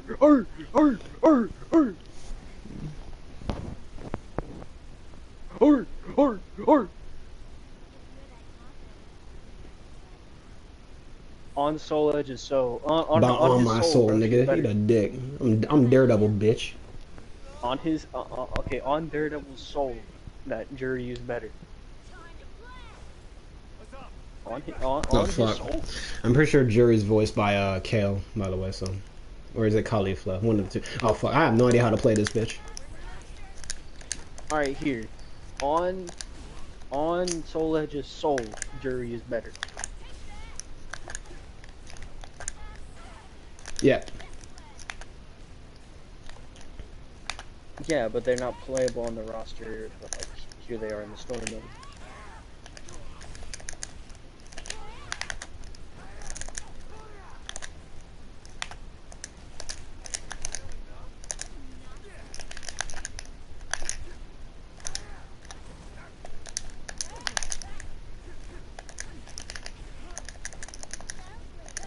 Bitch ass nigga.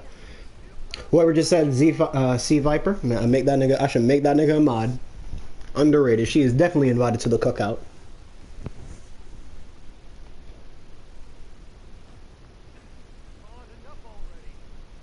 I know C Viper, I Dominican. Actually, we don't even know her fucking ethnicity. We just know that Capcom can't decide on a fucking skin tone for C Viper.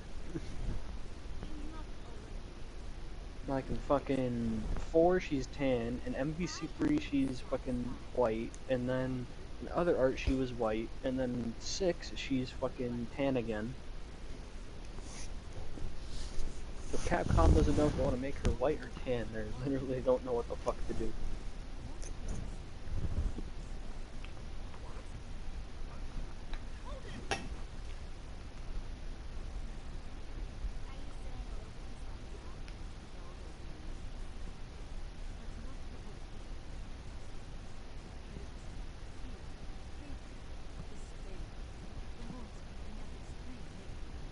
I wish you could send gifts, because I'd be spamming the fuck out of that Flight Reacts face with his tongue out.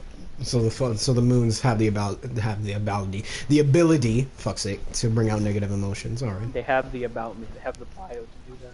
Yeah, the bio. Hail Mother Russia, bro. Alright, for sure. Alright.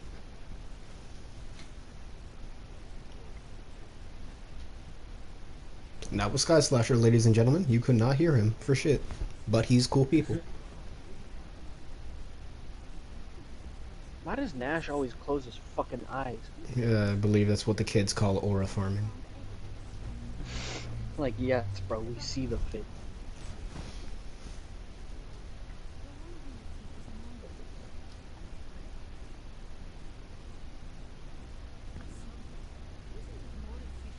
Oh, her hair just went through her hand. Love it.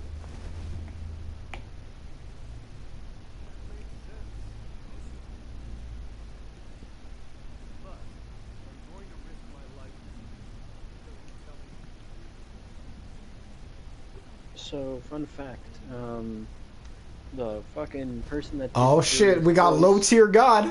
It's low tier god. Mods. Clean up my motherfucking chat. Clean up my motherfucking chat. The fuck I tell you, you fucking scrub. I can't take this nigga serious because of Dale. I just see Dale's face. You should love yourself now. Here's what I'm gonna do to Bison. Tie him up. You bitch ass Tie up nigga. Bison. Here's what I'm gonna do to Bison. Tie him up. Oh fuck, I have no idea how to play this nigga. I'll call over Rock. I'm gonna tie up Nash. And he's gonna cut all of his clothes with 99-cent stores. The reason I say 99-cent stores is because Lena was 17, shut up! we're gonna get one of those we're gonna strap him to one of those that he can't get out of. BBC Junior? I blew that nigga's back out. All the homo. Oh, this story is He called DSP a fucking squeegee. Oh, this story is peak fiction. Oh no, and then he called he called DSP, he called him a fucking squeegee, and then he called him an ice warden. He said grays are free? Nah. Mods? Fuck 'em, thank you.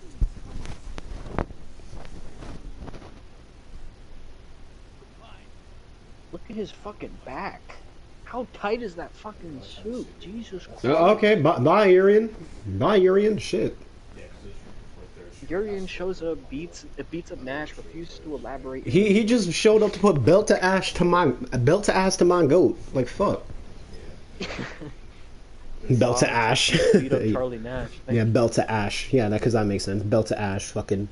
What I'm gonna do? Fucking Ash catch him. You know, I was dipping and dipping all in that ass with the baboon BBC. going, ooh, ooh, ah, ah. And yes, that's actually something he said. Yeah, I know the about nigga. He said tropical BBC. He said cyborg BBC. Oh, no, he- I oh, saw no, I he saw a said video of somebody turning Dale into fucking General Grievous, talking about No, there's you. there's a video where he was like, oh, okay, wait, actually, hold on. Side note, why is there this much sexual tension between Helen and Nash for no fucking reason? Yeah, I bet you wish that was you. It should have been me. But anyways, there's a video where he fucking, well, no, he called DSP an Ice Warden and a Squeegee, and then he said he had the Jack Nicholson hair. Wait, so this is gonna be a nitpick in the alpha games or whatever the fuck. Wasn't Nash's jacket completely yellow? Someone in the chat let me know. Wasn't his jacket supposed to be yellow? Yes, it's supposed to be yellow. Now why the fuck is it black? It's probably just to mesh well with your fucking. Actually, no, his. I'm actually looking back at it and double checking. His coat in the alpha games was orange. No, again, it's complete. It's the completely wrong color. I mean, that's a So, I nitpick. guess the I'm mesh- I guess nitpicking. because the- I'm oh, I guess nitpicking. because- Yeah. Continue. Yeah. I guess it's probably because like an orange coat would just off the cold yellow blue look they're going for. Even though he looks like he's really proud of being from fucking Michigan. All right, awesome. So we got the Suicide Squad, and then we got the Avengers on the other side. Awesome. And then they're gonna form to become the Justice Titans. Putting the Arab guy on the Suicide Squad was maybe not the best idea. Oh my god. No, because okay, I'm thinking of. Oh, okay. He's just here now. Awesome. No, let me explain. So, when you go to Rashid's character reveal for Street Fighter 5, the comments are like some of the most wild shit you'll ever hear. You want me to read them or not? Yeah, sure, go for it. I don't understand how a helicopter shooting can make a man's jacket go. Exactly, that's what I'm saying. Alright, here. So we're just fighting now, right? Awesome. Oh, awesome. Rich white woman. I don't remember how to combo with this bitch. Bitch! Come here. Come here. Okay, hold on. I remember. You guys have to. Okay, wait. So. Yeah, I'm remembering. Sweet me, bitch. Trying to find a lot of these. Yeah. Someone said, "Why isn't he speaking Arab like?" Bitch ass nigga. Shaquem? Someone said, "Why First wasn't try. he speaking Arab like Rashid?" A lot of Time to people play are Ninja Gaiden really 4? just- Have A fun. lot of people are making a lot of 9/11 jokes. Okay. Wow. Before y'all give me a chance. Oh wow.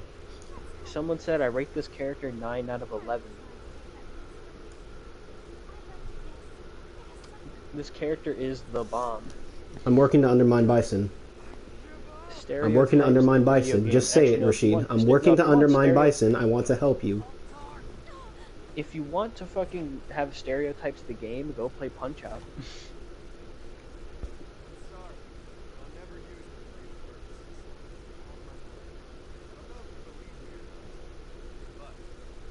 What button do I press to activate the bomb? This is so racist. So where is Karen Karin? That's her name. Yes. Where is her estate located? Why'd you sound like Stewie? Why'd you sound like Stewie? I cut it, yes. I'd say more so Sasuke, but where's her estate located? What country? I would assume Japan, because, like, I don't know, she's Japanese. Okay, and where is Helen located? Or is it Helen, the Russian bitch? Yes. Yeah. Okay, so where is that area located? I would assume, well, no, I think it's Russia. Okay. So Rashid pretty much just teleported to Karen's. I mean, He you know, teleported we'll from Russia throw to them a Japan. bone. We'll say that To he be got fair, some then kind of you would have form to of have a whole segment transportation. of him fucking traveling there, and that would be a waste of a fucking cutscene. Well, we'll assume that. Okay, I gotta beat the shit out of Ryu now.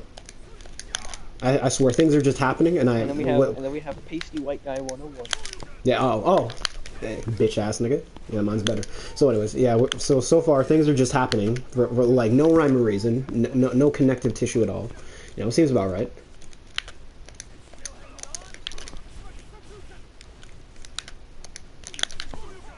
Bitch ass. Okay, wow. Bitch ass nigga. Fuck you think this is, bitch? Don't combo me. Yeah, y'all see how I'm on a win streak now, yeah? Y'all gotta trust me. Y'all gotta, I was getting my ass kicked. Y'all gotta trust me. Y'all gotta trust me, fam. Y'all gotta trust me.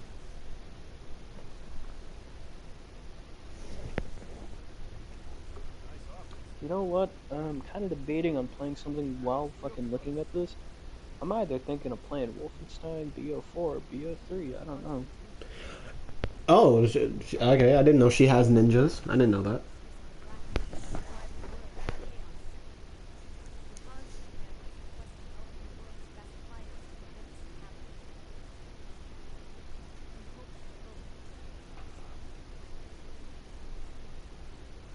Why does everyone in this game have big ass feet? More, I mean, everyone just stands around. So who is following this story? Ken looks fucking over designed to a T.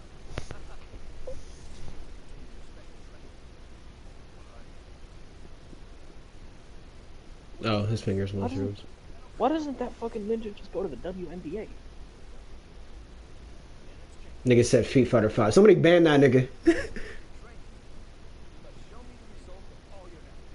When you complete your training, you must show me the result of all your effort, Ryu-san. I'm sure if I turn up the dialogue, I'll be able to enjoy the spectacular voice acting. I will say this story is much better than Mortal Kombat. I'm so immersed in the world. It's very romantic. You're only saying that because of Cammy. Facts. I get mad every time she's not on screen. You say this, and then there's this giant fucking statue of a guy with a weird face on it. And then Armika's boobs are like right in the screen. Get them niggas off screen. What's weird about Armika Oh is like, my okay, goodness. okay, what's weird, this is probably just nitpicking. So you would think that she's American just from the design, or British. But no, she's fucking Japanese with blonde hair and blue eyes. So she's a delinquent. Basically. Ibuki and Mika rivalry just happened. Okay. Does Karin in universe have some kind of military division, or is she just a rich white woman? No, she's just a rich bitchy girl. So she's just this version of Lily, but she came before Lily. Yes. And she's the one who's in charge of it. But she's the one who's in charge of everything. Or well, Sakura's a Ryu fangirl, and that's it. But again, Karin is the one who's in charge, correct? Because I remember that's the common criticism of this story mode. Yes, because she's the one with the money, and also just rich and white. So she's just rich and white. She's just a white version of Nick Fury. A white female version of Nick Fury. Okay. Okay, I was about to say, ain't Nick Fury wasn't he already originally Well, yeah, white? he was originally white. Oh, awesome. Fuck you, Mars. The fucking governor from The Walking Dead. Bitch ass.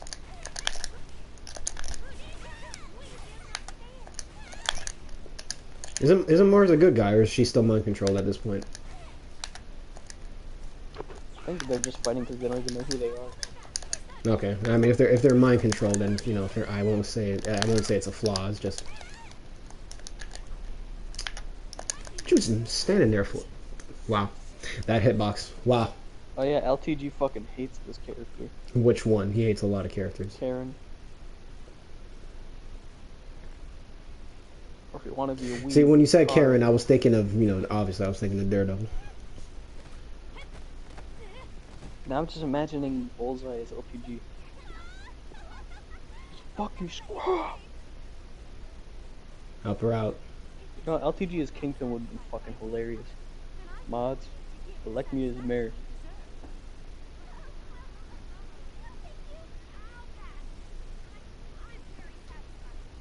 I hate this character so fucking much just because she's annoying and she's meant to be annoying. Which one? Fucking Karen. Cammy, honey, go after her. What are... No! No, it's the Capray. I think that's the Capray. I know it's the cap... Oh.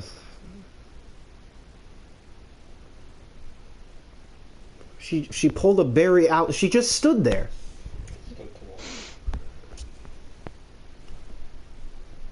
Oh wow, she really is in charge.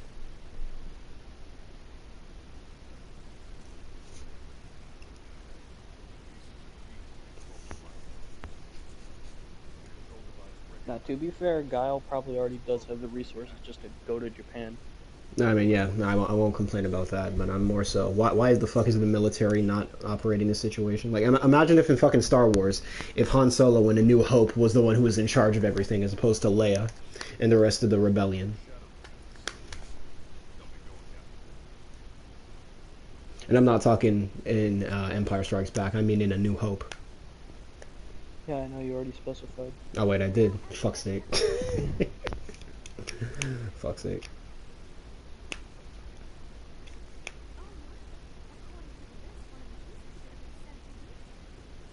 If you think that's bad, MVCI has a way worse fucking storyline.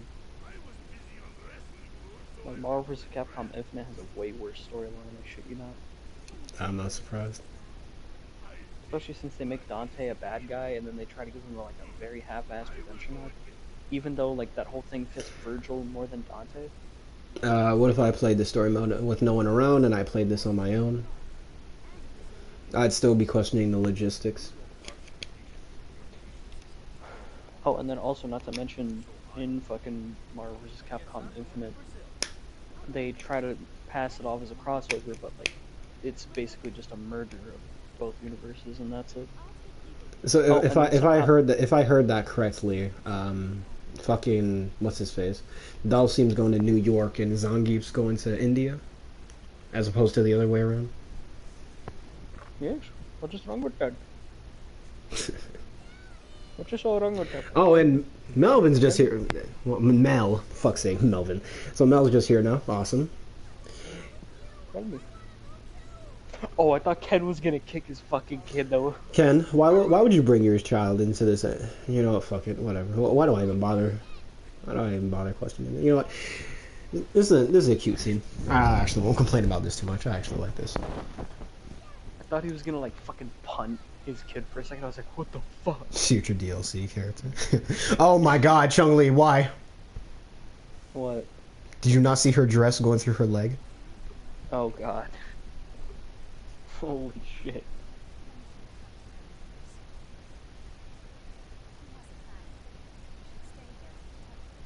Oh, well, maybe don't have Cammy around the family men, considering she has a thing for family men.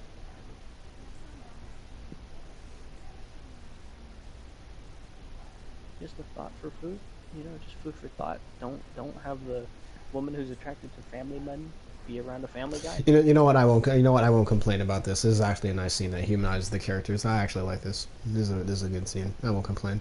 I mean, fucking Cammy has a goddamn thing for Guile, but Guile's like, no, I'm a dedicated family man, bitch. I'll be Cammy's family. I'll give her a family. Okay, bro. No. Nigga, you were slobbering over Jerry's fucking feet and her fucking sweat. Hey, Motherfucker. man, I learned a lot from Tarantino movies, bro. About from Tarantino movies, nigga. I just want to eat Cammy's ass. I just Tarantino, want to bro. eat Cammy's ass like it's fucking Tarantino pancakes. I for want the to put some win, maple syrup and butter on Tarantino it. for the win, I bro. want to have some orange juice on the side. You know what? Put some strawberries in there too. Tarantino. Put some strawberries in there too. This motherfucker Soul Edge thinks he's on Heavenly Fats. Then we got Birdie. Does this fat motherfucker never, like, does he always just eat? I think damn, that's the you entire fat point of his character. bastard. You fat piece of If I'm bitch. gonna have Did you not if I'm eat? gonna have orange juice on the side, it's fine. Are those pimples on his beside his beard? I think so. No, those are just earrings.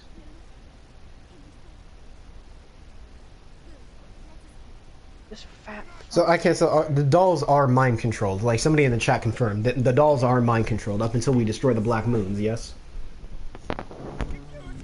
Yes. Oh, you finally get to place this fat fuck. So he's I'm playing as a shitty joke character. Awesome. Let's go. Okay, so the dolls are mind controlled. Okay, fair enough. Security in this place fucking blows. But you know, fuck Yeah, it, we she will. hired fucking Birdie.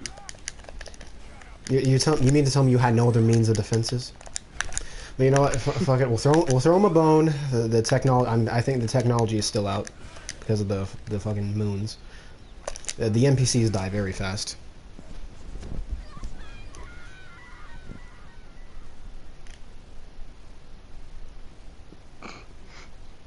Just a brutal fucking headbutt. Just. That should be alright. Yeah, we got a nice ass shot. She'll be alright as you headbutt her in the fucking heart.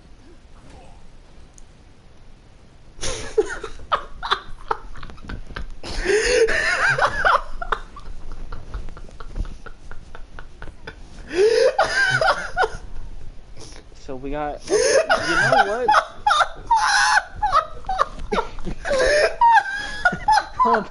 Hold on. I guess Vega is very inclusive about the dolls he makes. Cause why the fuck do we have a fucking... What the fuck is going on? Why are you here? Why are you here? Who is this random fucking Brazilian guy?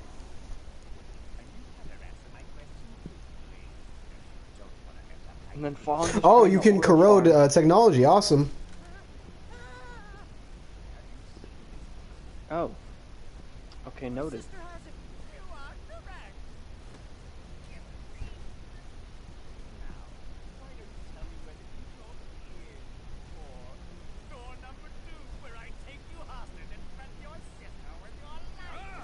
Okay, I think this might be Sean, if I'm not mistaken. That is Sean. Yeah, I think okay, that is my Sean. bad. I didn't recognize him, but Fong's clothing is going through the floor, by the way. Sean is a jobber. And now it's going through his leg. Here, let me explain. Mm-hmm. Sean in Street Fighter is such a dumbass. He mistook Akuma for Ryu. Please. Yes, thank you. I don't want to play this fucking perv. Yeah. Get mad, Nickel. Get mad. Oh, fucking overhead. Gargle my nutsack.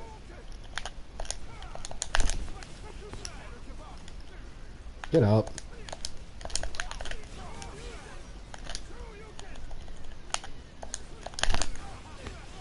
Bitch ass nigga. Anyway, a weird little fucking fact about Jury is, I only know this because my friend went to a convention in the state he lives, and he got, like, an autograph from the voice actors of both Jury and Mario. Mm-hmm.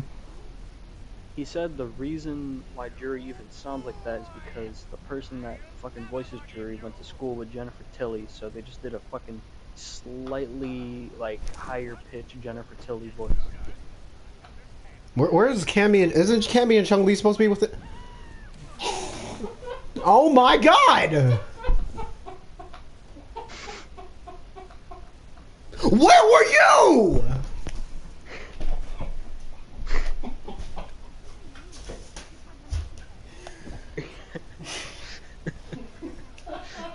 What is...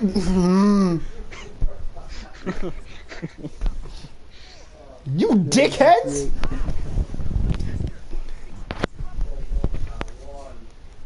Cammy, I expect better from you. Come on, man.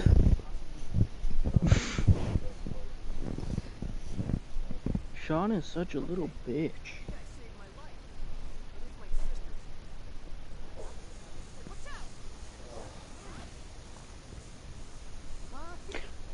I get...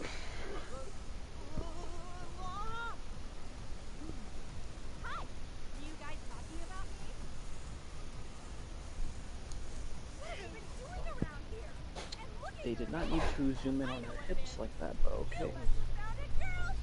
I assume Laura's another Joe character, right? She's basically a goon character. Meaning she's Yep, only of really there course, to of jerk course. off.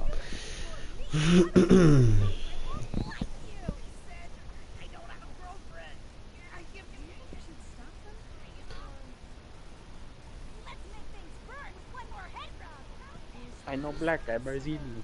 So, you guys, the end of the world is happening. If you could get back to it, you know, please. If you can continue your operation, that would be great.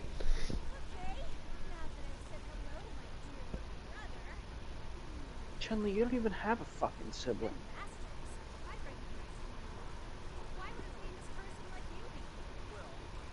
The bitch don't even have a dad.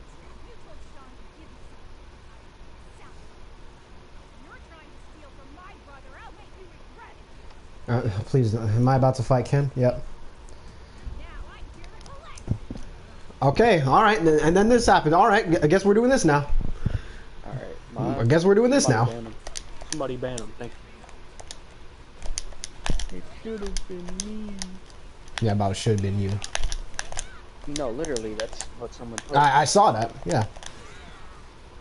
This nigga just sweet me. You fucking goddamn cracker. Bitch ass. Yeah. Give you some of that electrified lust. Bitch ass. Hey, yo. Now come here. Get up.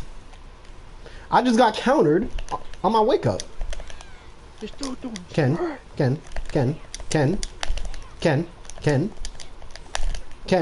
Mod. Ken. Somebody hit him with a short you can think. Fuck.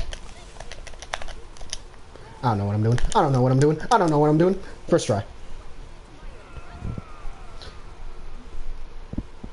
Fuck you, pendejo. I mean, technically, I don't like think they speak Spanish in Brazil. It's more Portuguese, but Oh, guess shit. I'll take it. Oh, shit. Now I just get outed as a racist? Oh, fuck. Yeah, that's right. Now put on that cone, boy. Put on that cone, boy. You're officially an honorary Klansman. I'm about an honorary Klansman. What, nigga, what am I, Ron Stallworth? Welcome to Shadowloo. No, Shadowloo is unironically fucking racist. Unironically fucking. I mean, yeah, they got the pointy cones. They got, like, the...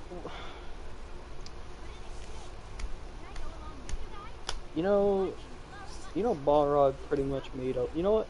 Because Balrog exists, LTG. I'm noticing we're getting a lot of tit shots of Laura. They really love boobs. More tit shot.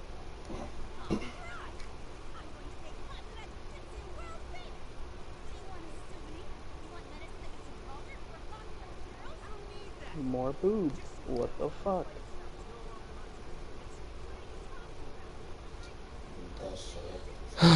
Okay.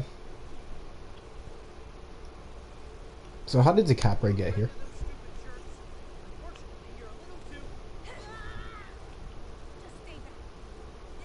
And she's trying to aura farm. Nice. Oh, do I play as Cammy next? And her hair is through her boob. Yeah, it is. It's not only is her hair going through her boob, it's the wind is just fucking with her. Awesome. Who am I playing as next? I hate to say it, but Cammy is literally the only character that has something that doesn't go through them. Not yet. Not yet.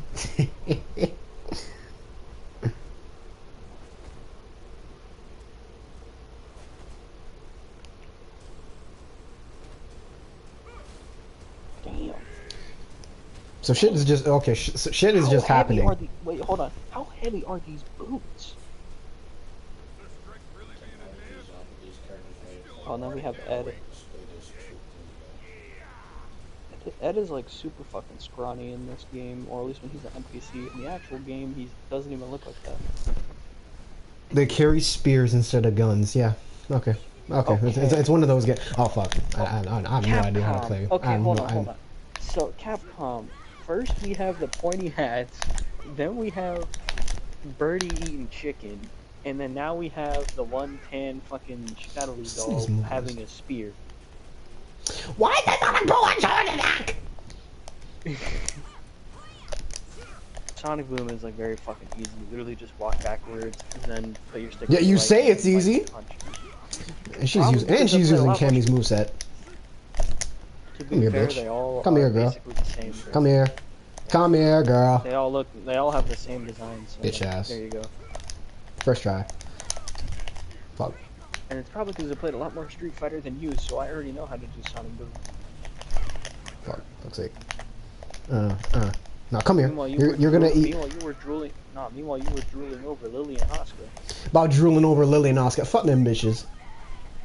You were doing that while I was learning how to do a Hadouken and Sonic Boom. Those fucking ugly ass fucking bitchy queef bags. Fucking bitchy alpha cunts. Queef bag.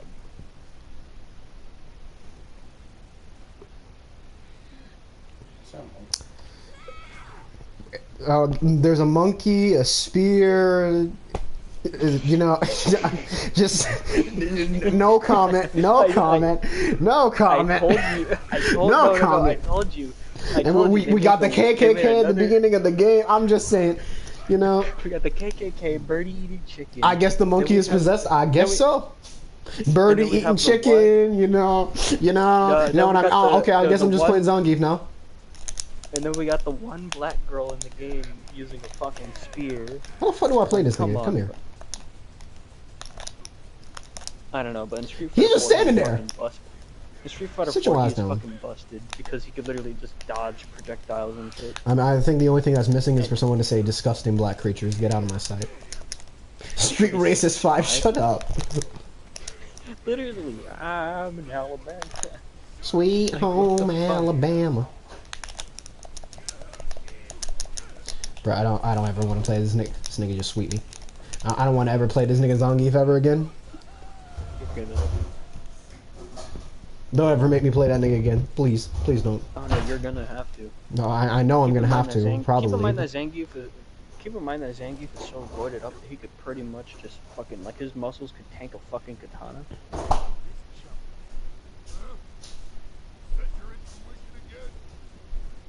Feed Racist 5.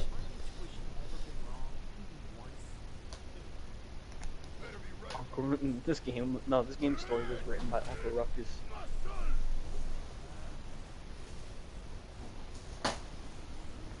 Oh. So you had a Shadowloo piece in your tit. Okay. Okay. Or was it in your chest hair? And a nipple shot. Where's Guile? Where is Guile? Where's Guile? I think he got fucking clobbered. Oh my god, this is not happening. This is. I think he got clobbered. Oh, never mind.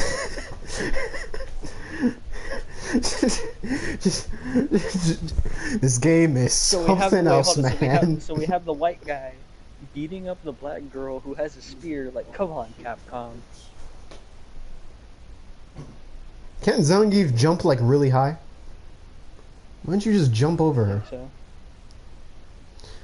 Oh boy, I wonder if I'm gonna have to fight Alex because he thinks I'm gonna. Hello there, my friend. I am here to just take care of your car. Oh, I'm a mugger. Why did he assume the Indian guy was a mugger?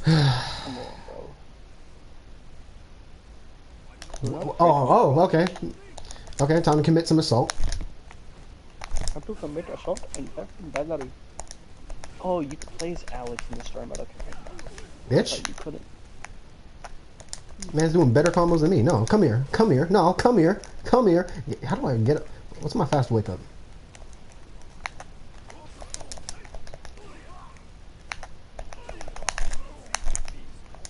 I don't know how to play this thing. I don't know how to play this thing. I don't know how to play this thing. I'm surprised your PS4 ain't sound like a jet engine yet. No, it never does that. Mine, anyway. Mine is just built different. Fights happen, nothing to progress the story. Yeah.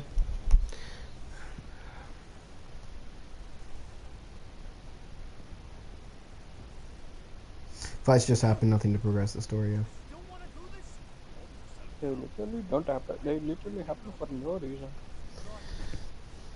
But namaste, my friend. I will hug you. Would you please give me Why does a Alex have a chess? One of the chess pieces. I don't know what, or what was it? I'm pretty sure they said at the beginning of the game it was just mailed to random people across the planet. So fair enough. Or some shit about Zangief. And Zangief had it in his fucking. Yeah, his then man I'm boots. pretty sure then that's why Alex took it. Yeah. Nothing like beating up an Indian guy than giving up the chess piece. Like what?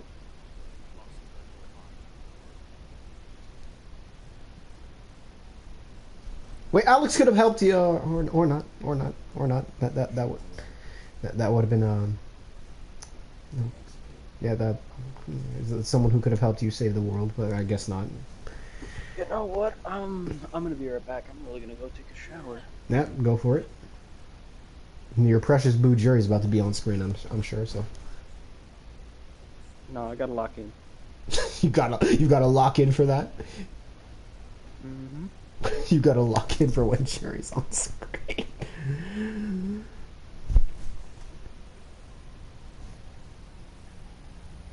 Well, isn't she an enemy?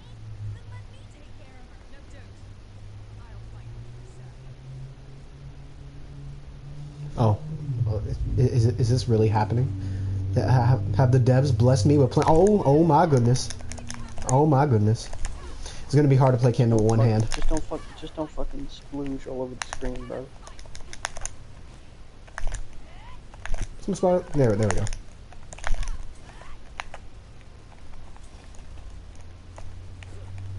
Yeah, look, yeah. Yeah. Yeah.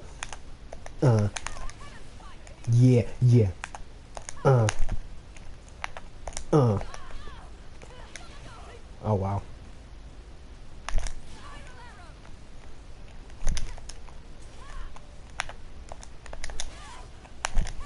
Yeah.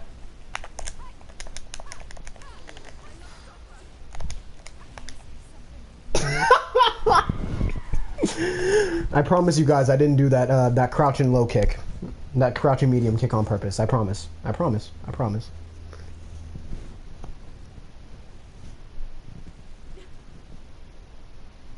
I'm just a big fan of the character. Nobody move! Wow! I brought some backup! She's the agent working for Shadow Loop. We have the authority to arrest her. I hate Sean in this game so fucking much.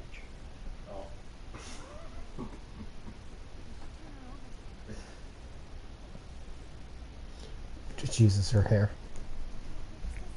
Oh, never mind. Her hair is going through her arm. No, never mind. Now her hair's spazzing out.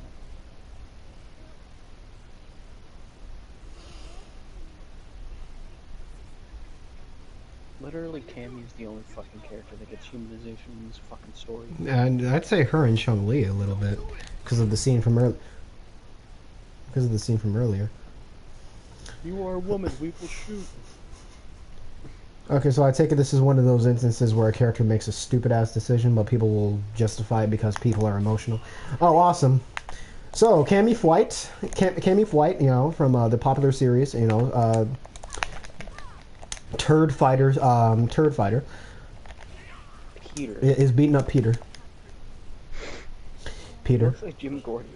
I know things have been difficult lately, and I'm sorry about that. Ever since you were a child, you've had to deal with so many unresolved things. I don't remember the rest of the speech from Amazing Spider-Man 1. Why Cammy didn't just tell them her rank? Oh! I guess she's here now, so Jury just killed that guy. I guess Jury's just here now. Hoorah! Hell yeah! Arr! Get on board. You're here. How sweet. Love between sisters turns out.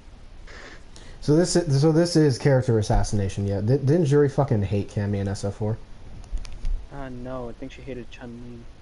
I could have sworn there was a line of dialogue. It was either in the OVA or in the actual game, where she was giving her flack for being a part of Shadowloo in her past. Oh yeah, because Jury's fucking family was killed by Bison. Okay, so cool. Jury was assassinated. Awesome. Love it.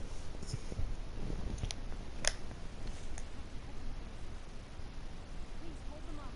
Sure. Leave it to me. She only hated Bison and Seth. Yeah. Just ignore what I just put. Vega's here now. Awesome. That's how real men react to Jury. Oh no, she hated Bison and Seth. I could have sworn, because I will look through SF4 again. If I'm wrong, I'm wrong. But I could have sworn she hated fucking Cammy too, or anyone connected to Shadowloo.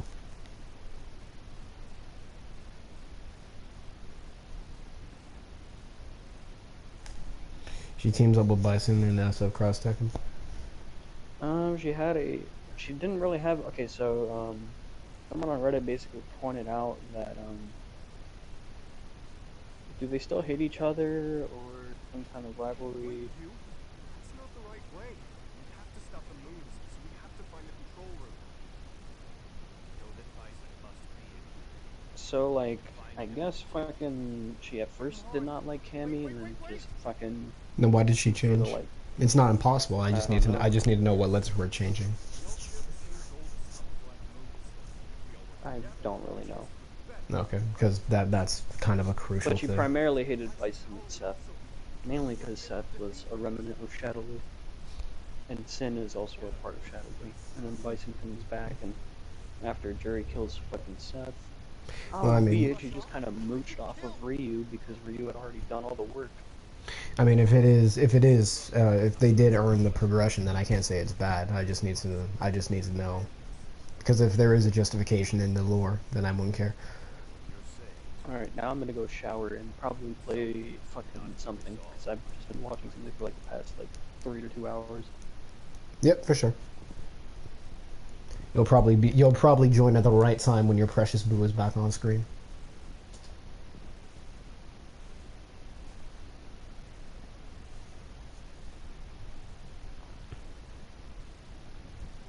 That nigga is down horrendous.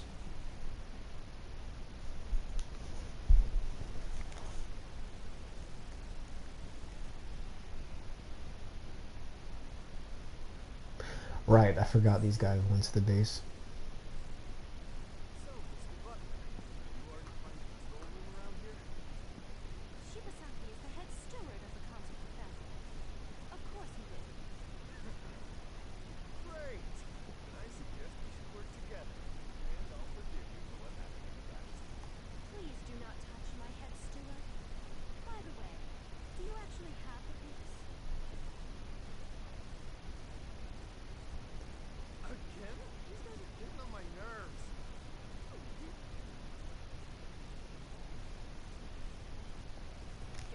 Oh, awesome. I guess I'm doing this now.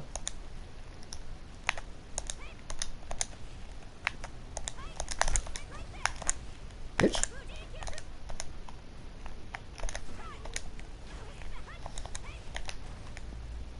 you had enough now? Right there! Whose victory is the only option for a concert piece? And for you! Right, I forgot. It's the hard version of that. I should probably turn up the game volume. I've been doing this shit for 5 hours.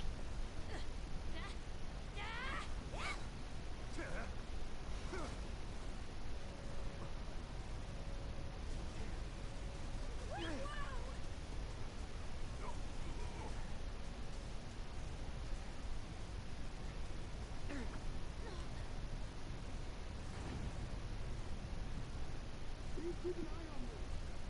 I'm supposed to be responsible for their safekeeping, but there's no time. Can I trust you? Understood. I accept your request.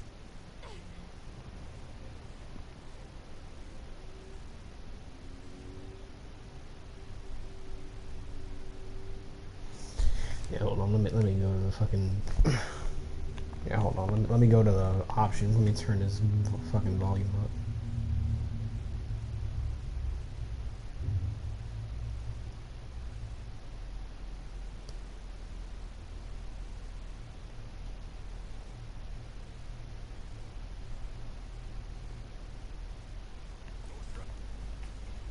Fuck's sake, I gotta play as that bitch.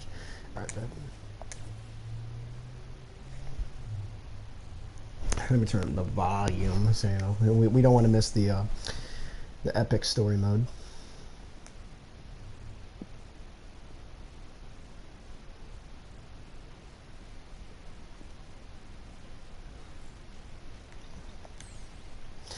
So far, this story is just it's been the story of all time. There we go. Alright, so y'all can let me know if that's too loud, if I need to turn down the fucking... I'm more so concerned about the music than I am the fucking...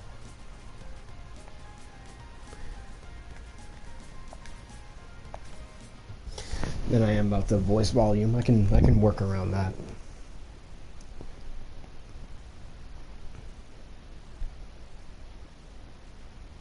It's all your fault because you went the wrong way. No, it's all your fault. You're slow, so they decided to leave us behind. Watch out! Huh? Is this the best fighting game story? It's a story. Somewhat, I'll give it that.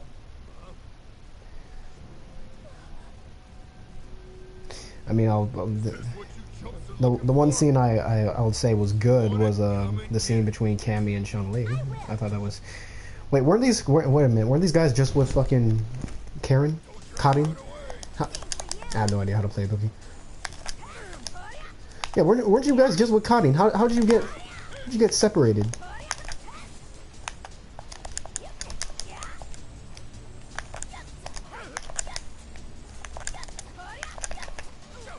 I just got through. Wow.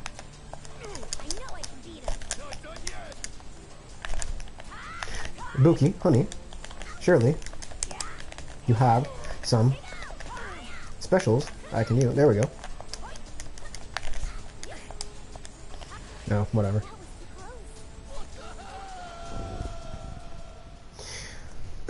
Let's talk about how this game has a fight with a wrestler and a group of characters that go to India. I'm still more blown away by the whole fucking KKK.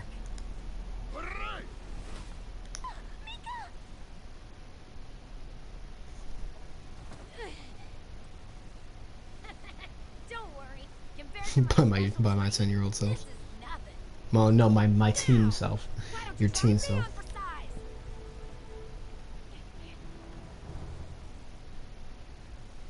Oh my god.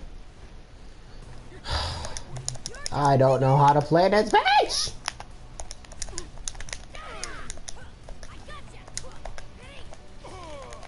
I'm gonna do it again. I'm gonna do it again. Get up. Get up. I'm gonna do it again. I'll do it again. I'll do it again. I'll do it again. And again. And again. And again. It's actually working. It's actually working. What's my super? No, never mind. I'm just gonna hit him with my ass. There you go.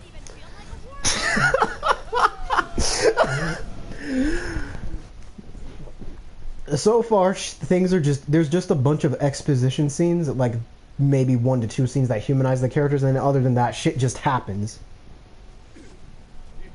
King's got nothing on her. Oh, clearly.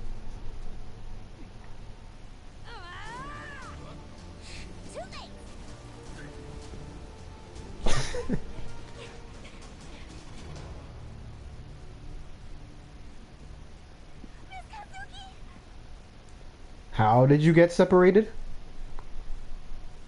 Oh, okay. That's okay. Okay. Sky Slasher, how's it going, buddy?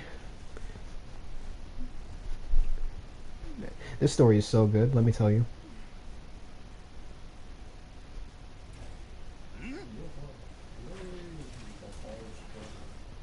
Can I play as Chun-Li, please?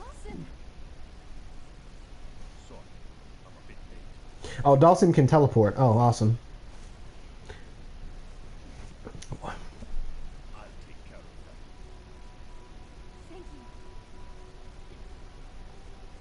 Yeah, can I play as Chun? Okay, no. Okay, bye, Chun-Li. Please, please, please don't force me to play as Dawson. Please.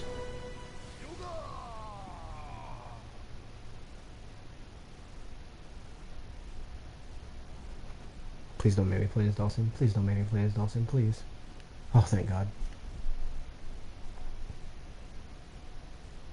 You are one of the people who has the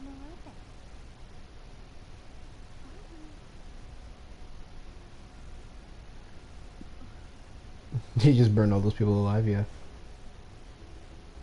So Shadowloo was using hackers to track all of the pieces down. We'll save the conversation for later. We have to get out of here now. There's someone... I mean, I still have to look for the Usher. The Usher?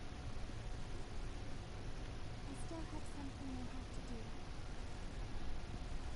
So that means I can't escape from home.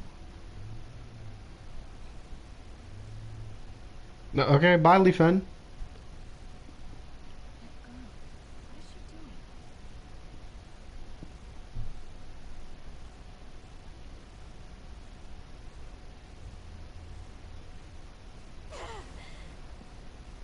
Oh, cool. Oh my! I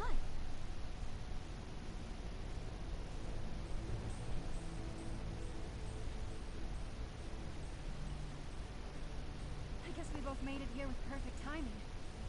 Yeah, you might even call it Now we convenient. have all 6 of them. After we set up these pieces, we'll be able to stop the Black Moons. Intruders have broken into my very important control room. What are you all doing in here? Kill him! You must be exhausted after your trip.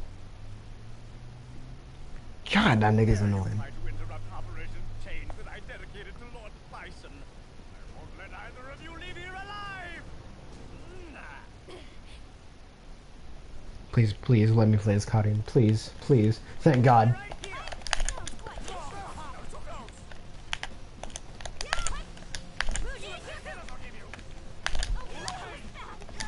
Oh, oh, oh, oh.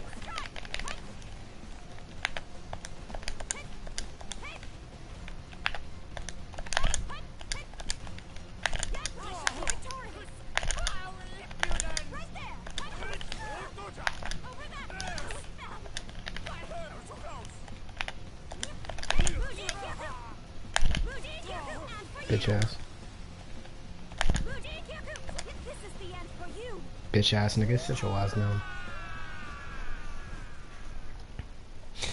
Like, okay, I'm gonna be real. I guess they wanted to flesh out Ibuki and Mika's relationship, but they should do that with without having her separate. Yeah, they could have done that. Yeah.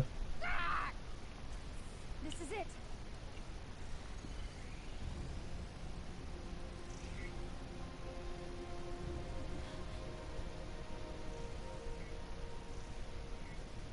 Where the fuck is Bison? It stopped. We were successful. I'll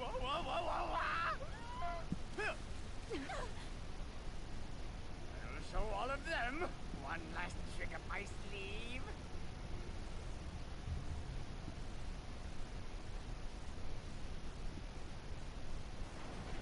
What an annoying fucking shit. Then this is...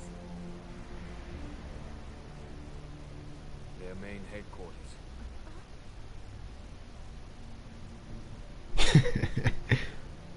You were the one who was operating undercover on them?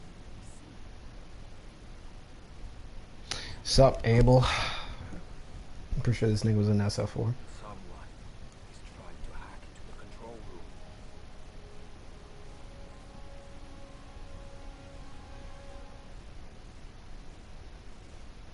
Abel's just here with no context.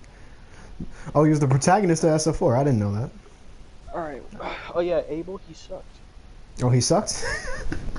I love that. I love that. No hello, hi, nothing. Just fuck that nigga Abel. Just fuck him up. Yeah, Abel just sucks in Street Fighter 4. Do you think I'm a complete fool? Because the main thing with Abel was he had like no fucking character, and he was just overly convoluted.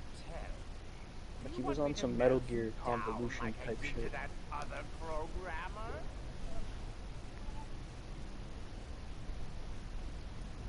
The descent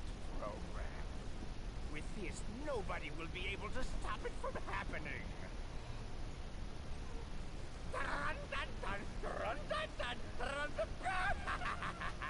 This is so perfect! This is so perfect. Operation Change is indestructible. All the power from fear, despair, and hatred will be given to Lord.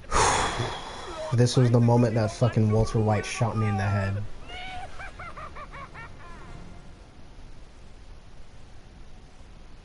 Like, God, like, shut up. Like, oh God, dog.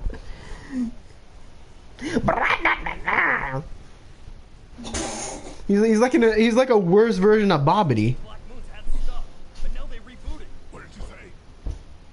Scent program. Must have been activated. Because he doesn't say shit. Coming in. The Black Moons drop to the surface.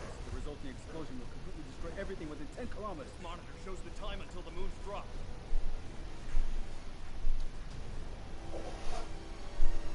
Contact all departments. Yes, contact them now, not as before, when the entire fucking power grid for New York went out. You useless fucking Well, cunts. time to play some Wolfenstein. Alright guys, we got the ticking clock. I wonder what we'll do for our heroes will do. Our dashing heroes.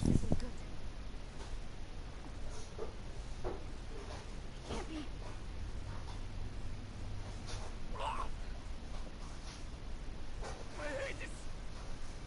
Is this psycho power? Again, you think this is bad. Prime all over his Capcom incident. From me. This isn't good. No! No!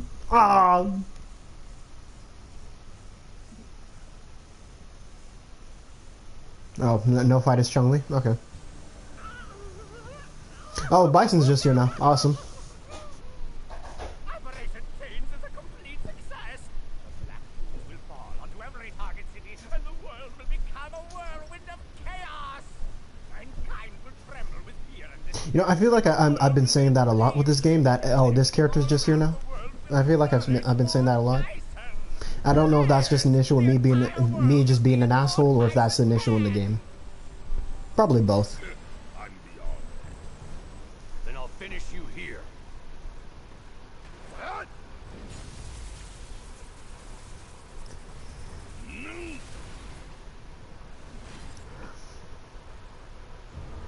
Yes, they didn't. It was a DLC. I've never expected that your lost soul would stumble its way back to me. Kill you. It looks like you want to die.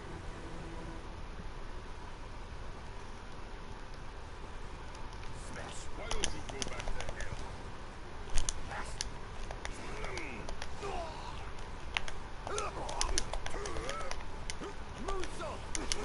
Oh, most definitely.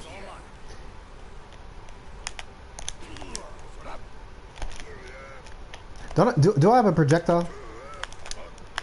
Or is that another charge move? I blocked that. You can suck my nut. There we go, I got that. I got that stupid.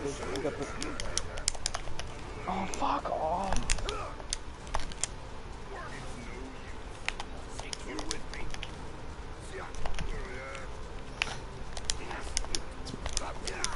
What's my super?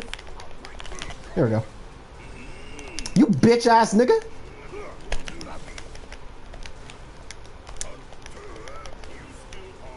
Ow. So, sorry if I'm kind of like. Abel, we don't have to fight Abel because he's not playable.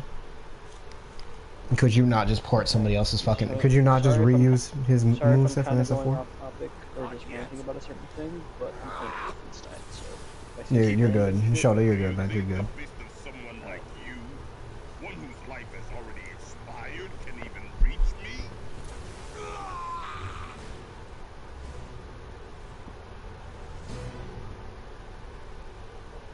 Stupid Nazi commander, give me that code. Oh right, I forgot Nikali was in this game. Holy shit. Baraka, Tanya, Rain. Except to be fair, Rain and Tanya. No, not Rain. Anya was DLC. Rain was not, sadly. Yeah, neither was Rain or yeah, Rain and what's No, his I face, already said Baraka. Rain was not DLC. Yeah, that's what I Anya meant. I was was. agreeing with you. Baraka was. Rain and Baraka. Fuck, the stupid jump. Everything is going according to plan.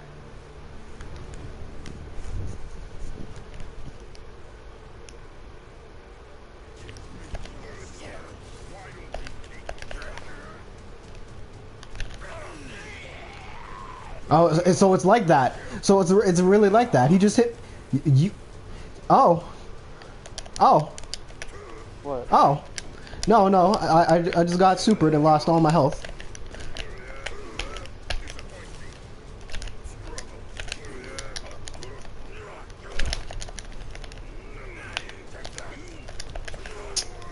Fucking. Fucking. Ah! Oh my god, these guys just shoot like, what are their bullets made out of? Fucking. That's what I'm saying. Because why are they hitting me so hard? No, come here. No, come here. Come here. Come here. Get up. Motherfucking. I'm Nicole, I'm so cool. I'm barely in the fucking story mode, but I'm such a cool character, man.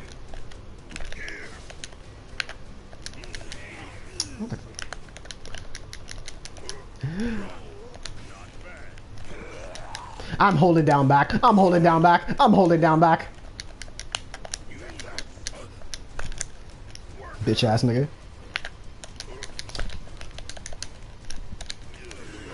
Oh my god.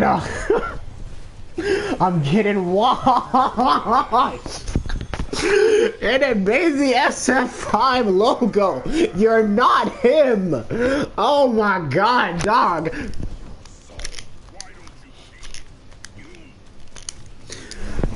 Oh my god! I'm the fan again! You want, hold on, hold on. You want the super? Come here. Bitch ass nigga.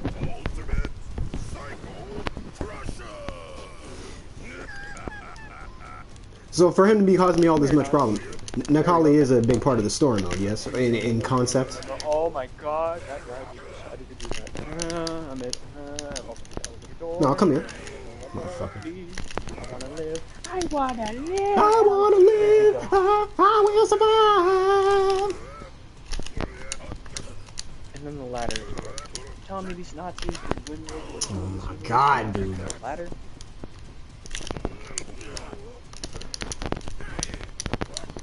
Look at him! Look at you! Don't block! Don't block! Don't block! Eat this knee! Not even relevant to the story anyway. Oh, I'll do it a little bit. The guy got hit with 3 to 4 supers. His hair is clipping again. God, this game is awful. You know, with the amount of alt-right grifters, I really am gonna hate when Wolfenstein gets adapted into a fucking TV show. Bro, you trying to get me canceled, Shoto? No, like, I'm just being serious. Yeah, that's all good. Fucking pronouns! Fucking gender ambiguity! Fucking current day California shit! Bro, I'm telling you, if I had Seth, if I bought Seth, I would have said that shit. I would have played Seth just to say that. Fucking current day California shit! Someone tried to argue that. Oh. Someone tried to argue that Seth from Street Fighter is a good representation of transgender people, even though Seth didn't even win much fights and he pretty much got jobbed out to Ryu and Jury. But Seth's a fucking robot, isn't he? Yes.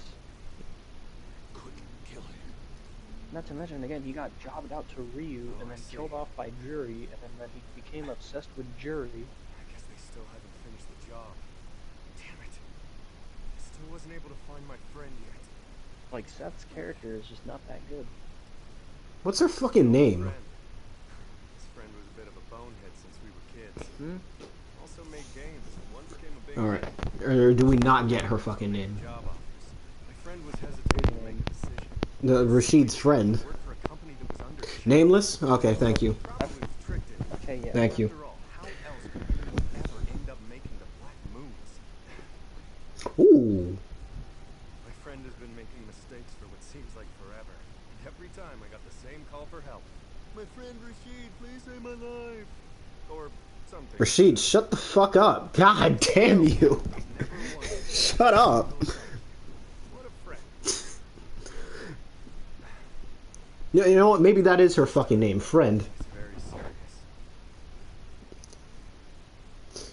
Yeah, well, check out the artwork I just posted in the Discord, the general chat. It's actually nice. It's actually really good. Good, sir. There it is.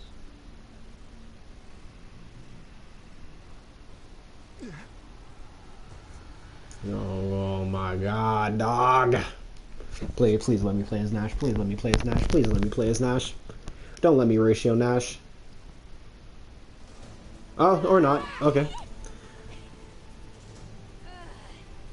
many more of them do we have to fight? This is so much better than the Avengers, by the way.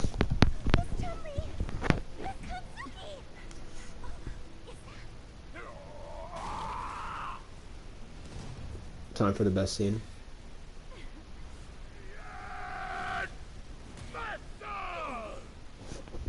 Sonya! He's just so cool! Are you kidding? Ah! Impeccable timing. They are here to pick us up. Everybody get on board. We must leave this place quickly. Go on. Fucking pronouns. Thank Fucking Hadoken. Sure you can. Fucking pronouns. Right mind. We have to snap him out. Okay, we got Mary Jane in the background, by the way. Because that's the same VA from Spider-Man PS4. By the time Chun-Li speaks, I just hear Mary Jane. I'll take everything that you have with my muscles! So cool! Master Zongyus! What was that? That was Yeah. However, you need to develop a lot more muscle power! I noticed that Zangief got really sweaty in between scenes. Yeah, it's because from his muscles and fucking work. I love it! So surely, you know, I'm not gonna say. I mean, I shouldn't probably say it, but surely when you play as Mika, that means she gets all sweaty and stuff, right? For the people who are into that. Knowing Street Fighter's fan base. I'm pretty sure that helicopter is clipping too.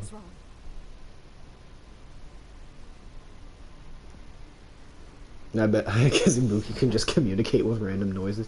Yeah. This is not real. This is not happening. This is just not happening.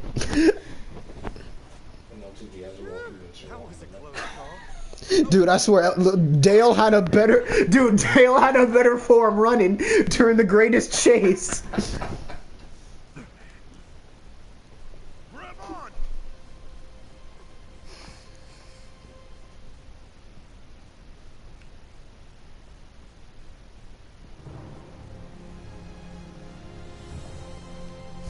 Oh, so surely there's gonna be an emotional scene later between Guile and what's his face, Nosh. Nosh? Nosh. Yeah, Charlie Nosh. The German. Charlie Nosh. Charlie Nosh. Yes, Charlie Nosh and Booted. So we're in England now. Awesome. How did the Nazis get in here? What the fuck? So they were in Brazil previously, yes? That's not helping. Is it possible to? Someone say in the chat. No, is it possible? It is possible to get from Brazil to fucking what's it, England, on a bike? Is it, or is that just, or did they just do some random shit to get there? I think they just do some random shit to get there. Hey. You can stop barking. They motorcycled all the way to England. Oh, beautiful.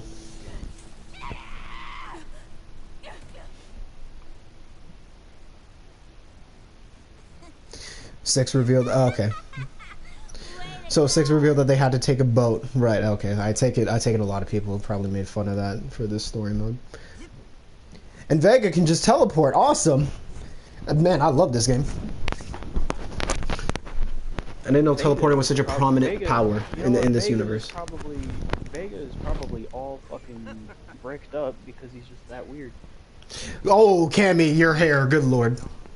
I mean, quite literally, Vega literally let these people, like, he let Cammy and Chun-Li live just because he thought that they were attractive. I shit you not, that's the reason. Vega literally only kills you if he deems you not pretty.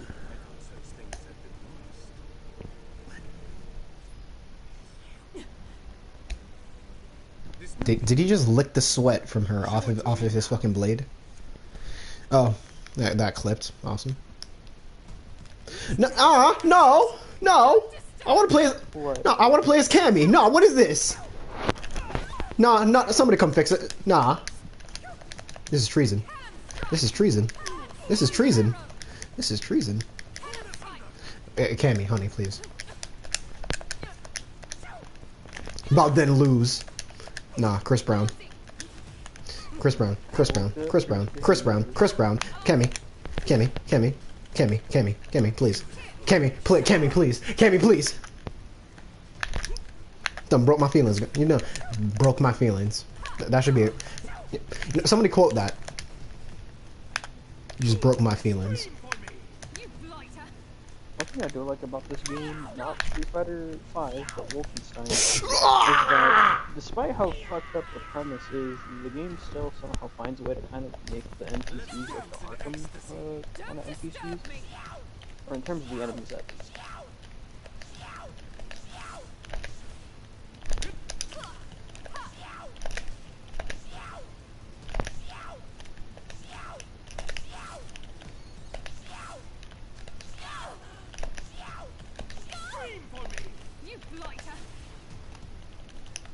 Cammy, please. Thank you.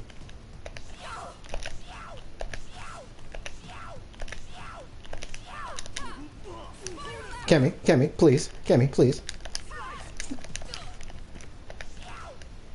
Let me die by the shell!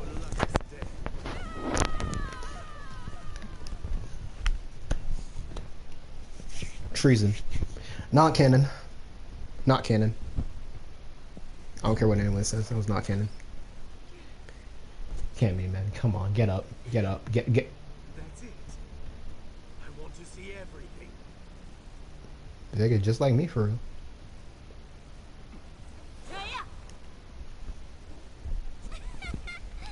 This pervert's giving off a real good vibe. I'm the one who first, so that means you're mine. Why don't you go play somewhere else? You lack delicacy. You're the one who lacks delicacy. So go back home and then cry in your pillow. Time for fun. You are not wanted. Then why don't you get lost? I'm horny. It should have been.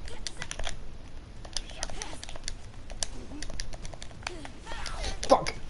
Sake! Get out of this corner. If it's teleport.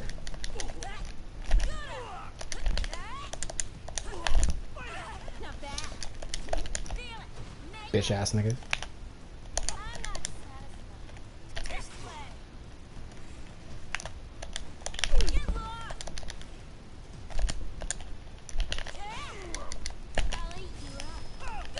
Yo, do what now?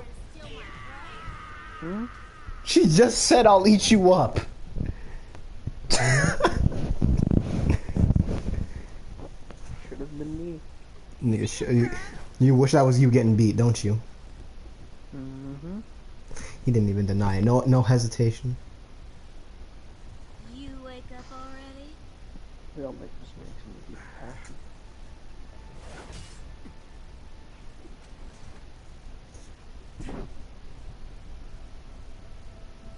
Telling me I have to sneak on this part? I see. Okay, never mind, I can't sneak. And he's got super jumps. I'll leave. For now. Alright, bye, All nigga. of these, all of these characters should just at least be in the NBA. because of how fucking high they can jump. I mean, don't forget, they can also teleport. See, like, they should just go to the NBA.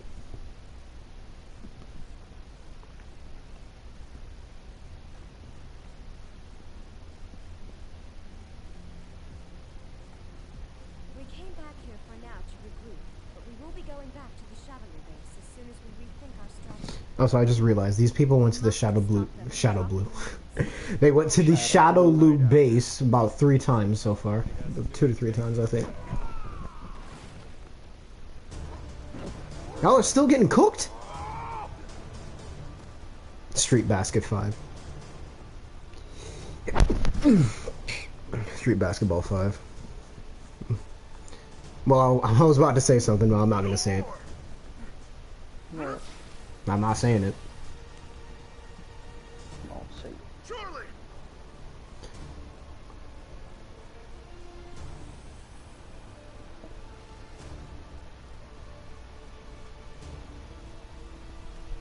Here!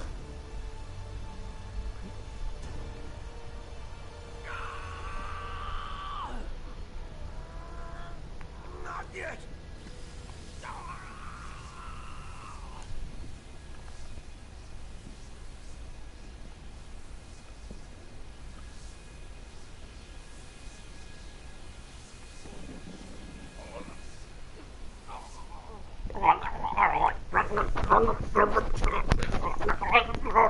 He's getting slurped up. You okay? Do you know who I am? You're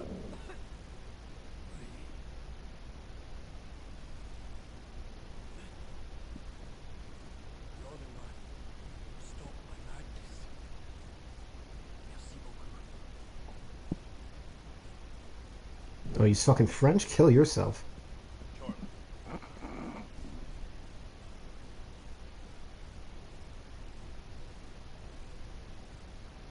forgot this.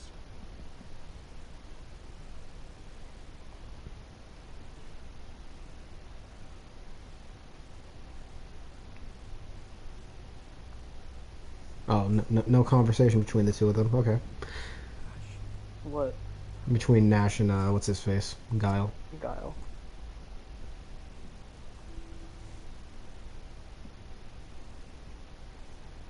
Alright, bye, bitch. Damn.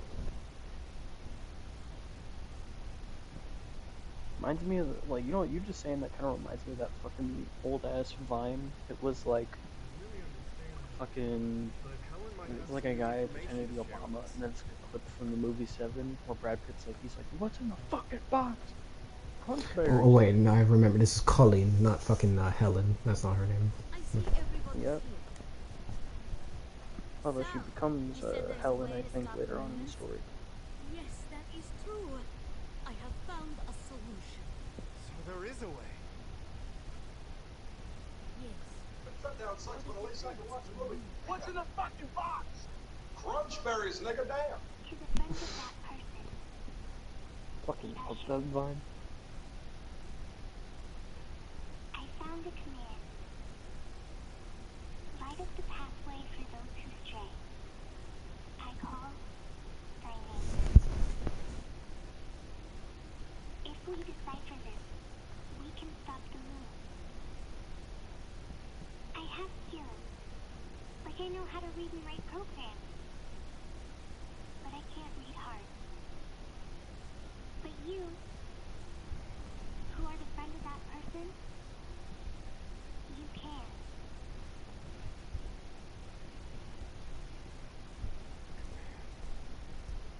It seems like a code. I assume.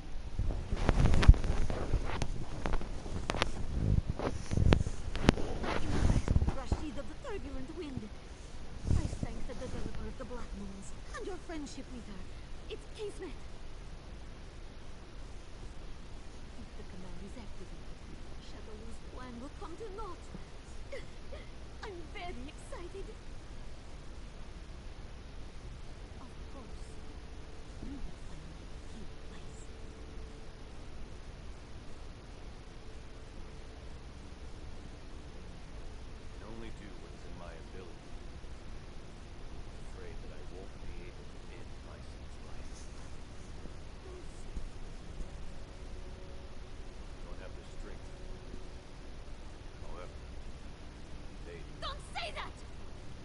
Damn, bitch. know how much I had to sacrifice just to bring you back to life? What do you mean you can't win? You are supposed to win. If you win with the power given from my lord and the prophecy. But I'm already dead. For dead men, time will stand still. Life Man, is this cycle, guy's a bitch. rolling, falling. Whereas I am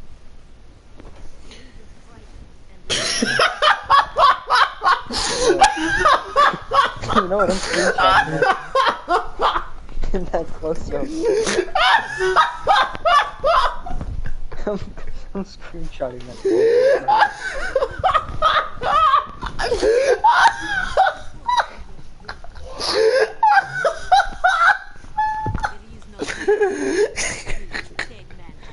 Hold on,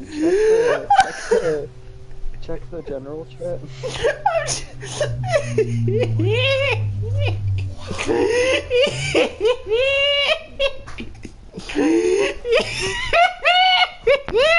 Why are you acting like a southern hick?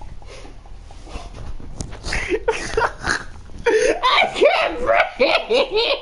I can't breathe!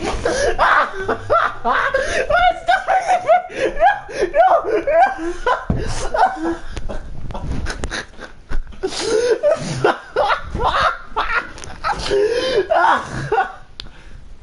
My stomach is in so much pain! Oh my god! I mean, why is he here now? Why are you here now? Oh my god! I'm in tears! I'm in tears! I can't breathe! It hurts to move! I'm in so much pain! Oh. I'm in so much pain! Oh.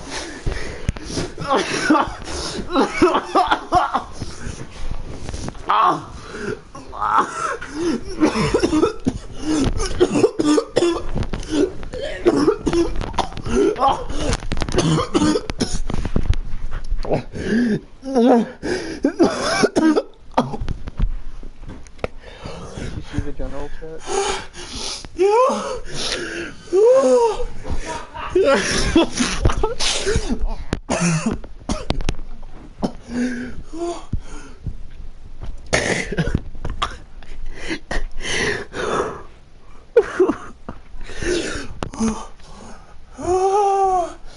What, that suck?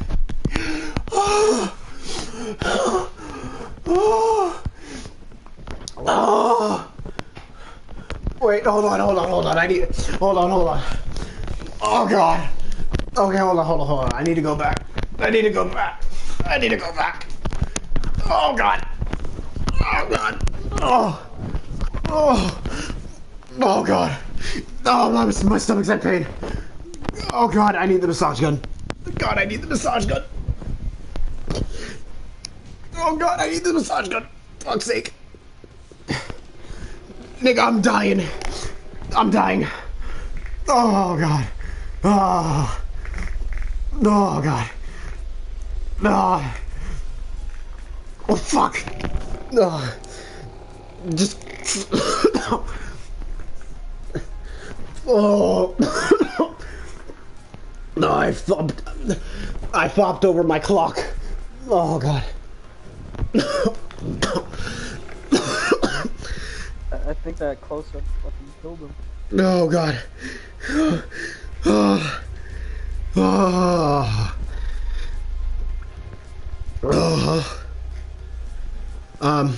Absolute cinema. Absolute fucking cinema. Oh my god. Absolute cinema. Okay. Sorry. Jesus fucking Christ. And my controller's dying. Oh god. As my ribs extend out of my abdomen. Oh. Well, I'll say one thing. I've had plenty of laughs with this story mode, intended or not. I'm having so much more fun playing through this than I did Tekken 8. I didn't even more watching Tekken 8, I should say, because I don't have a because that PS5. stupid the stupid helicopter. Okay. So Ryu was in the middle of Japan, in the forest, right?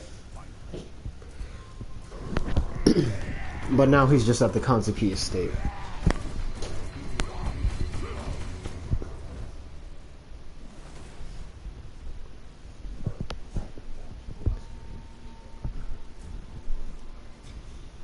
I believe this is Ultra Instinct Ryu. Well, it's called the power of nothingness.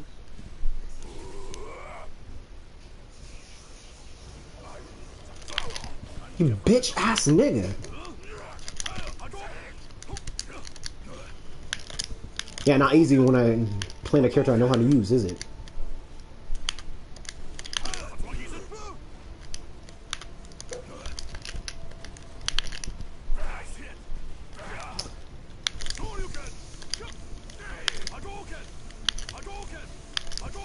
Yeah, yeah, yeah, yeah.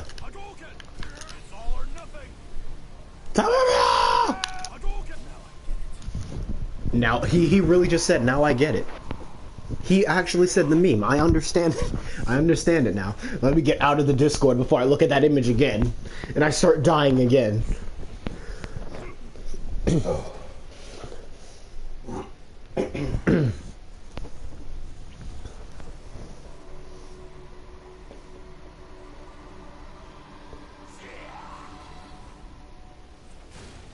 It's literally just Ultra Instinct. To be fair, this did exist before. Yeah, true.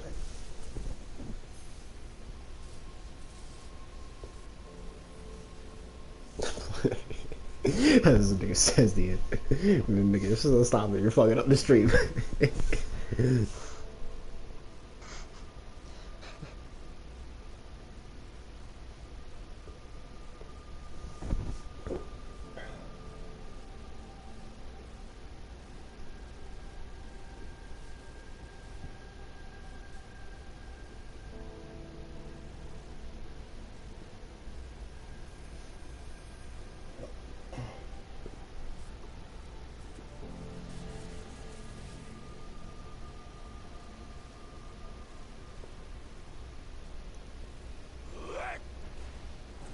Okay, so one thing I'll say, the music and tone of the scene is actually really nice. Okay, but he really did just conquer his inner demon off fucking screen. Oh my, Sky Slasher, you were telling the truth. Holy shit. They really just developed him off screen. And again with the fucking butterfly. I guess it's supposed to represent rebirth or some shit.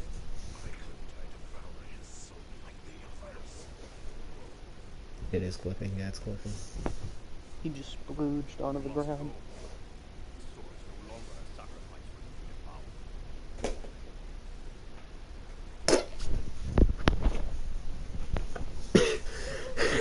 I think that shot epitomizes this story mode. I think that's just a pile of sludge.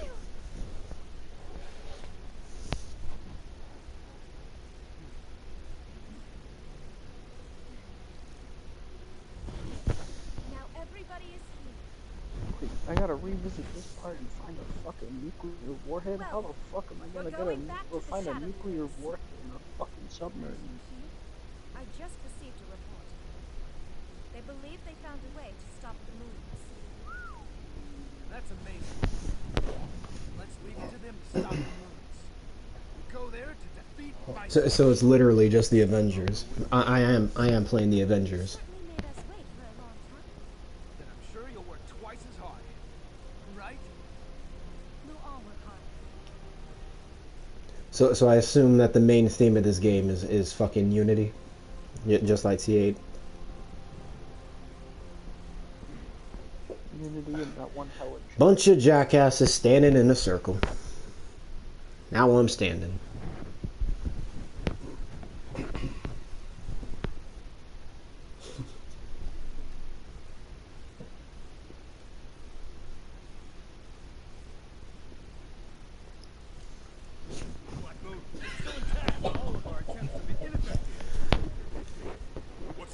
evacuation status?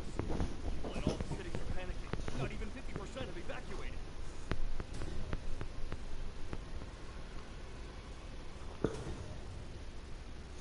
If you were to make a tier list on fighting game stories, I'm sure this would be in the Meta Knight tier. I'm sure this Brawl would be in there. I don't think that this game has a main theme. Just works. Just stuff happens. Just stuff happens. Well, I'm pretty sure it's got to be unity, right? I'm pretty sure there's also an overlying theme of family of some kind. I would just kind of go with Unity. Because it's just a bunch of characters. Yeah, because I'm assuming because there's also arcade content. Yeah, you have character stories and shit. Yeah. That's pretty much it. You know, granted, the versus that's what it's trying to do versus how well it was actually executed. That's a Fast and Furious. Somebody ban this nigga. I should ban you. I should ban you. Wait, what happened? Somebody just said the Fast and Furious.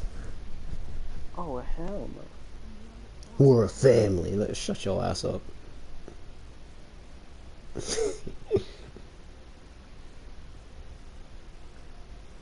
No, we got the return of Dale. Moss. Somebody rewrite the story, thank you.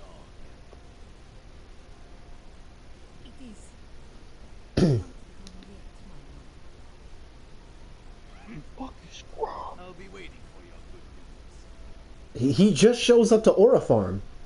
Unity is kind of undermined by the stuff that happens later. Well, we'll have to wait and see for that. Forehead lick. No. No. No. No. Just no. Bastard, that's gotta be a thumbnail. That's gotta be a thumbnail of some kind. Just Khalid's fucking forehead.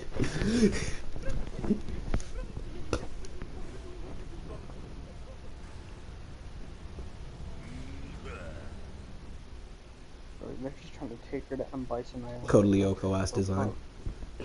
Or Bison ass. No, wait, Bisonstein Island. I'm going to wait until I stop the moves, okay?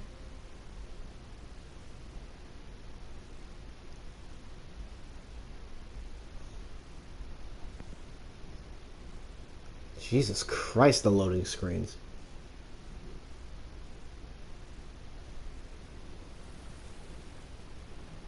Hey, are we gonna jump from way up here? What? Are you guys serious? Well, we better prepare to die.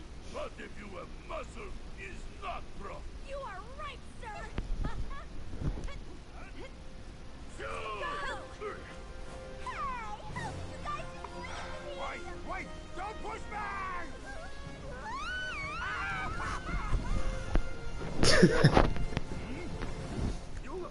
No, you should use that stupid shot for a fucking thumbnail. For B-roll.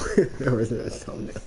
I'm telling you, it's gonna be B-roll of some kind when I'm explaining something and I'm oh Jesus Christ! Oh my God!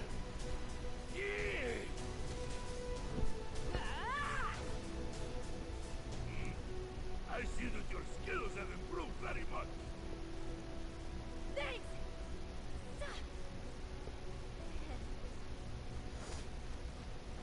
My team will handle this. Thank you. I love how Urian just shows up to. Why does no one have where are the guns? Where? Oh my God! Just. Psycho power. Oh my God! We're still doing. Okay, sure. Yeah, sure. Use the swords and knives and not fucking guns. Okay. Best of luck. Same to all of you. I feel like this game insults my intelligence at times. It's been decided Wasn't there a whole group of them? Run past her. You should feel Run past her. Did you just say where's the honor?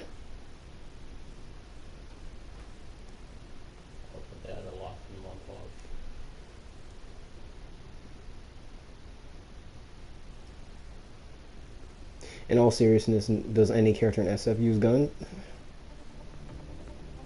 No, they don't really. Well, Chun-Li has used a gun in artwork. Well, yeah, she just prefers to fucking kill, which makes sense. What's the point of them big ass thighs? Like, what's the point of them big ass thighs if you can't fucking use them? I just mentioned that. Not like that.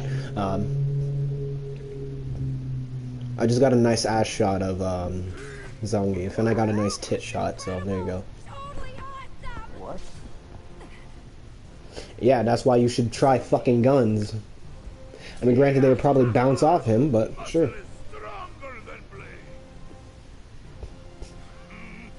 Geef is the goat. But please, please don't make me play Zangief. Why does God hate me?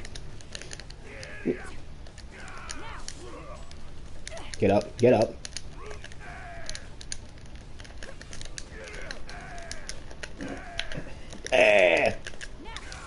I'm playing Street Fighter's version of Rhino, essentially.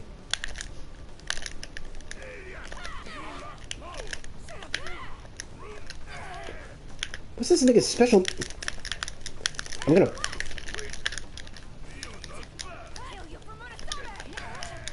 Bitch ass nigga. What did you say?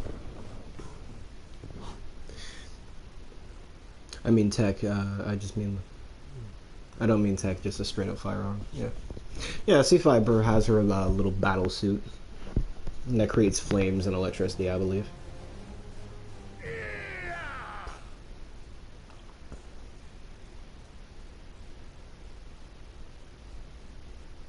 Two punch buttons for Lariat. Oh, finally! They used a gun! And they're useless. Never mind. Well, you know what? At least they gave it a try. At least she tried. Why don't you fight fair? Then what's that chain for, you big fat sack of milk? You got foul mouth, girlie.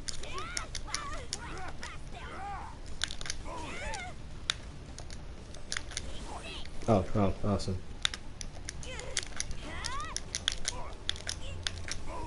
I mean, one thing I like about this story mode, I'll give it this. At least it starts me on player 2 side. You know, because I know that NRS especially suffers from this, where they always contrive a scene to put you on player. Okay. Get lost, you fat pig! Okay. Get up. Dumb bitch.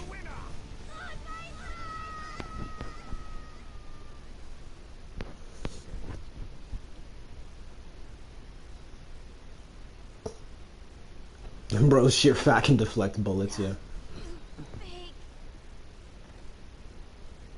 But you know, at least they tried. You know, one of the things I can give it, at least they actually tried to use a gun. Unlike in Tekken, they don't even bother trying. Yeah, instead you got fucking cunts trying to punch jack robots because they think they're strong. And then in the DLC it actually fucking worked. If you had to compare the two, which one would you say is worse? Hold on, I got rich white women laughing at me. If I had to compare the two, worse in what regard? Because I haven't established history with Tekken, so that's almost unfair. Just overall.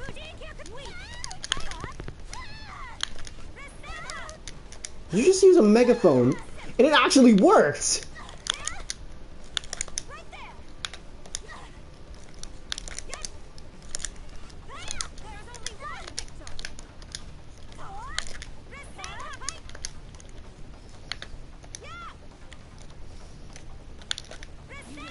I don't know, because like on the one hand you got T8, it's incoherent. You got T7, it's incoherent. But then this story is also incoherent.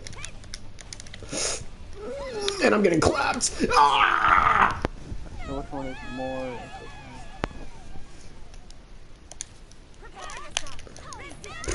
I'd probably have to write that down. I could not tell you from just off the bat.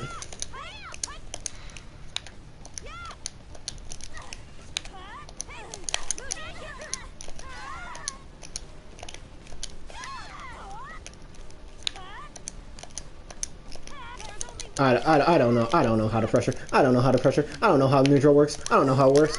I don't know how it works. I don't know how it works. Yeah, I know. What about Mortal Kombat? Oh! Okay. What about Mortal Kombat? Did man,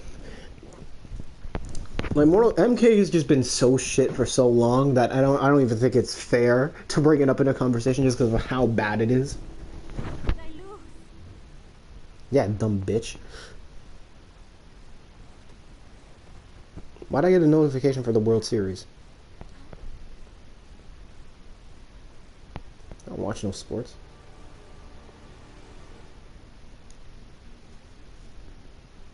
White woman wins. Yeah, that's true. Okay, so I don't have to play as the jobbers anymore, please. I can play as the characters that actually matter. Utterly useless. What's the point of strengthening them if they continue to lose? Good question. At least I can have them destroy our enemies and themselves.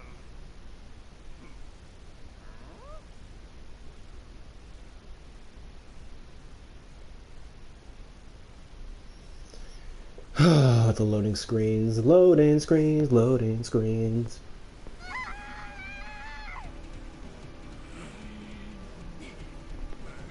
So you're gonna blow up, yes? Nope, no, okay, another loading screen. Awesome. Bing chillin'. I'm Bing chillin'. Sweet vanilla. How the fuck was anyone supposed to figure that out in this game? Not Street Fighter, but Wolfenstein. How did Laura get there? Well, she was working along with the heroes. Oh god! What? No, I wasn't looking at my screen for 2 seconds.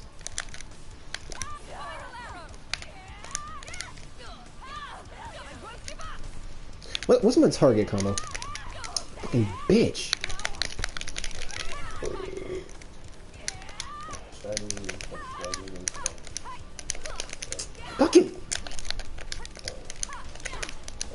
Fucking whore!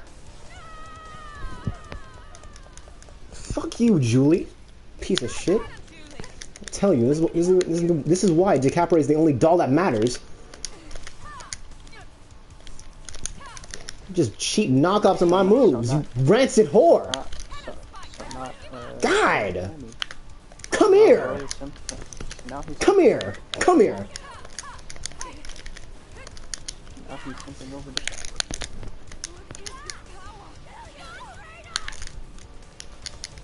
You betrayed us! Motherfucker! AI sweating its ass off. Cammy, you're way better than me. Isn't there a move she has where I can flip? Just the other side of the screen? So if you want to stop running from me, that would be great. It's like I'm fighting Red Ranger. You running from me?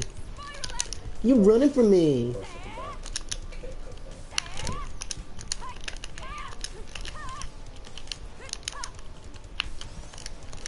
You running from me? Oh my god! Yeah. Okay. Great. Thank you.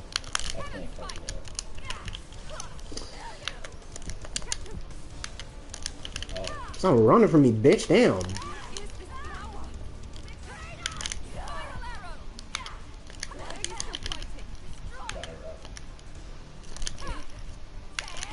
Oh my god.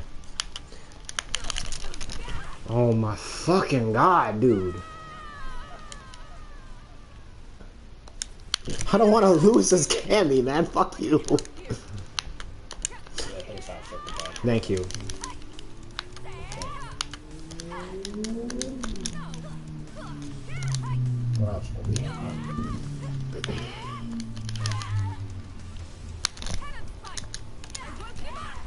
Oh my god. Fuck, that's not what I didn't want to do that. You betrayed us! I'm stunned. I actually... Look at this! Look at this shit! The AI is sweating! I don't want to lose this Cammy. Bro, I'm actually getting annoyed. It was funny at first. I'm actually getting, like, deadass, I'm actually getting annoyed now.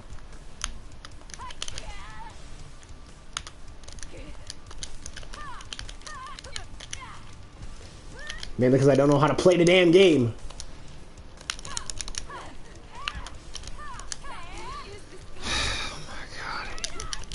Give me trailers!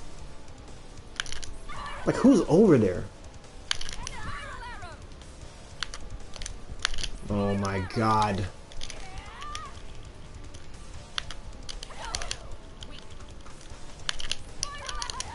Oh my fucking god, dude. Yeah, agreed. There really should have been more scenes dedicated to showcasing Ryu overcoming his inner darkness.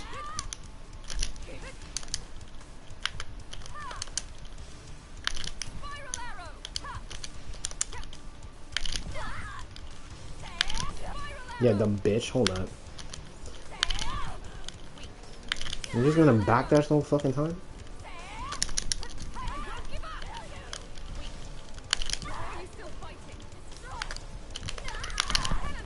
Dumb bitch. Of course he blocked it. Fucking rancid whore. Jesus Christ.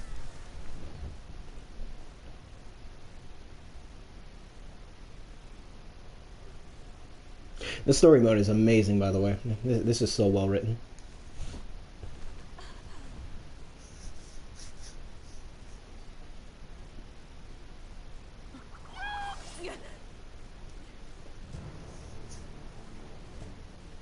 You have good eyes. Now let's stain those eyes with despair. It's time to dance. Vega! Come! Please let me play as Cammy. Please let me play as Cammy. Please let me play as Cammy. Please let me play as Cammy. Please let me play as Cammy. God damn it. Don't get in my way! This is so well written. What is this dialogue? Fuck's sake. I'll do it again. I'll do it again. I'll do it again. I'll do it again. Don't try to poke me. I'll do it again. Oh. How's it I'm having an easier time fighting Cammy? Okay, that Please. kind of ruined the tension. I actually won by doing that. That actually kind of ruined a bit of tension with that scene. What did? Okay, so for context, at the end of fucking Wolfenstein. Oh, yeah, I thought you meant for SF5. But continue. BJ fucking, well, he's called BJ, but his real name is William. So William fucking gets put in like a coma, and his body is fucking failing him, so he needs a cybernetic fucking suit to maintain his body, but he's still dying. It just slows the process. And the thing is that his love interest is pregnant, and they're kind of like talking about the fact that he's probably gonna die soon. And then like right when they're like arguing, oh, you won't die in like a week from now, and like things will be not that hard when you die. One of the guys that you just recruited just immediately kicks open the door and is like, ah, the toilet works. Oh, Reven Knight, man. There is no shade. I don't play Street Fighter. I have no idea how to play this shit. I'm just doing bullshit. No shade taken, man. But yes, I do suck at SF.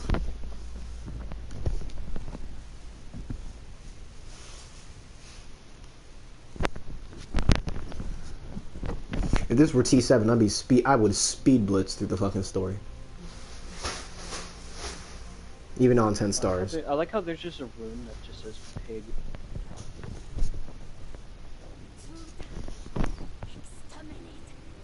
Exterminate!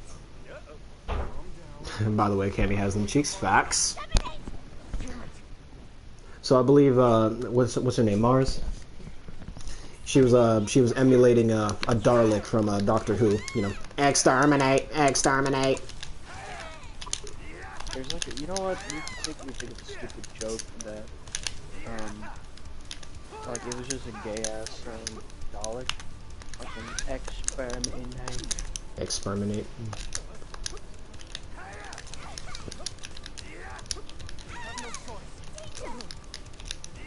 So you know what? You might be right. I think I just suck as Cammy because every other character I play, I seem to be doing well with.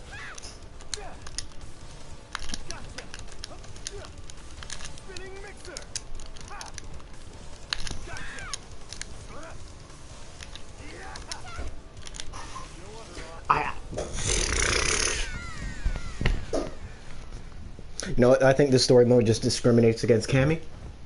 She performs fucking horribly, and anytime I play as her, there's just a huge difficulty spike. I think the story mode discriminates against Cammy, and that makes me feel angry. I think we should sue Capcom for having a thing against white women, beautiful blue-eyed white women with sweet succulent ass cheeks. I would drizzle maple syrup on it and strawberries.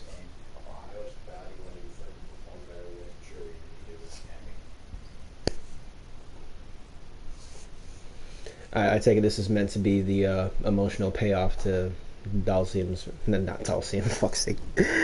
Am I just a racist? I think I'm just racist. Okay.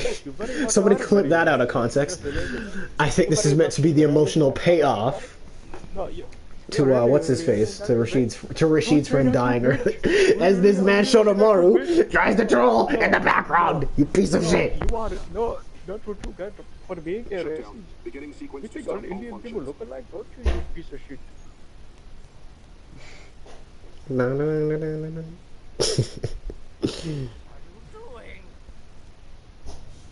A tiny bit late. Watch it. That should be B-roll. I should use that as B-roll. This game is rich with goofy looking scenes. I'm gonna add I'm gonna make a Street Fighter B-roll fucking playlist. Thank you. My friend's final piece of work. And researcher did it. Not only did that fool steal the control keys for the moons, but also did a terrible thing like this. How far? Wait, are you even almost done with this game? That traitor much earlier. Again. What did you say? I poisoned and ended the life. I poisoned and ended the life. That's what I said. Alright, so apologies. There's probably gonna be a bit of buzzing. I'll probably have to go on mute.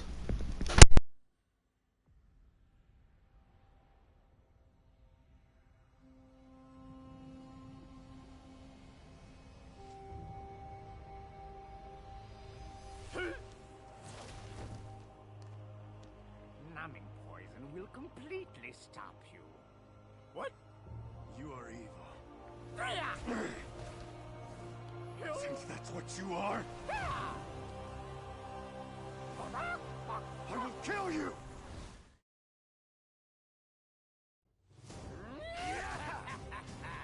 How dare you! Gotcha! Shut up! Gotcha!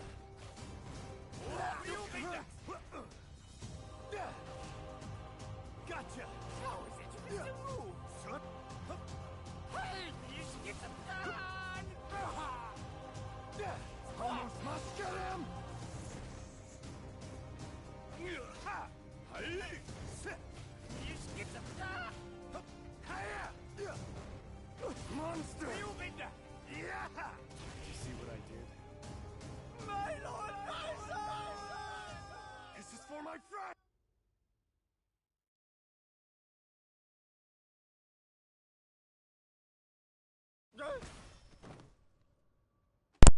I won that on my first try, but I get clapped all the time with Cammy. What is going on?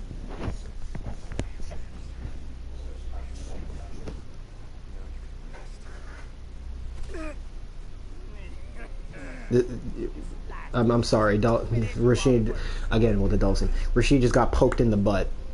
He actually just got back shot. You actually just received back shots.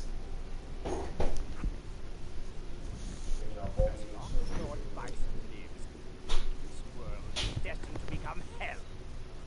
Why don't you find peace in the afterlife? And now,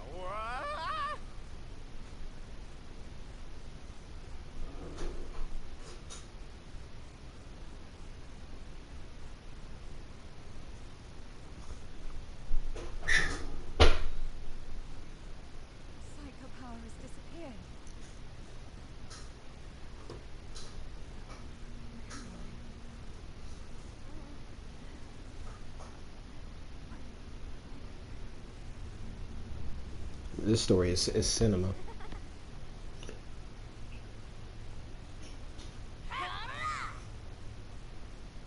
Okay, so whoever said it in the chat, I think it was you, Meta. I think you were right. The monkey actually was under mind control.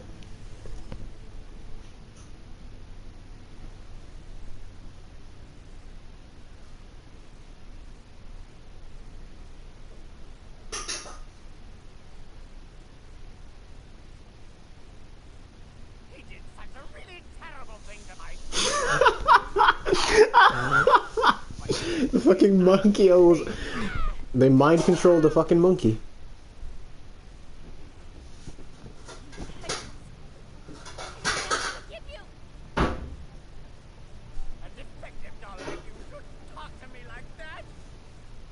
No, please don't make me fight her. No. No.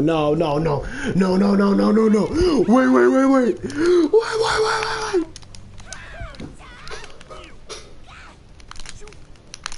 Wait, it's a fucking charge character. Confound it. Now, don't run from me. Don't run from me. Get Chris Brown. Get Chris Brown.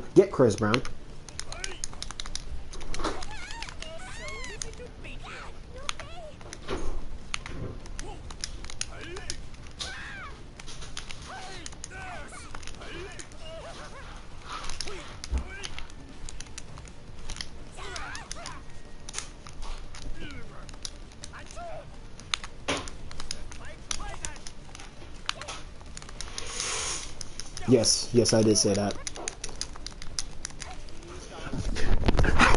Whenever he fights against the doll except for Cammy. He's the only character I give a shit about in this fucking story mode.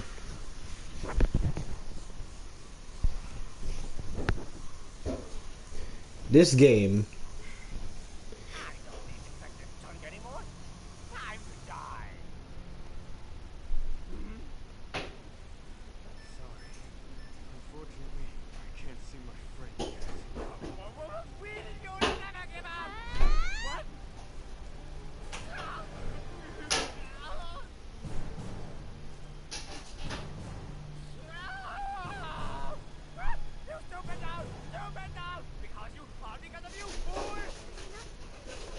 He survived. Oh, thanks for the spoiler.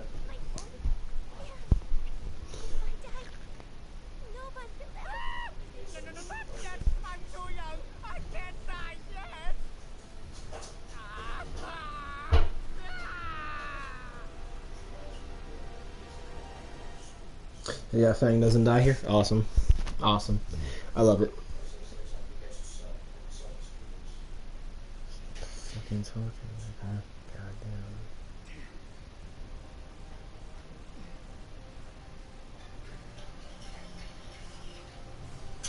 Just a little more. So don't interfere!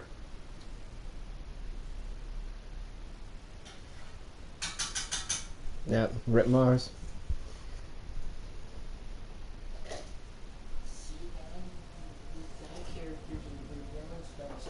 This story, and Bison's just been aura farming the entire time.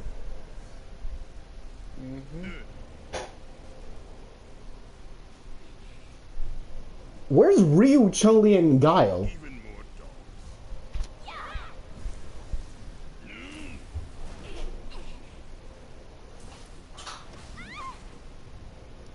He just killed the Shadow of the Hedgehog.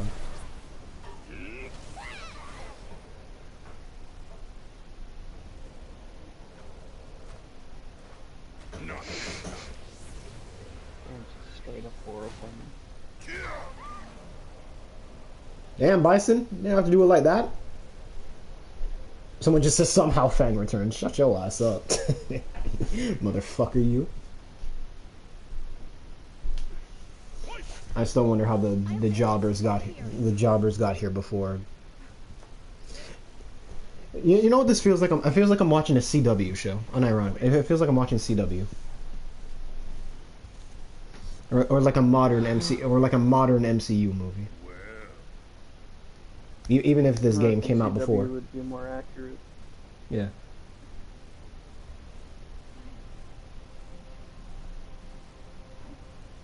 We are the Flash. I will choke you through the mic. Where the fuck did the ninja babes come from? Yeah.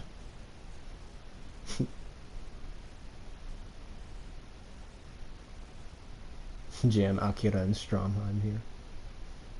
Stromheim. Feels like that old SF cartoon. I remember Thorgy said the same thing in his review of this story. Yes. Yes. Bro, I need to use that clip.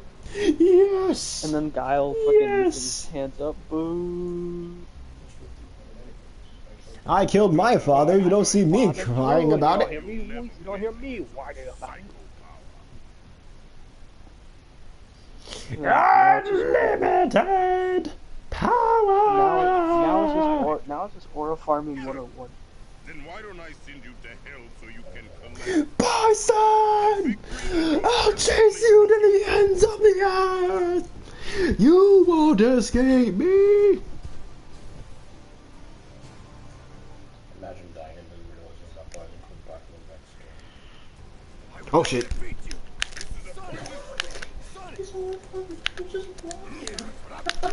Yeah, I'm getting aura farmed on by the fucking AI. And I'm getting clapped.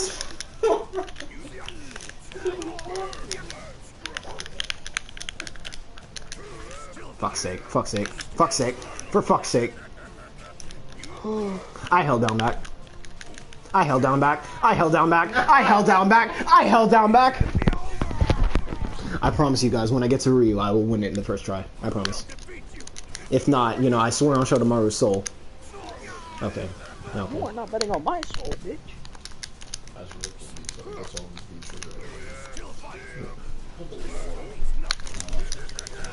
Can I get up? Can I get up? Can I get a chance to play the game? Can I get a chance to play the game? That'd be great. That would be great. Can I get a chance to play the game? Yo, can I get a chance to play the game? That would be great.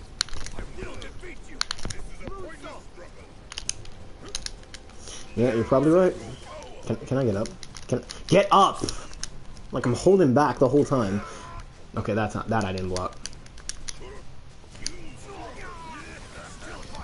Oh my god. I did. Motherfucker!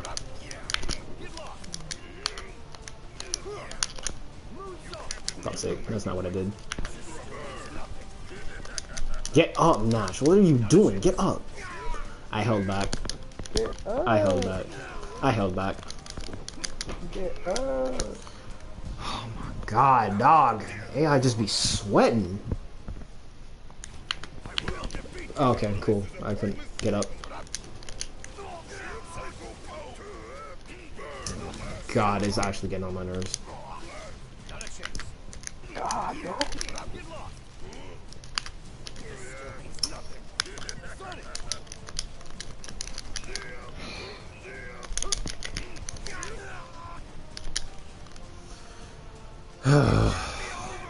Fucking word.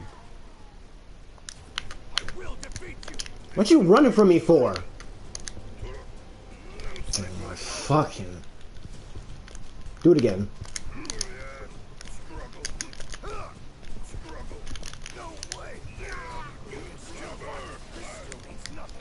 Can I get up? Can I get up? Can I get up? Can I get up?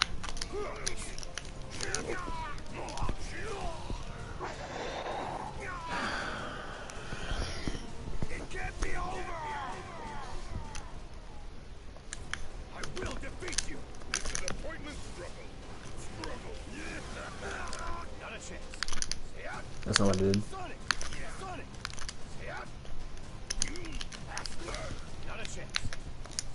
What you ducking for? God! Get up, Nash, man. Fuck's sake. Fucking Street Fighter Hitler.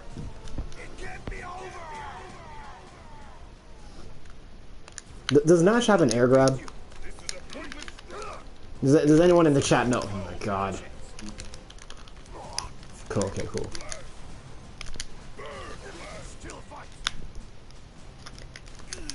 Right, that's what I got. I gotta use the jump fucking heavy. Get up! Fuck.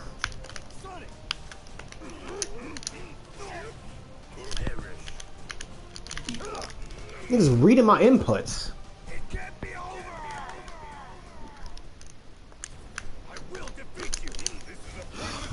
my god. Away with you. Oh. Oh wow. Oh wow. Wow. Wow.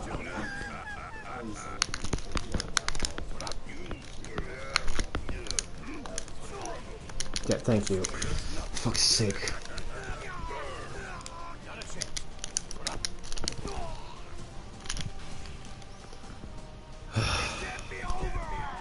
If I had a Bison action figure, I'd be smashing it against the wall. Yes, I know. Get off the fucking ground before I.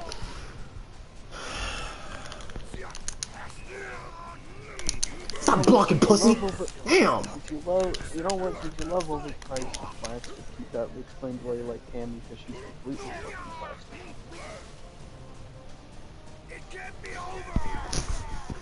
Sky Slasher, I have no idea how to use V trigger mechanically. Like within the middle of a match, I have no. So like the philosophy.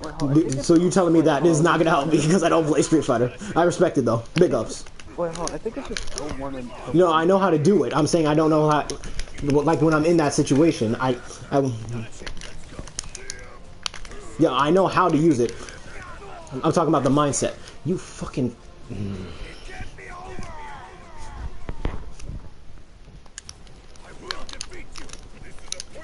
Gay ass nigga.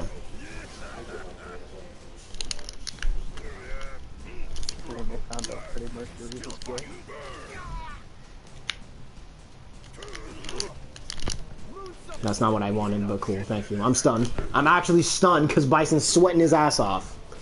Like, Jesus Christ.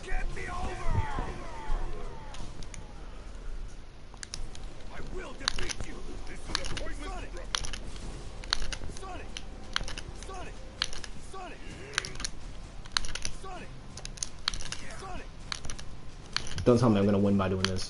Don't tell me I'm gonna win by doing this. Do not tell me I'm gonna win by doing this. Are you kidding me?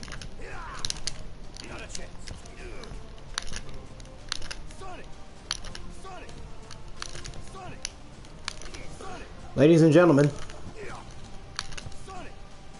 this is Charlie Nash's final stand. Oh my god.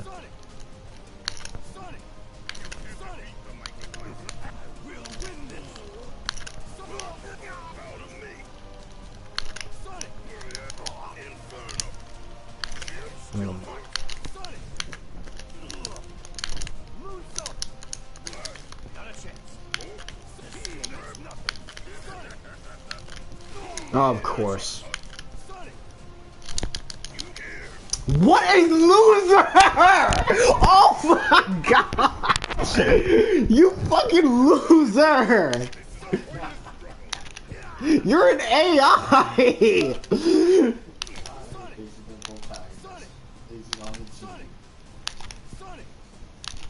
Dog! This is the ultimate skill issue! Oh no, you think that's bad? Try Magneto or Onslaught in PC stuff. What you blocking for? Like, try to emulate Marvel superheroes on a laptop. It's actually very easy. And then try and fight Onslaught. They nerfed his dash speed all the way back in Season 1! I'm using one of the worst characters in the game!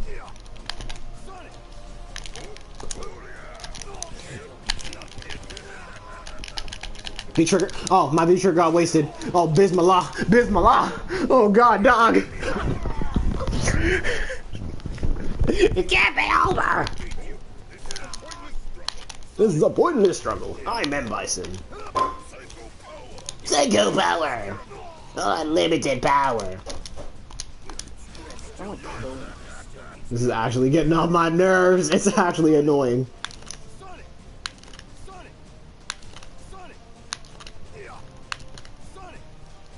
I could have absorbed it. I could have absorbed it with his fucking whatever that shit is. The medium and heavy kick. The medium punch and the heavy kick. Whatever that is in SF5 terms. I think it's just R1 and R2.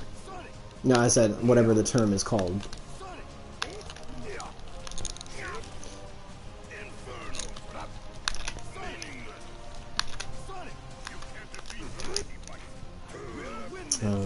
god.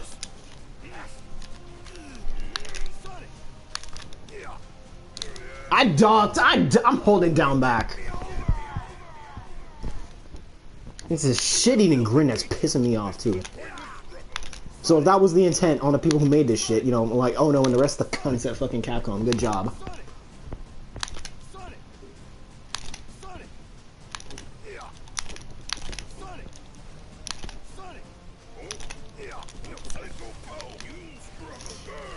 Oh my god! Duh.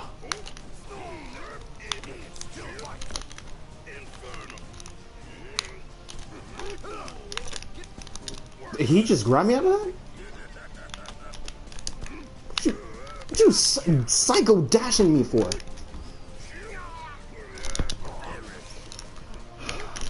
Oh my god! Oh my god, you piece of... Like, deadass, just get hit.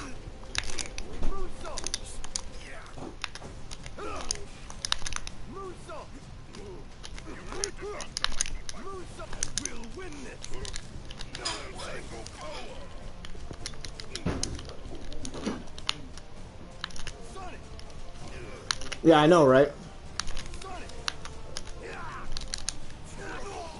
He's sweating so hard. Oh, that's how I do? That's how I do the fast version? Awesome. What you blocking for? Gay ass nigga, kill yourself.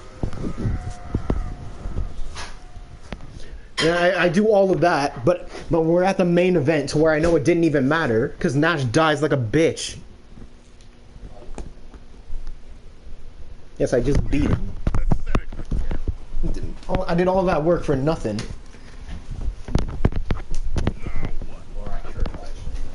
Trash ass fucking story mode. Oh, I won't say that the gameplay is bad, because that is just a skill issue. But obviously the writing has been fucking dog shit. Don't even get me started on this shit.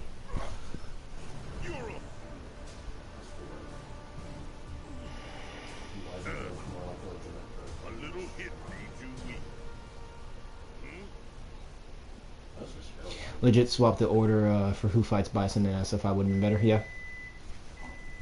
Yeah, most definitely. Yeah, because Ryu just pops up with an ass-pull fucking power-up out of nowhere. And the best part, he resolved it off fucking screen. I don't know who wrote this game. While they were looking at the script and they thought that this was a good idea. Or maybe they just didn't give a shit.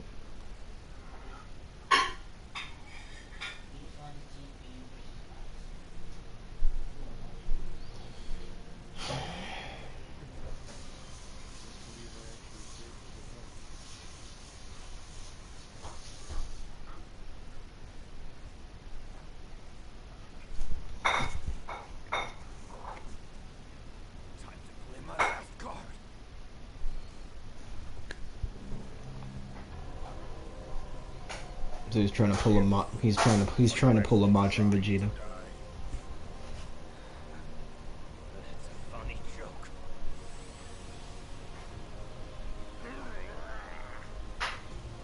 Oh, these Rashid stories. Okay, yeah, I agree.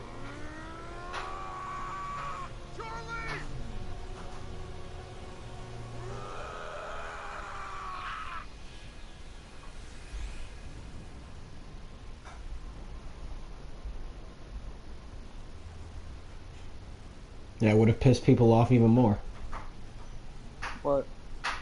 I'm looking at the chat. Okay, but what did they say? Yeah, Majin Vegeta's sacrifice didn't work either, but at least there was a lot more emotion within that scene. It was a pivotal part in Vegeta's character. This, on the other hand, you did Jack Diddley Squat butt kiss with Nash the entire story. And you didn't even let him have an emotional scene with his best friend. On top of, even though Nash had the most justified reason, and then we have this fucker. And then even though Nash had the most justified reason to want to get this nigga Bison's head. I believe this is when I get to finally play as Chun-Li too. Say Chun-Li or Chong-Li? Chun-Li. If I lose with Chun-Li. If I win instantly with Chun-Li, but I was getting my ass kicked with Cammy, I swear to God, this story mode is just racist.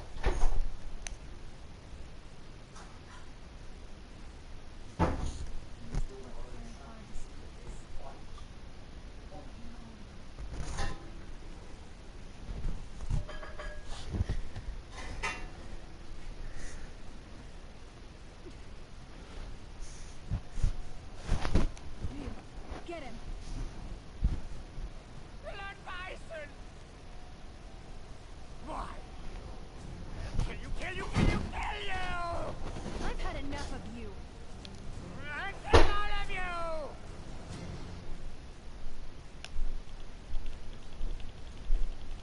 Touch me for the last time! Will you shut up?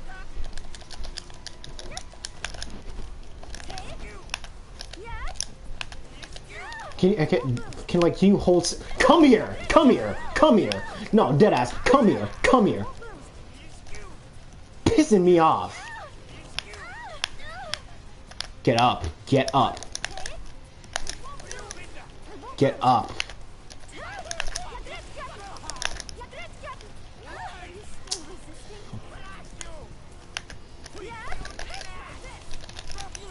What a great combo.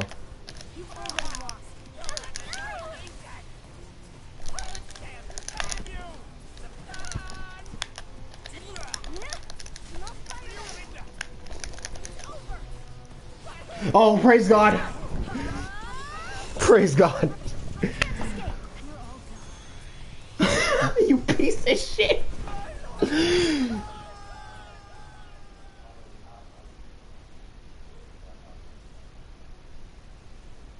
You only play as her once in a tax filler ending. I win with Chun-Li, but I lose with Cammy. And I barely won with Chun-Li anyway, whatever. Lore accurate Chun-Li. I guess Chun-Li's just a fucking jobber. Strongest, yeah, great. Strongest woman alive, my fucking ass. And then we have this fucking hobo who had nothing to do with this story at this point.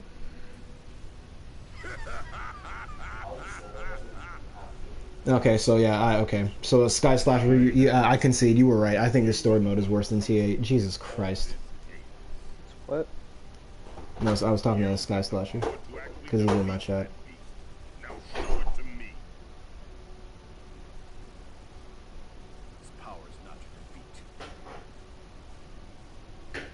This is the power to push forward. Chun-Li's yeah, she did nothing but lose the entire game. She lost to Bison, lost to Vega at one point, I believe.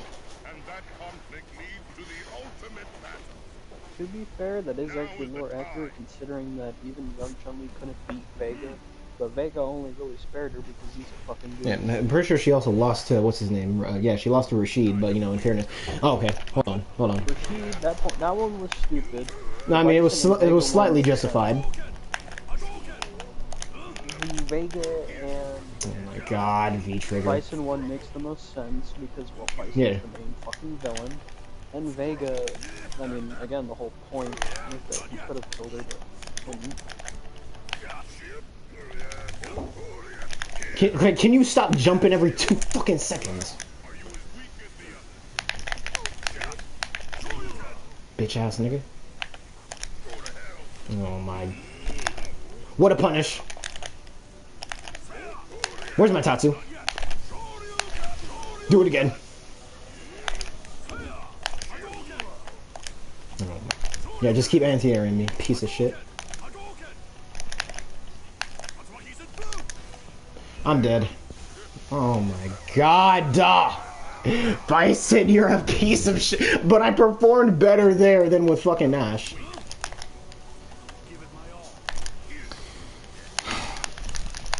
That's not what I wanted. But it actually worked.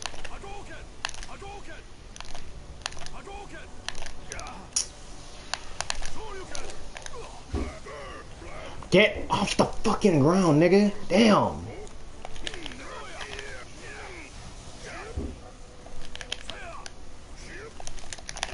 Wait, that's unsafe. Oh, finally. Combo.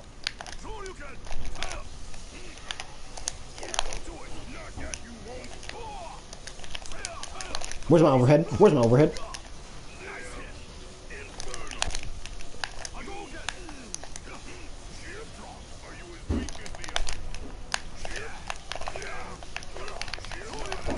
Oh, that actually worked?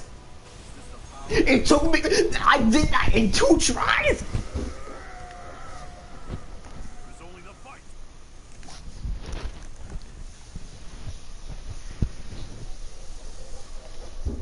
Chun-Li was initially defeated by Bison, but Bison escaped via helicopter, and Vega was able to beat the weakened Chun-Li. Yeah. There was also what's his face, Rashid. Rashid also beat her up, but you know, again, she was weakened. But yeah, Chun-Li barely has any W's in the game. She had like 1 W, but then she was constantly getting her ass kicked. No, I'll be charitable and say that she was weakened most of the time, but even still.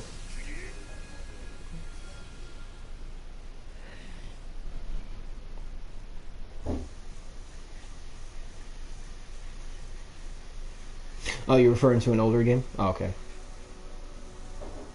No, I didn't see that. You know, I was too busy fighting for my life.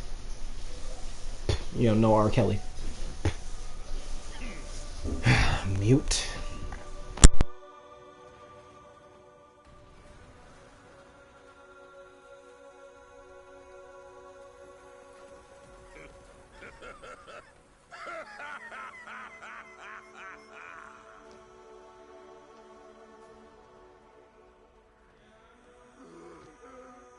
Lord Bison!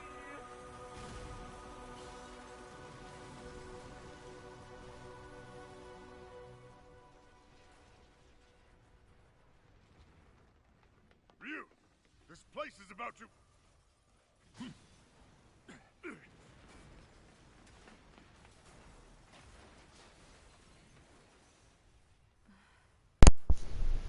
Yeah, somehow Bison will return. Trust me. That depends on if the DLC is actually canon.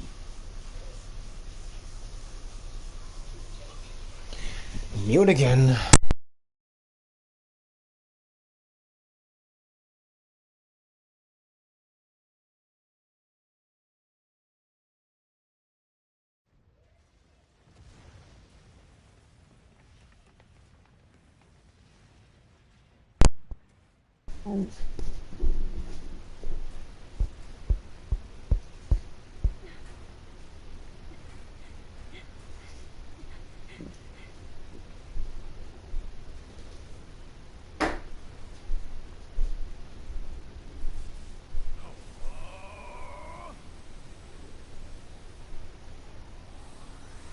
You think the idea that Bison is just the Jesus, the shell of the vague idea of the man he's supposed to be?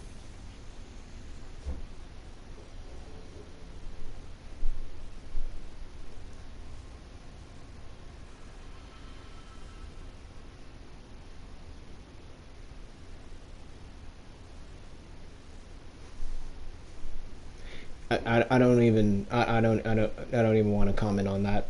I'm not even gonna comment on no foolishness like that. I'm not even gonna comment on no foolishness like that.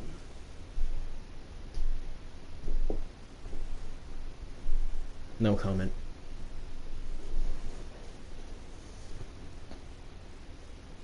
But I'm pretty sure I still gotta play fucking Ken after this shit.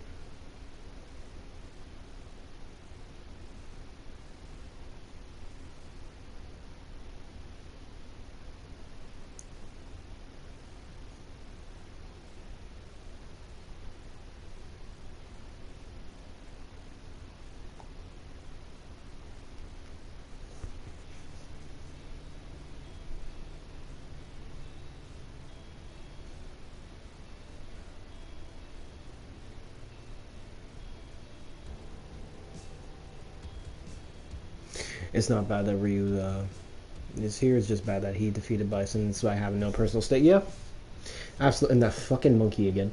Yeah.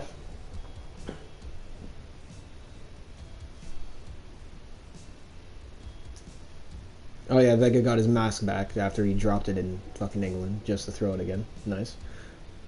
He probably has a spare on him, to be fair. Probably, yeah. I was gonna say the same thing. Yeah, I'm sorry. This is the fall of Shadowloo. Yeah, no, get out of here. Like, they didn't earn it. Narratively. This is actually worse than T8. This is actually worse. Holy shit. Yeah, go tickle each other's dicks with fucking power nothingness, whatever psycho power bullshit. We're a family, man. Are you sure about it? Sin tries to possess it. You don't think they earned it? God, no.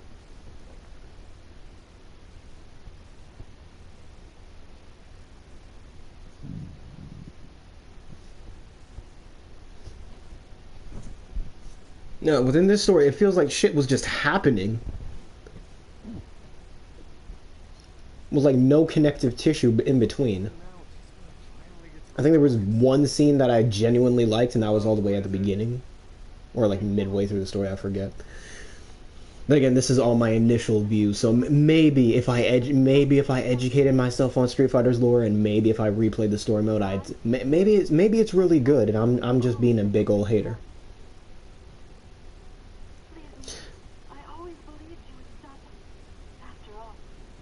Exactly. Yeah, I'd say that's probably my biggest issue, that Ryu just pops up out of nowhere. It's the scene in Karin's estate where Ken is talking to his son, and Chun-Li and Cammy are talking about their familial bonds. Yeah, it was a nice little scene that humanized both of the characters. I like that. I like the smaller scale stuff like that, which I tend to say a lot with fighting game story modes. I like the smaller scaled scenes, and because usually 9 times out of 10 the plot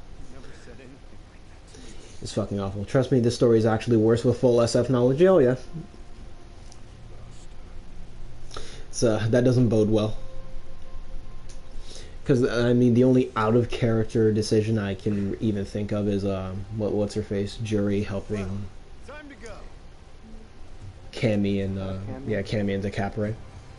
But maybe if I freshen up on Jury's history, maybe it's not out of character.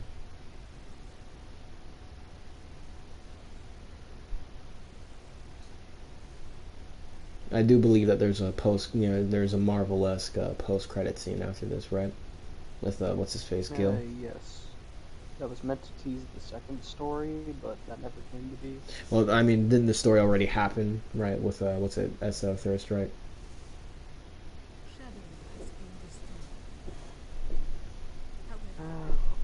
Yes and no. Look up who Birdie was before this game.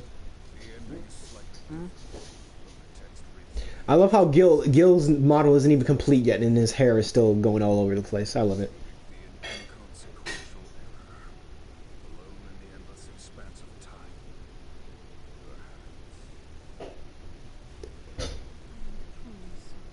Probably gonna be a nitpick, but why didn't they just fucking have like full like 2D animated cutscenes? I mean, the stuff in 4 worked perfectly fine.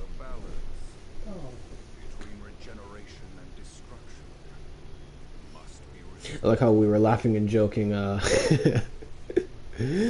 throughout the first half, and then the end we're just drained. And yeah. Oh well, to be fair, you have been streaming for like almost 7 fucking hours. Yeah. So maybe if we like condensed the entire discussion to like an hour, maybe, and then we just got through the rest of the story mode, and then maybe.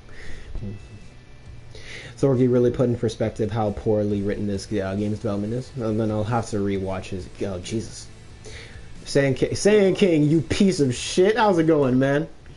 When are you gonna give me that fur back, you motherfucker? Wait, what? It's an inside joke. Yeah, sleep.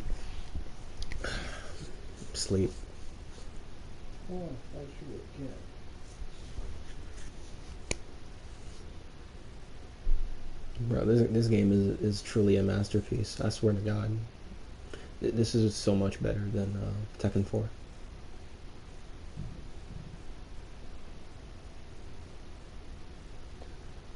Thank you for waiting. Was spending a good time on focusing your mind. You still haven't changed at all. Gotta go, but this was fun. Alright, Sky Slasher. Alright, later, Sky Slasher. Thanks for sticking around. You know, chatting it up. I feel fucking exhausted, and this is probably why I don't live stream because fucking. Oh fuck! Shit. I'm playing this Reap. Fuck's sake.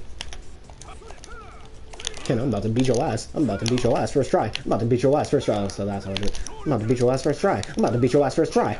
I'm fast as fuck, boy. I'm fast as fuck, boy. I'm fast as fuck, boy. I'm fast as fuck, boy. Don't block. Don't block. Come here. Bitch ass. Yeah, yeah, yeah, yeah. I've learned from my experience. Oh. I've learned from my experiences. All the people I've met have shaped me into who I am now, even though I didn't talk to anybody. We travel lightly down this path, the path to enlightenment.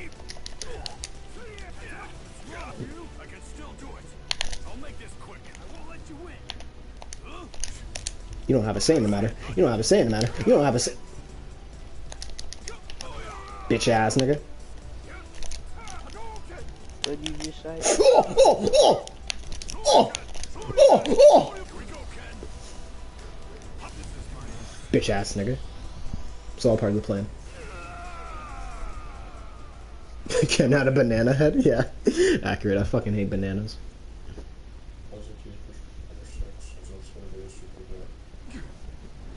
First try. Right, y'all, can you guys see? I learned from my experiences. You know, I'm truly a true martial artist. I found my answer of strength.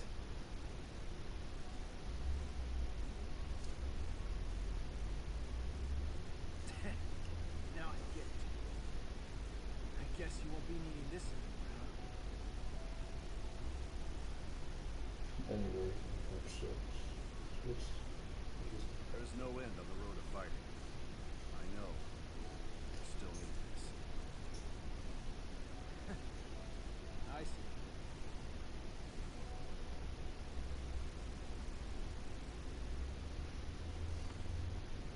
All right, that's another nice moment. I'll give it that. I'll give it that. So, I've said that like twice now, 2 to 3 times throughout this entire game. Would you say it's worse than Tekken? Not Tekken. Would you say it's worse than MK11? Oh God, no! God, no! God, no! Dude, MK11 is a special kind of bad.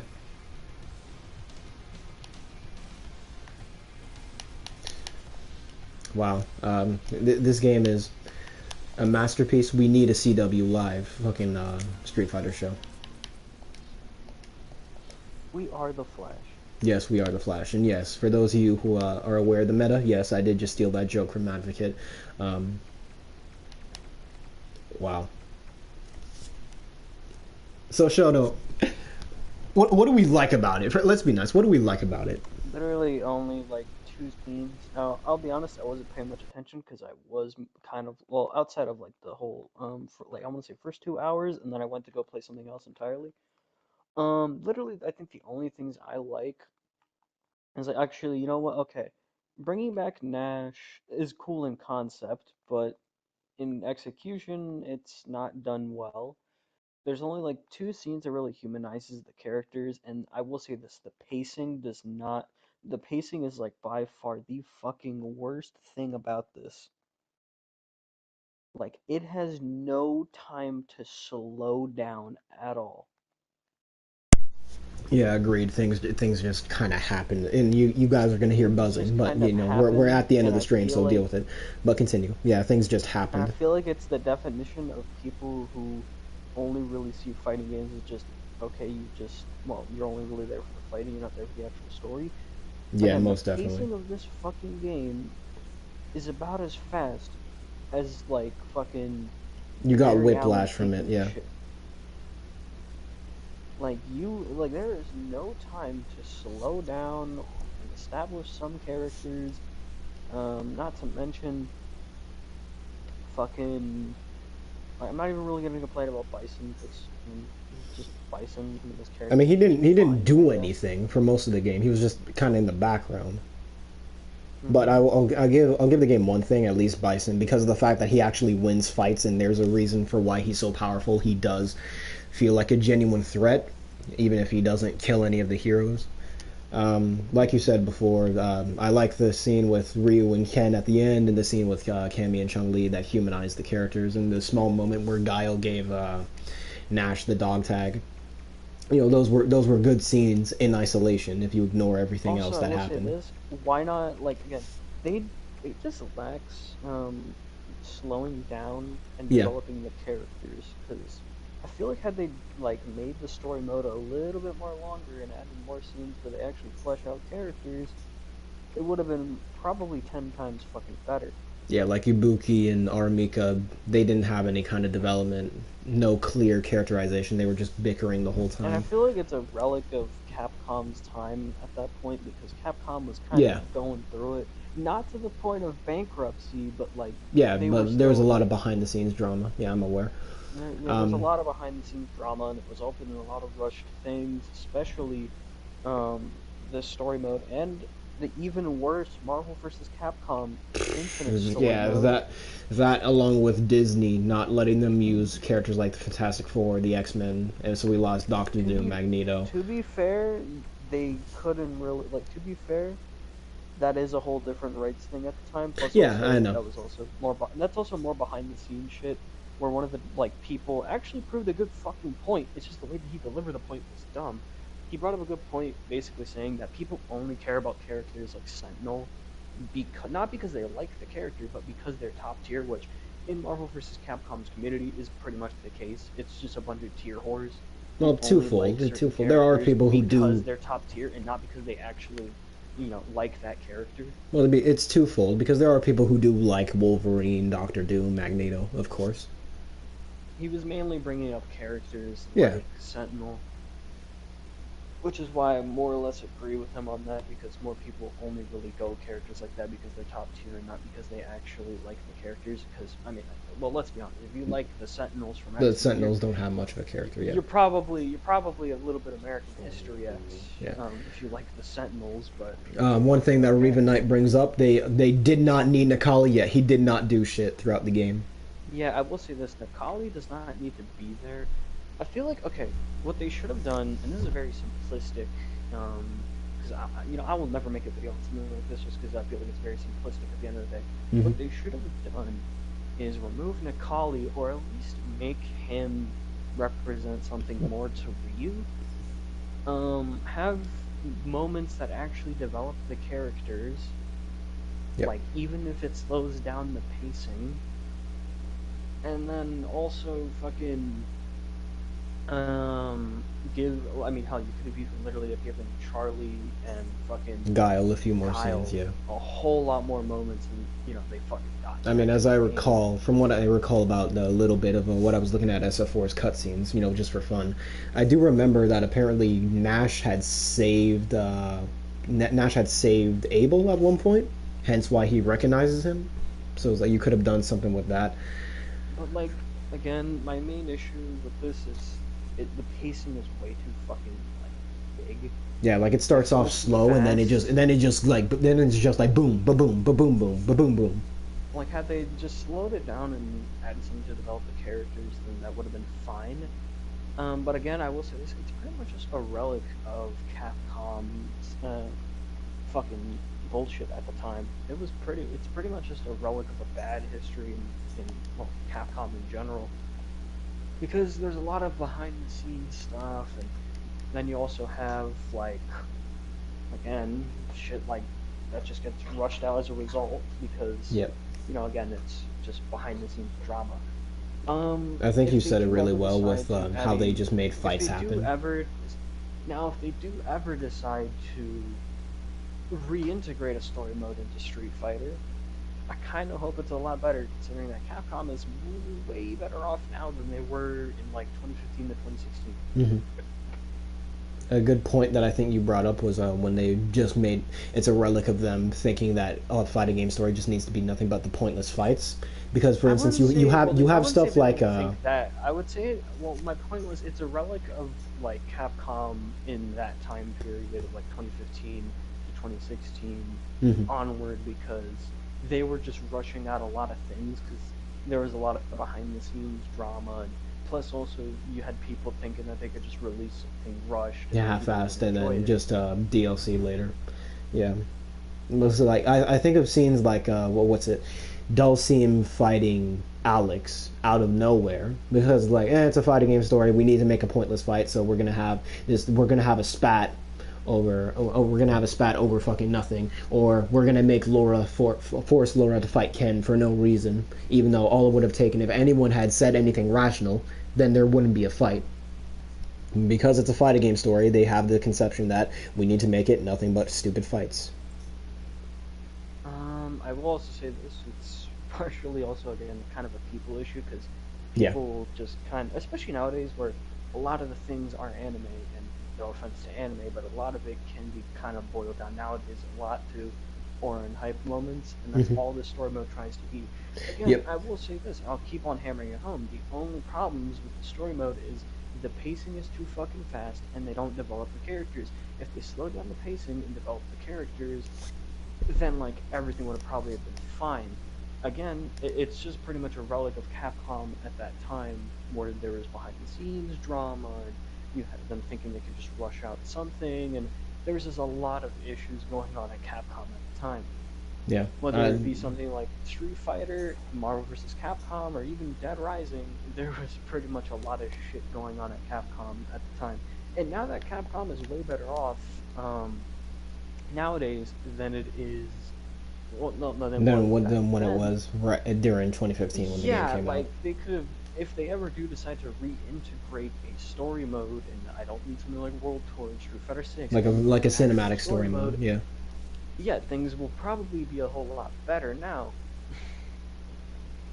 I mean, another thing is, I mean, I'm glad you brought up the whole cinematic story mode thing, because this is a product of Capcom getting inspired off of NRS, because they saw everyone how we all reacted to MK9 when it initially came out, and how we all reacted to Injustice when it came out initially, and MKX, because I think MKX came out before this game. So the standard for a fighting game to have is cinematic story mode was already set. But they didn't really configure, well, how does each scene need to play out? Does there need to be any connective tissue within each scene? Because this game just introduces shit, but then it doesn't follow through with it. For instance, you have Bison saying to Nakali, "I've been waiting for you. Everything's been going according to plan." But it's like, Nakali didn't factor into your plan. You didn't do anything with that. So like, what are you talking about?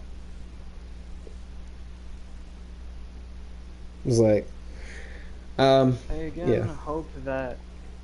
Mm-hmm. I hope that if they ever decide to revisit the cinematic story mode part, I really do fucking hope that they kind of improve upon it a whole lot more, especially with certain characters and their development. Now, unlike fucking Capcom, well, actually, I'll give them the benefit of a doubt. I would not go as far as to say this was worse than fucking Tekken 8, because Tekken 8, it's like, it tries to be deep, but like, it's clearly not if you look at it. Meanwhile, this is just shit happens, lol, deal with it. I'll say there was an infinite more amount of effort within Tekken 8 than there was within this game. But I think we can also chalk that up. We can also chalk that up to the fact that Tekken 8 came out on a different console with a higher budget. So it's like, fair enough, but even then, with a low budget, you can still produce a solid written story, and you can still treat your characters with respect. Even like, the only reason I'm even giving Capcom the benefit of the doubt is just because the time period this was in. But like with Tekken 8, it's like, you guys weren't going through any bullshit behind the scenes. No, you guys were perfectly fine with a very high budget. Yeah. T8 was an apology for T6 and 7, yeah. It was trying to be an apology, but ended up being worse. Well, I wouldn't say that T8. Well, maybe it's. I mean, I'd have to sit down and think about that harder before I give a definitive statement. Maybe it's worse than T7 and 6, because I can think of a lot more world-breaking occurrences within T8, from the power scaling and the world building, and then of course we have the issues with the characters being written inconsistently from within the game itself and from the previous game. So maybe it is worse, but again, I can't say that until I do further research. I will say this, fucking I can't argue too much about power scaling, and this is probably me because I've known a little bit more about Street Fighter. Mhm. Chun-Li losing to Bison and Vega makes a little bit more sense, especially considering, well, Bison's the main fucking Well, on bad top of guy. he was amped at the time, so it's like fair enough. Yeah, and then Vega already at one point finished off Chun-Li but didn't kill her. Then also Vega just has a fucking Oh wait, no, I'm phenomenal misremembering the choreography scene. No, of all Vega that beat stuff. Guile. Vega beat Yeah, Guile. He didn't Vega beat. beat Yeah. Guile. I guess you could try and argue that that would be the case because, well, I mean, he has a speed advantage, but plus Guile, fucking, what would he really realistically do?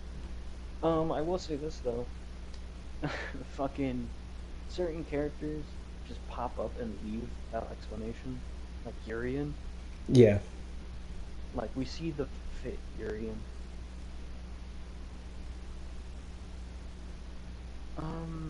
Again, if they ever decide to revisit something like this, hopefully it's a whole lot fucking better because. Well, hopefully. I mean, well, Holy we shit. said the same thing with T7 going to they're T8, not but like then it's like. Because Konami fucking fell under hard. Even though Konami is trying to build itself back up now, Mhm. back then they were fucked. And I mean fucked heavily. All I know is Tekken 8 stories and Tekken 8, Street Fighter 5 stories an absolute masterpiece. We need a live action CW Street Fighter show. I've been streaming for the past 7 hours. I don't know if there's any more comments. I'm gonna go fucking let my headset charge. Okay, bet. For those of you who stuck around, commented, joined in. All right, Cook. Before I leave, just remember this. Jerry is better than Cammy, and we are the Flash. All right, cool. I should kill you, but Shotomaru, thank you for joining in, speaking your piece, you absolute fucking bellend, you piece of shit. I should fucking murder you. For those of you who stuck around, you know, commented, joined, and even Sky Slasher joined in the party chat, thank you guys very much. My critique of Tekken 8, the part 1 of my Tekken 8 critique, which will be a 4-parter, is going to release in November. I'll try to get part 1 and 2 out by the end of this year, then I'll do the part 3 and 4 out in 2026. Next, I'm going to be streaming either Injustice or MKX once I recheck the fighting game story poll that I did way back when. So yeah, stay tuned for that. And yeah, if you guys ever want to join in and speak your piece about a fighting game story mode or just Tekken 8 in general, always just drop your PSN in the chat where I can get you in the party chat. You guys can speak your piece. Yeah, I'm going to fucking eat dinner now. Till next time, y'all stay safe.